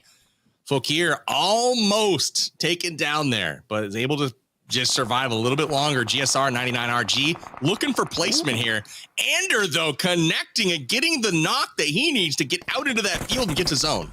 Yeah, that was a surprise right there. And they were taken out. They were taken out. It's a 1v1 here, Powerbang, for game number 2, Group B. 1v1, and we've got a beautiful vehicle against a man with a grenade and a rock. Ander, look at this. For 2. Is this it? Ah, a little short. Just a little bit off. Incoming. Here it is. You get it? Oh, man. I like Ander's position a lot more, though. Oh, he's got the latitude to be able to just kind of go either way. Yeah. Molly's the way to go here, but that's not going to be far enough, I don't think. Yeah, just a little bit short. He's got to really kind of get it up there. It's like both players ran out of that utility, right? Tossing out their mollies and their grenades, and now it's going to come down to just aim. Mini versus Scar. And now we got to shoot each other, right? Like, utility's gone. Ooh, good try. That was close.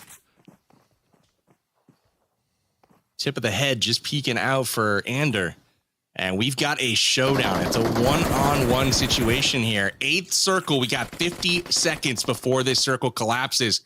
Are either of these guys going to be compelled to take the fight to one another and cross this open field to try to get to that tree?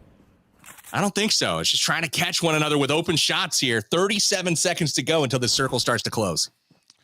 Yeah, I'm looking.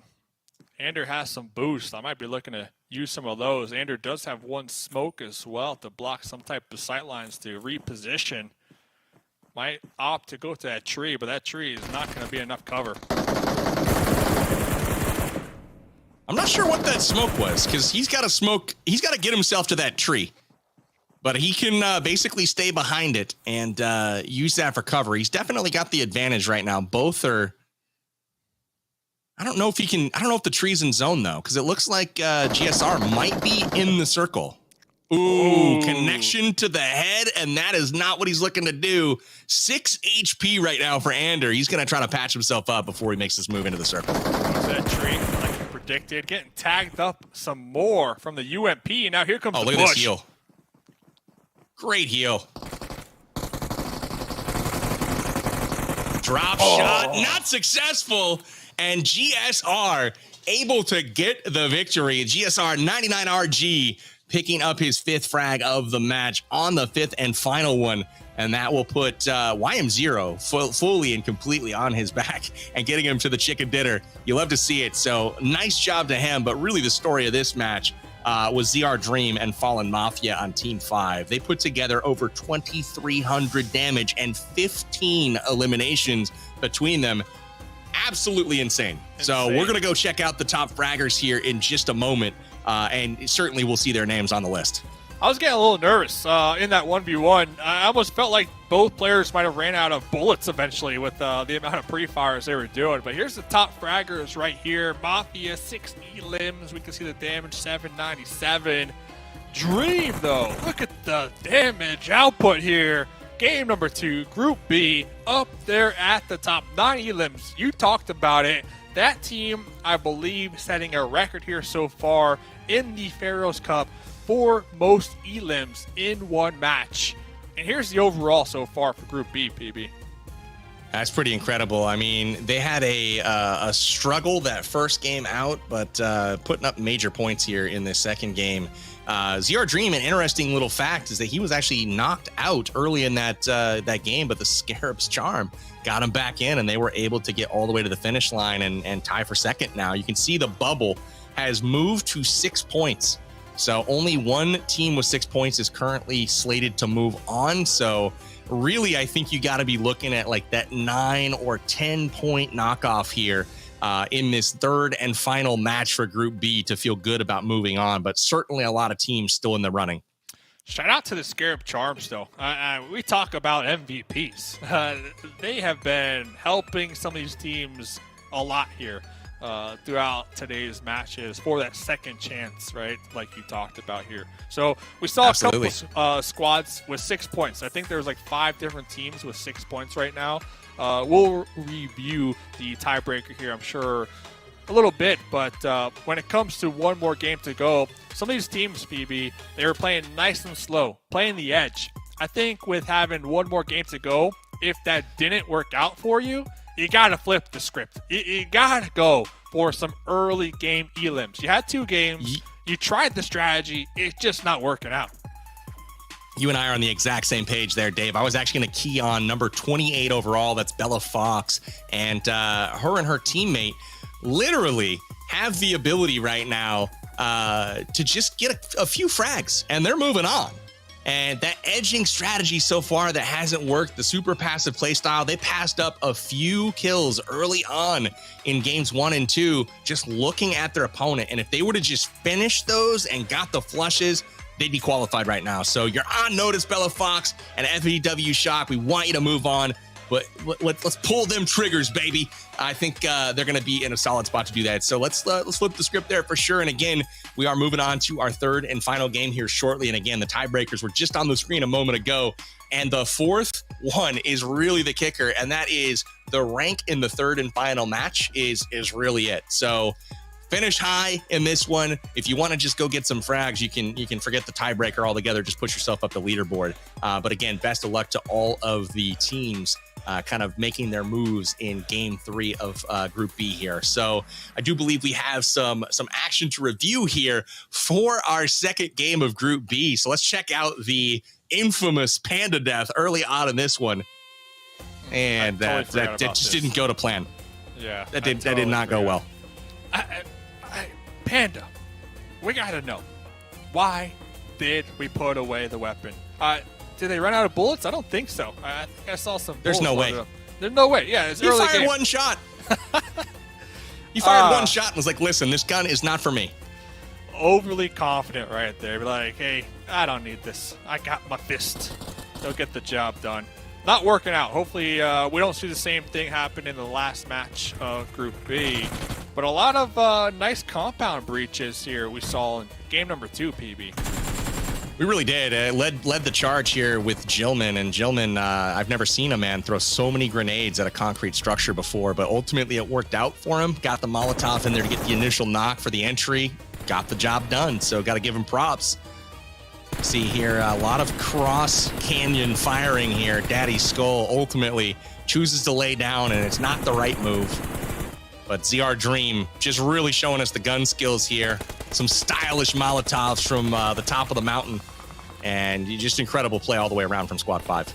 Yeah, in Squad 5, Dream and Mafia, honestly, playing with one more game, nothing to lose, right? Top 25, that's the goal You could be in 25th or you could be in first place. It doesn't matter. Top 25 is all you need to do here today in the duos to make it to the squad. So you really also have to keep an eye on those teams at the very top who they could do whatever they want to do here and really play spoiler to those teams that we keep talking about that are on the cusp, just fighting tooth and nail to qualify here.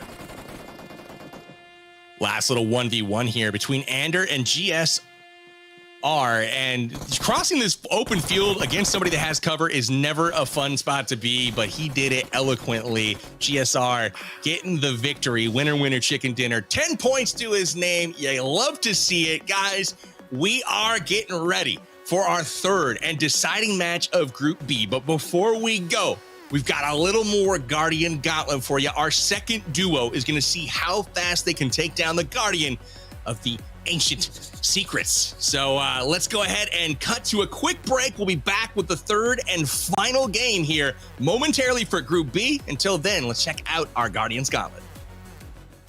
Welcome everyone, I'm Bushkin. Today we are off again with another Guardians Gauntlet speedrun. Joined today by Dab Plays and Metalcore, who are going to be rocking and rolling up the top of the monument, trying to kill the Ancient Secret Guardian before the clock hits 8 minutes and 2 seconds, the time set by Bella Fox and Her Gaming. Let's see how they go. Take it away, boys. All right, here we go, Metal. Here we go. Are you Let's ready? Speed run it, bro. I'm so scared. Yep, we're even on different platforms, dude. We're gonna speed run this. We've got the strategy. You better down. not mess We've up, talked dude. It out. You better We've not got mess this. up. Please don't mess up.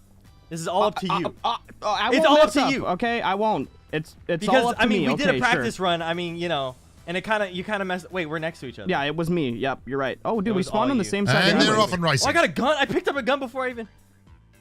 All right, we'll kind of do the same strat. I'll go middle once I'm done with the scarabs. Hey, yo, if you pick, I'm telling you right now, if you pick up a 2x, That's not where the door is. then we're gonna win, 100%. You just gotta find a 2x. I know that the chests have 2x's. That's 2. It's 3. I'm going fast, dude. I'm halfway to the second guardhouse. Oh, I already opened up the chest over here. I think there's a 2x here. There's a 4x. I need to get a 2. 46 seconds in and Metal's still hung up at a 2x. Also need to find extended. There we go. I didn't think I was gonna make that. That was a big time saver right there. Hardcore parkour. All right, I'm gonna start opening Hardcore up the middle. parkour. Buster Rhymes, Dab Plays. Did you get the? Okay. Yeah, I already got the scarab. You got to get the puzzle too. I'm gonna open up this middle, and then if you can go to the puzzle, or we can both meet there. No, I got it. I got it. Okay. I got Okay, it. okay. Got it. Did I just go the wrong way? Oh no, it's right here. Just don't leave without me. I'm not gonna leave without you. Nobody's got to know that happened. Oh, they made this puzzle easy mode for us. Yeah? Let's go. It was already like half solved. Gotta love the RNG. I just need one more. Dude, I did not find a 2x. I'm disappointed. All right, I'm here with you this time. That was fast. Scorching hot run here from the boys. I think it's, yeah, we're good. Oh yeah, that's a good time saver. Not even go up right there. Just. Yo, are there mummies here? What is he Yo, doing they here? chased, bro. They chased. Hey, we gotta go. Don't even It's in on it. there faster than a hairpiece in a hurricane. Oh gosh. Well, he's gone now. Let's go. Let's go. Let's go. Let's go. Let's go. Let's go. Go. Go. Go. Give me this. I can't. You even can get think of ammo anything. when you get up there out of the boxes while he spawns. Yeah, well, I don't even have any space. It's okay. You don't need any right here. All right, you're good. You're good. Okay, we're both here. We're both here. Pre-boost. Pre-boost. Pre-boost. Oh, we really getting into this. This is like some dungeon thing we're doing right now. This is for all the chocolate rations now, boys and girls. They're ready to rumble. Oh man, I wasn't able to find a 2x. That's sad. Oh, there's. Pop in the chest. Is there a 2x in there? No. I'm telling you, that's how we're gonna take the dub. An M249 though. 2 minutes 53. The loadout's fine-tuned and the final run commences. All right. All right. Here we go.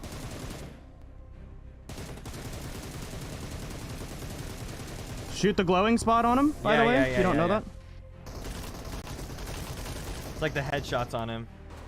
Now he's about to go into the animation as he pumps his arm down in the ground. The boy should be running up the arm and hitting the shoulder, but there. That might cost them later. There we go. There we go.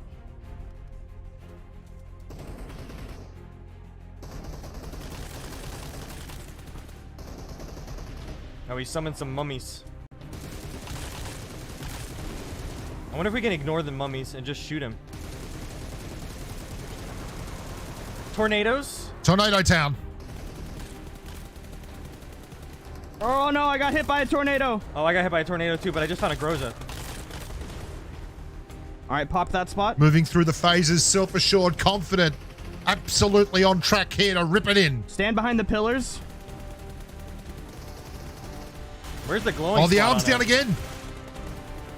Oh, that spot's on his shoulder. I can't Oh, hit it. Dab I plays. can't Come on, see get it. up the arm, Dab. Oh, I see it. Oh my gosh, that is a...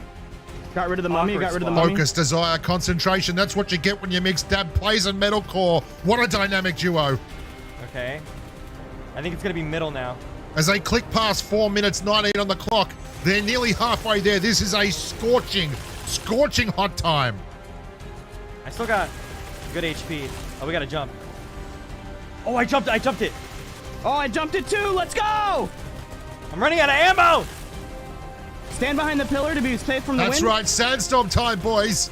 Suck it up, breathe in the big ones, and come home with a wet sail. We almost got this. I got 19 bullets. No. Oh, heal. Heal. Gotta heal. I have Oh, no I got ammo. knocked. No, I have shoot him. Finish I have him. no ammo. Take my ammo. Hang on. I got some. Oh my god, I'm about to die. Finish him. Wait, I gotta reload. Why do I bullet? Let's go. Oh my gosh. How did you die, Dab? I told you. I don't know, Yo, bro. it's the new sniper. Hey, check it all out. got so bloody so fast, Look at bro. the reward we got. Look at the new sniper. Look how nice. Dude, there's that literally is. everything up here. I try to come up here every single match because you get kitted so fast. Like I said, my strategy is I land in the sandstorm, I get a scarab, and then I try to make it to the first place to go up to the pyramid. And that way, if you die, you can just respawn. But you get kitted super fast. Wise words there from Dab Plays as he picks up his AMR and his ghillie suit and moves onward to victory. 5 minutes and 7 seconds. As we said, scorching hot. The boys in the number 1 slot now. Let's see what team number 3 can do in the next episode.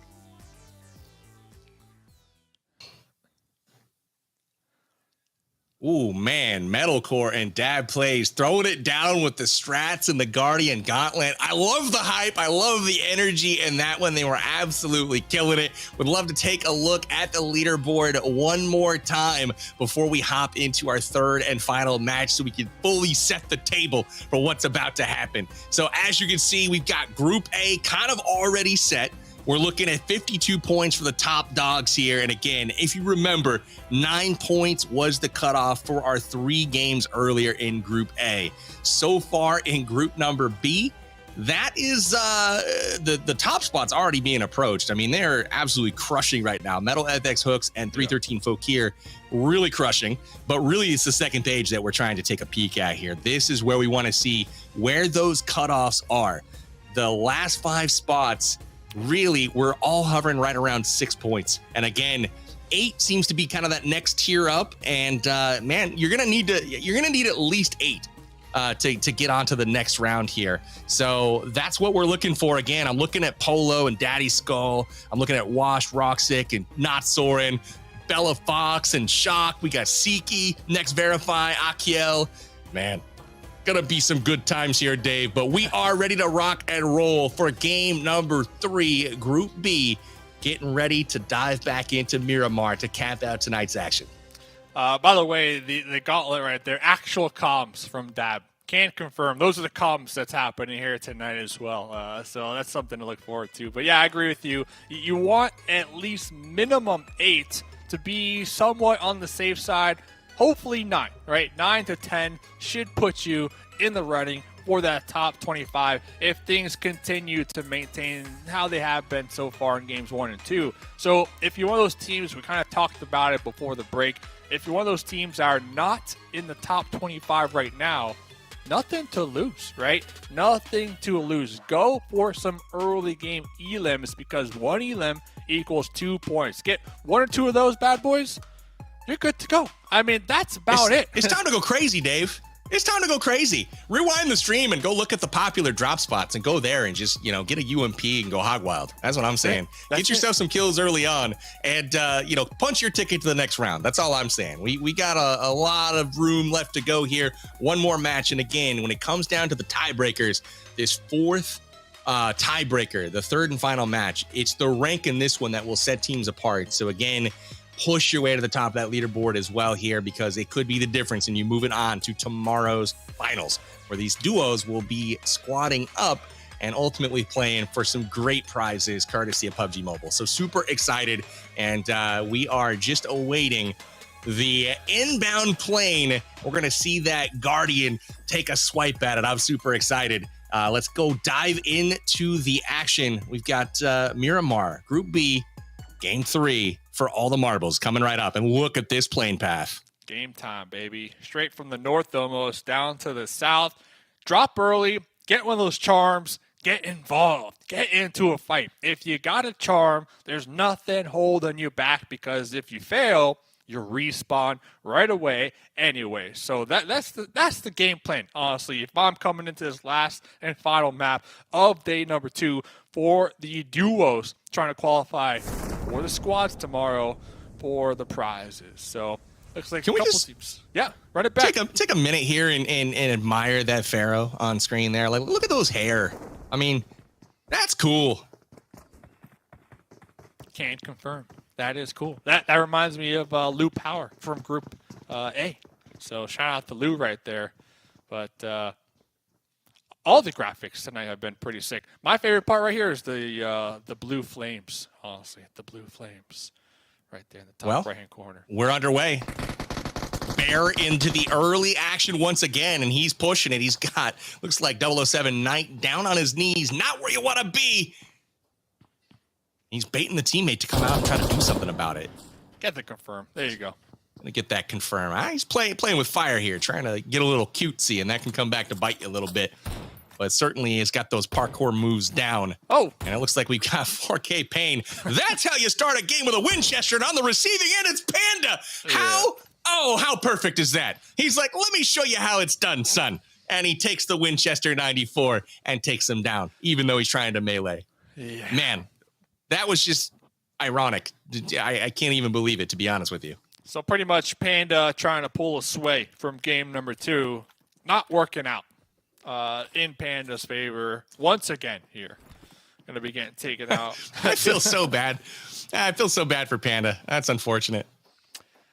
And what's worse is that we're probably going to replay that like 5 times, right? Let's be real. We know what happened during Group A. Oh, man. But shout out to Panda, though, honestly. Maybe they had a charm. I doubt it, but maybe.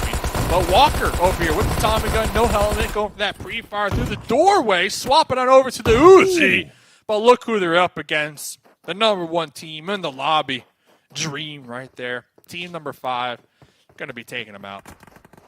Dab and his teammate got in some trouble early, but each of them picked up a frag and wiped another duo. So down to almost no HP, but they did start off hot in this one. So Dab off to a good start after killing it in the Guardians Gauntlet. Killing it. Had a pretty solid game too, right? I mean, was pinned down 2v1, managed to survive, and then showed up late game with getting a couple elims. So shout out to them as well. But look at all the action. Once again, San Martin, ton of teams just all on top of each other. But the one team that I got my eye on, Dream and Mafia. That is a squad I would not want to be near if I'm trying to qualify.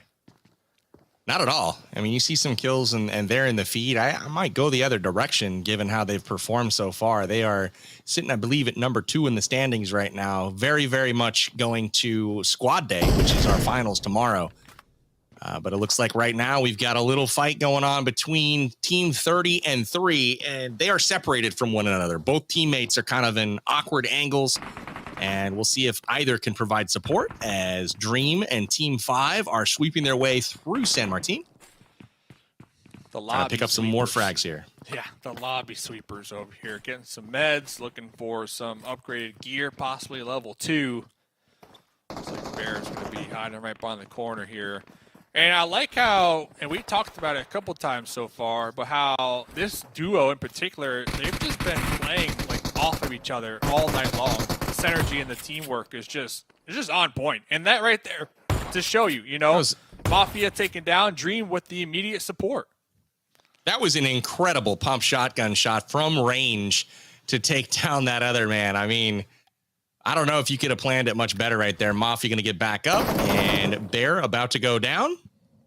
Fallen Mafia finishing them off, just, you know, rubbing some salt in the wounds here. But hey, you can't stop them. They're already up to 4 eliminations. And didn't the game just start? I mean, yeah, I feel like we just got this thing going. I think so. And the thing is, with this team, who clearly made it to the squads tomorrow, the more elims they get, that's taking away elims from teams that are on the cusp, right? Teams that need just one elim to qualify. So you have to assume that pressure, that stress from those squads at the bottom, every time they see that squad in the kill feed, that pressure just increases a little bit more. Definitely does. Imu, I'll take a peek here, was near the top of the leaderboards last time around, had a great start to game number 2. Now he's trying to do the same in game number 3, trying to bait some shots. Instead, baits a bottle full of alcohol lit on fire. That is true. Looks like they're going to have a team up there right above them. They can hear the footsteps, vector in hand. I do like that. Let's see. A little bit of a bummer. It looks like Dab Plays has been eliminated. Oh, well, we heard the strat, though. Get a charm. Hopefully, Dab had a charm. And it doesn't look like he's going to be respawning at this point. Maybe. We'll see. But his teammate is still alive, so there is still an opportunity for him to keep cruising up the leaderboard. Ooh, Imu taking some nice shots right there. In return, going to be knocked out themselves. Kermit looking for the support. Going to be working their way up these stairs to get the pickup as the opponent on the outskirts going to be looking for the heal themselves. One thing Dab can be happy about, though, is they're in the lead so far for the Guardian Gauntlet with, 5 minutes? So that's impressive. There you go. That is impressive. And Dab is alive. He has respawned, so we're good. We're good. Got the Scarab. Just like Mafia and Dream, got another elim point here. Powerbang. No, make that 2. Yep. They're already up to 6. Okay. So 6 elims, doubling any other team in the lobby so far, and they are sweeping right on through San Martin. No one's stopping them right now. What stands out to you about this duo, if you don't mind me asking? But besides their insane performance, like what's the PUBG special here when it comes to looking at Yeah, from what I've seen, I mean, I've watched a lot of PUBG Mobile over the years. ZR Dream has just been an incredibly talented player. Really, really good movement and ultimately solid tactical decisions, great shots all the way around. So he's been really, really solid to watch. And then when you pair him up with a really formidable teammate in Fallen Mafia, I mean, it's tough to go wrong here. So they're playing together, they're playing confidently, and they're pushing through rooms and pushing through squads like it's no big deal here. I love to hear it, man. That's that is what you want to hear. The stamp of approval. Let's see though, Mafia and Dream both working together as a unit, just tossing grenades down those stairwell. Gonna be pushing. See the support though. Yep. This is what He's you were not just gonna talking let him about. go down by himself. They're up against a solid squad here though. Reed Dog has been solid so far. Same with KFC Gunner. These guys finished, I believe, 2nd place in the first match. Pretty big fight too. Not leaderboard wise, but just opponents in the lobby. Yeah, Reed Dog was top damage in the first game, so he's a formidable opponent himself. Ooh, here some sweaty action going down on the outside, the edge here. Team 14. Shamwar. Shamwar was our game 1 chicken dinner winner, and he's getting put in his place though. Got the Uzi behind the crate here. Fortunate for Shamwar, that chicken dinner did secure him at least 10 points, which we know should be good to move him along. Should be. If he can find any elimination at all, I mean, he should be easy. Oh, the fight erupted after all. Looks like Dream ended up pushing down stairs with Mafia. Yeah. Well, just like that, Dream gonna get chased down here. He's trying to not get flushed, and he does. So that might be the end of their game. But you know what? They picked up a bunch of frags, in very limited time here. Looks like Fallen Mafia got the respawn, and so did Dream. So they are on their way back in. Yeah, that's what I was going to say. One thing I did notice about this team that kind of contributes to their success here so far in this game mode is they always have that charm. Every single game they got the charm, and they take the early game fights, and if it doesn't work out, they respawn Dave. right away. Dave, they've got to get this kill. Bella's got to get this kill. This is in the circle, too, down here to the south. So they don't have to worry about the blue zone or anything like that for the time being. All right, you go, girl. You gotta go. You gotta go hunting. This is time. This is advanced time right now. They've got a one-on-one matchup here. Only one other duo, and this is to move on. If they can wipe both of these players, I think they're going to be in a good spot. They'll be at 10 points. There's one. There's the one. Get the flush. There's the flush. Now they've got 8 points. Now they got to push and try to get this second one. Follow that last point, that tasty treat out there. That point could be the deciding factor on if you qualify. That's right. This could be the one that sends them on to the next round. And Bella Fox sees in the distance Parzival jumping around. I really think you got to chase this kill. It's so important to their advancement in the tournament. I don't think 8 points is going to be enough. And obviously, you can try to push it to later in the game, but it might not. And fortunate for them, nobody's near them, like other opponents, the third party, that right? So if they did have a vehicle to utilize, that vehicle could quickly close the gap. They are playing somewhat passive, which is a little surprising, but they might be anticipating a possible recall from the teammate, possibly using that charm, right? That might be something that they're discussing. They do get the next circle, though, to note.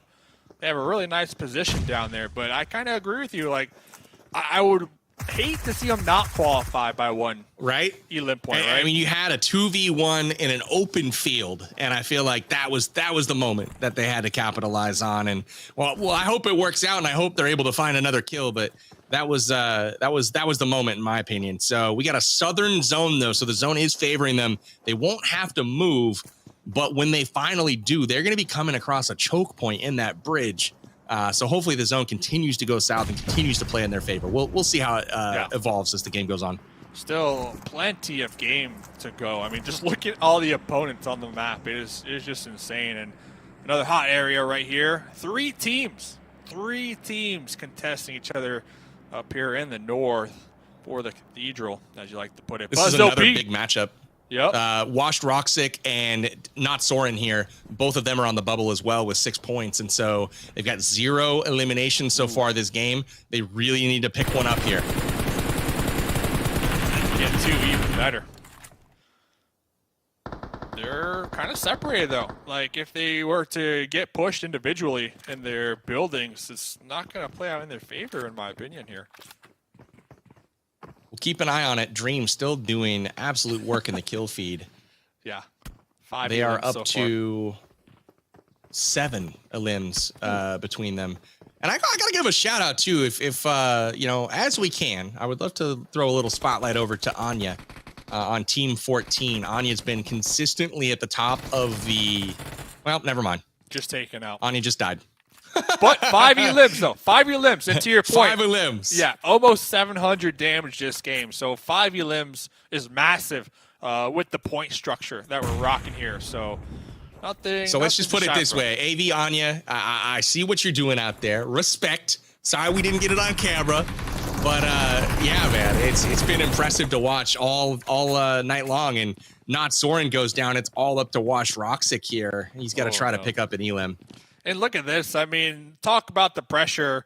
You're literally need 1 elim, and you're stuck between 3 different duos who are just big chilling.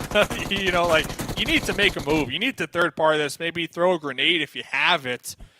But the pressure is at an all-time high right there for Washed. It really is. And ZR Buzz OP, one of the top players in the lobby again. He's shown up today in a big way so far. Had a great first game. He's trying to bounce back in the third game here after not doing as well as he would have liked in game number 2, but he's got two of them already, and that's looking solid. Obey Nicole just patrolling this roof line. Really solid spot to be, and both teammates now on this roof and trying to lay down that suppressing fire. So strong. for the time being, because there are a couple teams up there to the north that are going to look to rotate into this new circle. So Nicole needs to be cautious of how much they are exposed up there on that roof, right? You don't want to get third-party from out there in the distance because there's just too many teams up there in the north right now. Yep, pulling back down behind cover. Smart move right there.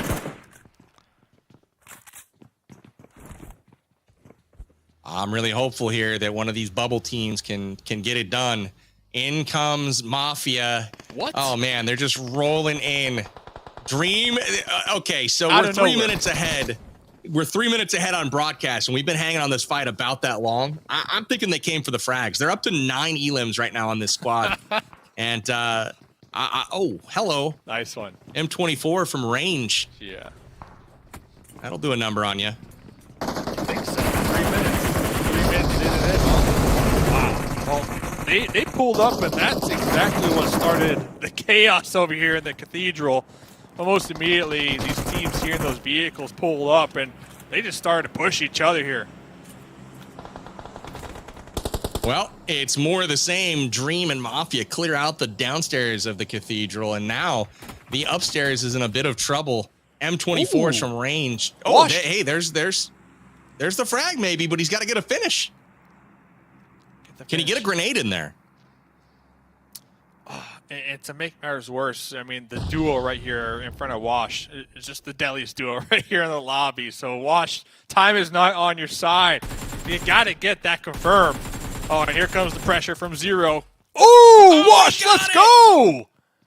He got it, and that puts the pressure on Bella Fox even more because now this team has jumped over Bella Fox in the rankings. And, man, you love to see it. Watch Roxic coming in clutch in a 1v2 with the top team in the lobby, breathing down his neck, but he gets it done. And that bumps their team to 10 points overall. That might just be enough to send them to the finals tomorrow. Maybe. And there's still some more points to be had. I mean, they're going to be right back. And he's out. Watch that. Look at time. Wow. It's going to be close, like you were saying, for those teams on the cusp. Like, with those elims from Wash, no placement points, though, to note. There's still 30 teams alive, so only elim We'll points. see. And the interesting thing, too, is if it does come down to a tie, they went out in 31st place, Wash Roxic Dig. So, yeah, if you can tie it, 10, and that ends up being the cutoff, you can finish higher. That's going to be the tiebreaker. And you called it the choke point down there to the south, just because, I'm sticking on these important teams. I know we're watching the top duo here probably get some more elim points, but Bella Fox Gaming and crew, they need to reposition. The next zone did pop, and it didn't favor the south here at PUB. So just a little update right there for you. I appreciate that. We'll take a look at the map here. As it has gone north, you can see that they do need to get across that bridge, and now is the time because it is undefended. And if they wait too much longer here, they're going to have a stacked southern edge of this zone in the hills near Chumacera and out in that no man's land of the southern portion of this map. And so hopefully they've found a vehicle down there, but I don't know that they have, to be honest with you. They might be on foot trying to cross that bridge. Yeah, and that one point that they let slide through their grasp, they ended up swimming across the water, and they're on the mainland now across the way. So 12 elims, though. Parzival escapes. Yep, escapes. Lives to fight another day. Another day, another dollar. 12 elims, Mafia and Dream. I mean, they're trying to break their record from last game, possibly. Now they're in a 2v2. They're already up to 2,000 damage. Are they? Yeah, they're at a little over 2,000 right now, and that's absolutely insane considering there's 29 teams left alive. And Dream clutches like what? one out.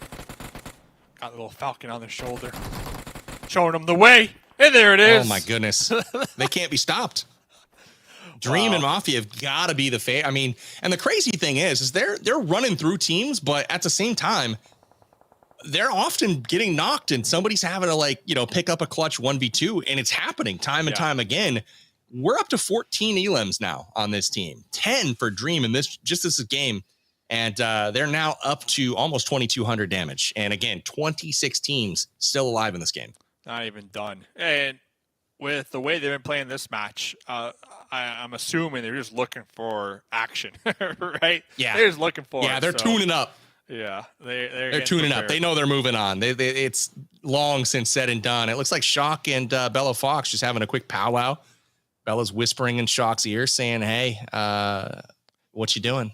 You want to go north? No, we'll stay here. All right, cool. Shock, I believe, was one of the top placers in our Live It Community Cup just last month. And back again to try to push into the final day here. And again, once the finals come around, we are resetting, reforming teams. These duos will partner up with other duos and become squads.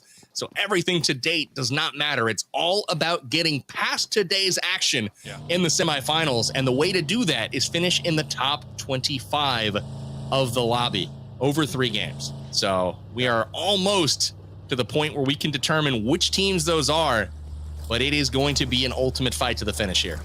Yeah, first place, 25th place, doesn't matter at the end of today. As long as you're up there in the top 25, you are golden. You are making it to tomorrow's squad games here. So that's what really matters here. Looks like Bella Fox Gaming, Shock, they're going to be right here on the edge. I do not believe it's going to be in the next circle. They have some time to work with. There's a couple squads there who are currently ahead of them who might gatekeep them, but popping back over to the dynamic duo, Mafia and Dream, up here on the high ground. We were talking about gatekeeping. They're gatekeeping team 29 right now. I got to get some tips from this guy on his sensitivity. I mean, he's got just absolutely crazy recoil control. Oh, look at that flare gun package. Just looking like a tasty treat. Are they going to be able to get to it, though? They got to cross that little valley there, and Dream's looking down on them. The mayhem. Now, nice work from Persephone there. Yeah, that fight right there is actually really big. Oh, no. What's happening? Shock just went down. Bella Fox just went down.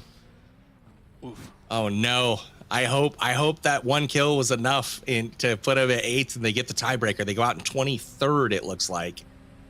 I don't know if it will, though. I feel like 9 or 10 is going to be the cutoff. Yeah, no placement points right there. No placement points, unfortunately. So we'll have to stay up to date with that, of course, on the overalls after this match. Guess Suppressed AKM just popping on over this hill saying, guess what? Got a couple bullets for you. Take that. 4 E-limbs going their way here. Dream of Mafia, though, not slowing down, so it does look like they want that care package after all. But before they get Watch this grenade. They need to take out Joe Man. This is going to be a crazy grenade. I can already feel it coming. Gets a 20 spot on him, but Lethal Jimmy is going to try, or Gilman's going to try to push. But he's got to go up against Dream, and that's just not a fight you want to take in the open like that. 2v1. Done. Oof. And they get the package. Package acquired. Package acquired. Wow. Well, I think they're doing okay. They've got 16 eliminations in this one. Whoever gets randomly grouped up with this duo tomorrow, though, I mean, just talk about the confidence you'll definitely have. Right? Whoever gets matched up with these guys, they got to be feeling pretty good.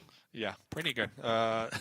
Really good, actually. So we'll see, as they are going to be in the vehicle right now, in one vehicle to note. That might be their kryptonite, right? Like if a duo can spot out that vehicle out there in the distance and try to blow it up while they're both unable to fire their weapon.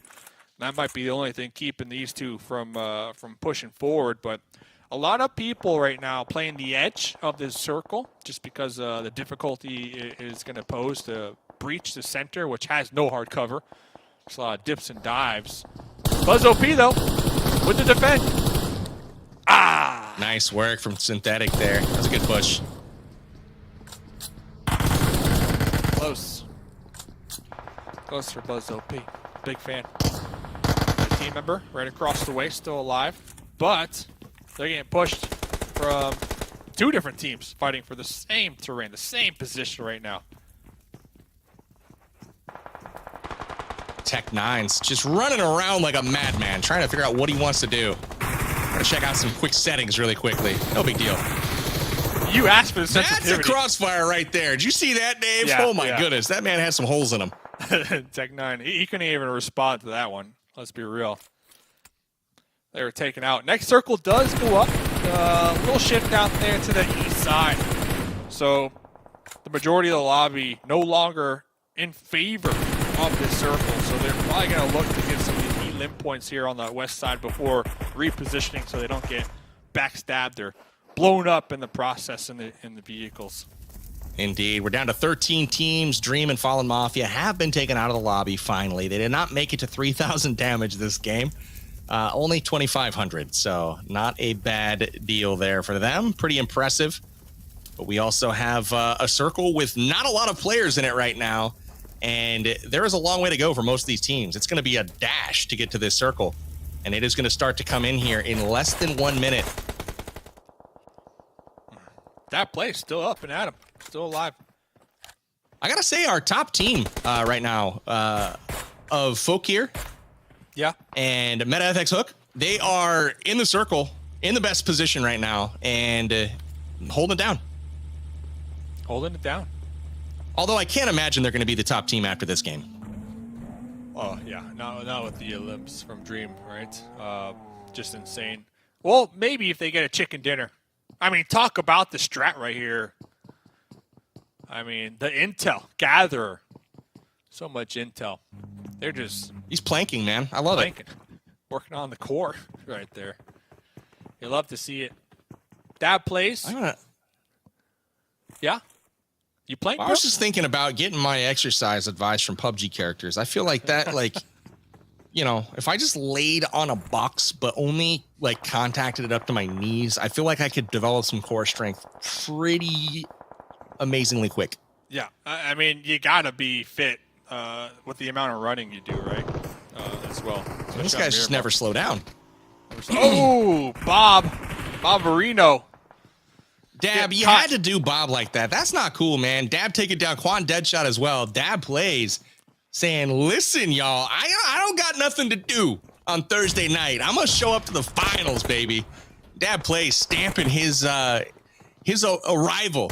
in the squad play. Oh, nice. 80 limbs, too, on this squad. So they are not just, you know, popping into the compound and being passive, right? Like, they're being proactive, getting involved. This compound, not in the next circle.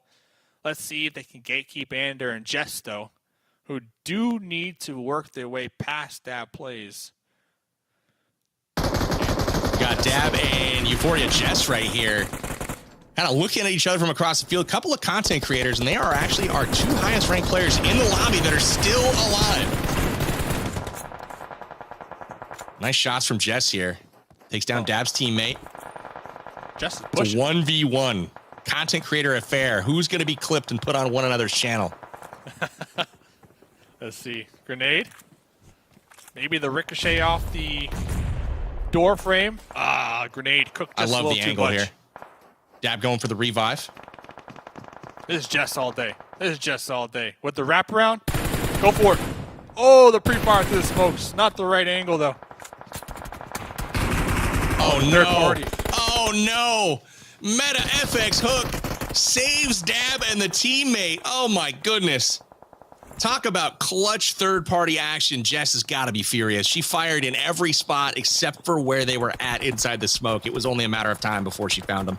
Yeah, also coming in clutch, the amount of smokes right now that Dab is being able to utilize to block those third-party sight lines, because that warehouse is just wide open from that angle. So those smokes are crucial right now. And, you know, Pain wishing they had some smokes out there in that buggy in the wide open. Meta F Hook, you talked about the position from this squad, and now they're just reaping the rewards from it here, Powerbank. Oh, this guy's going off. He's going off. Look at this. He's a one-man wrecking crew, and he's got more company here. He had no ammo left. You can see 2 bullets left in the UMP mag there. Six Scope just rolls up just in time to knock him out, but his teammate, 313 Fokir, is going to get revenge. So still up, but Meta FX Hook, I believe, has a Scarab. He's skydiving back in, baby. There's 2 teams left, and he's flying in the sky, I think. comes down to this. Second place, 9 points. First place, 10 points. So it's only a difference of 1 point when it comes to those placement points. We got a one-on-one. The elim, that's 2 points. That's where the money's at here. So 1v1 here, BB, just like game number 2. We have a one-on-one. 313 folk here going for the second chicken dinner, I believe, of the day. Not sure if they got the first one or not. I know they were right there if they didn't. They got a lot of kills, and they're sitting on 6 in this one. So it's Ruby versus Fokir, and they're trying to get this third and final game completed, wrapped. Who is it going to be going to the finals? Fokir has already punched his ticket. He's going to drive the buggy, get a little bit of cover. Yeah. Ruby gets some shots off here. This would be a great time for a grenade. Yeah, Ruby's in the circle, too. That's why we see Fokir tossing smokes, trying to avoid any type of blue zone damage. Risky play here from Fokir not to heal. He's waiting for that boost to kind of help him out. And I don't know if that was the move. Yeah, he could have used a little extra HP there for sure, but Ruby's going to pick up the dub. First kill of the game, Dave? Getting that chicken dinner? Listen, first kill, but most important kill. All right, because it's not just one kill, it's the winner, chicken dinner of the final map of Group B for the duo stage of the Pharaoh's Cup. So definitely what you want to have here heading on into tomorrow. Hopefully that win puts them up there in the top 25, though, so they can compete in tomorrow's games. It all comes down to that. Were those points for those cusp teams that we were talking about who had 6 points? There's what, like 5 of them coming into this game? Were those elims enough? Washed Roxic. Yeah. Yep, I was going to say that was the play of the day for me, was that 1v2 Washed Roxic going up against 2 players, again, with Dream and his teammate bearing down on him, basically from above, looking down there. He runs across, gets the finish, and those 2 extra frags were really everything, and we'll see how that pans out on the final leaderboard. But check it out, top fraggers, Dab, YouTube, getting hooked up on the total elims, picking up 7. A little light on the damage there, Dab. I think you're picking off some scraps here, but hey, I don't think it's going to matter to him, man. 7 frags is 7 frags. ZR Dream also just going absolutely ham. Once again, 1,500 total damage for the second game in a row, 12 kills, and then Fallen Mafia, his teammate. I mean, sheesh, man. What a duo. What a duo. Put it in the montage. We also got Mr. Flip backstage letting us know that Dream got second place in the Livic Community Cup as well. So this player has been showing up in these events and putting in the work. So you'll love to see it here. That's exactly what these are for. Let's play some replays, though. I have to assume Mafia and Dream, we're going to see a lot of them in these final replays. If I had to guess here, Powerbang. There's a couple things that I'm looking forward to in these replays. One of them is Bella Fox, and the other is Washed Roxic. Like, I really hope that Bella and her teammate make it through, but I don't know if it was enough. They had to go for that last kill. I'm really hoping that the points worked out. That shotgun shot from Dream right there, though, was incredible with the pump to take him out from that distance.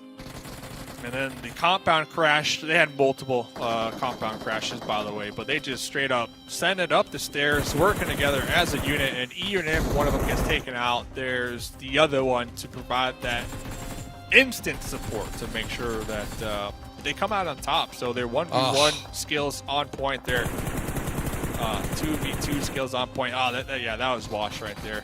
Looked like Wash was trying to get behind that car. He was trying to get out of dodge, and he didn't realize there was a team chilling on that ledge, just kind of watching it all happen.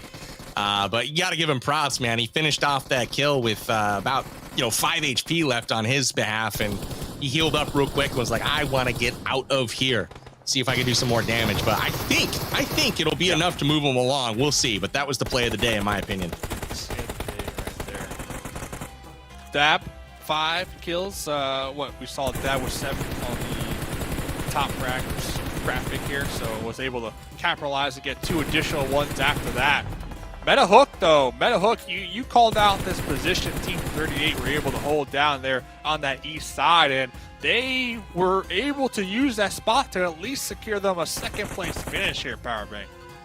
Yeah, I'm just shocked that Fokir didn't go for the heal behind the buggy, man. He had 2 of them left and just didn't use them. We're going to go straight into the scores, though, for Group B. And as you can see, ZR Dream and Fallen Mafia sneaking by the top 2 teams. I mean, what if these guys duo up randomly in the same group? That's a I GG. mean, good God. 70 and 68 points for our top 2 here. Really impressive stuff all the way. I mean, congrats to all these teams for likely moving on. Again, these scores are unofficial, will be confirmed on the website at a later time before our games tomorrow, obviously, but the second page is what we're all waiting for. I want to see where we landed and where the cutoff was, and it is indeed 10 points, and it came down to that 1 kill for Bella Fox and her squad. So unfortunately, they will not be moving on. I wanted to see it.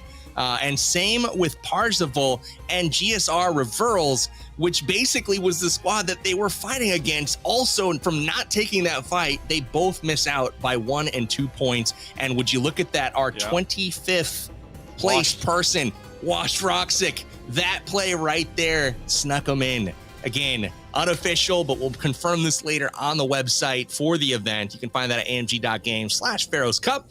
And here again is a reminder of what happened in Group A. I think there was a big gap between the Group B top teams and the Group A top teams, although they were both like impressive. Yeah, definitely both impressive. And I'm looking forward to kind of seeing how they get mixed up for tomorrow, the finals cup, when we send it to the squads, right? Because we're going to be mixing and matching them all randomly. So it'll be able to balance out just a little more.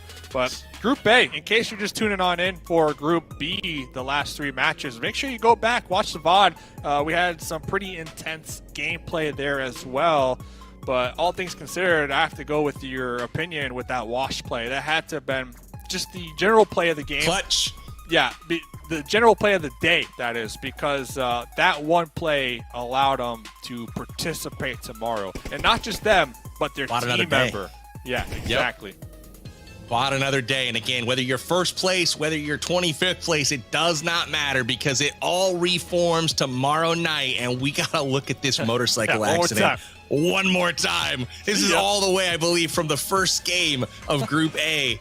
And we've been looking at it almost every game. Pretty incredible stuff. I mean, QB, I'm sorry, man. I'm sorry. Production's doing you dirty over here, but it was funny. You got to admit it. Anyways, guys, let us know what your favorite moment of the broadcast was. I know I had some personal favorites, and guess what? We're going to be doing it all again tomorrow night, 5 p.m. Pacific time, 8 p.m. Eastern, right here on PUBG Mobile's official channels. If you like the action, make sure you're subscribing, following PUBG Mobile on all of the social medias, and especially follow on Twitter, follow on Instagram. You'll get notifications of events exactly like this one in case you want to participate in the future. Dave, do you have any final thoughts on what you saw here tonight? Listen, I'm looking forward to tomorrow's squad games because we got 6 more games tomorrow in the new game mode. And then after that 6th match, we got the prizes, baby. We crowned the champions of the Pharaoh's Cup. So make sure, like you said, PB, tune in tomorrow for the finals, baby. I can't wait. That is going to do it for tonight's action. If you enjoyed what you saw, join me, join Mustache Dave out on the Battlegrounds. You can download PUBG Mobile from your friendly app stores. Join us out on the Battlegrounds. We're so excited to have you back tomorrow for the finals of the PUBG Mobile Pharaoh's Cup. Until next time, congratulations to all of our qualifiers. Thanks to all of our participants, and thank you for watching. We'll see you next time.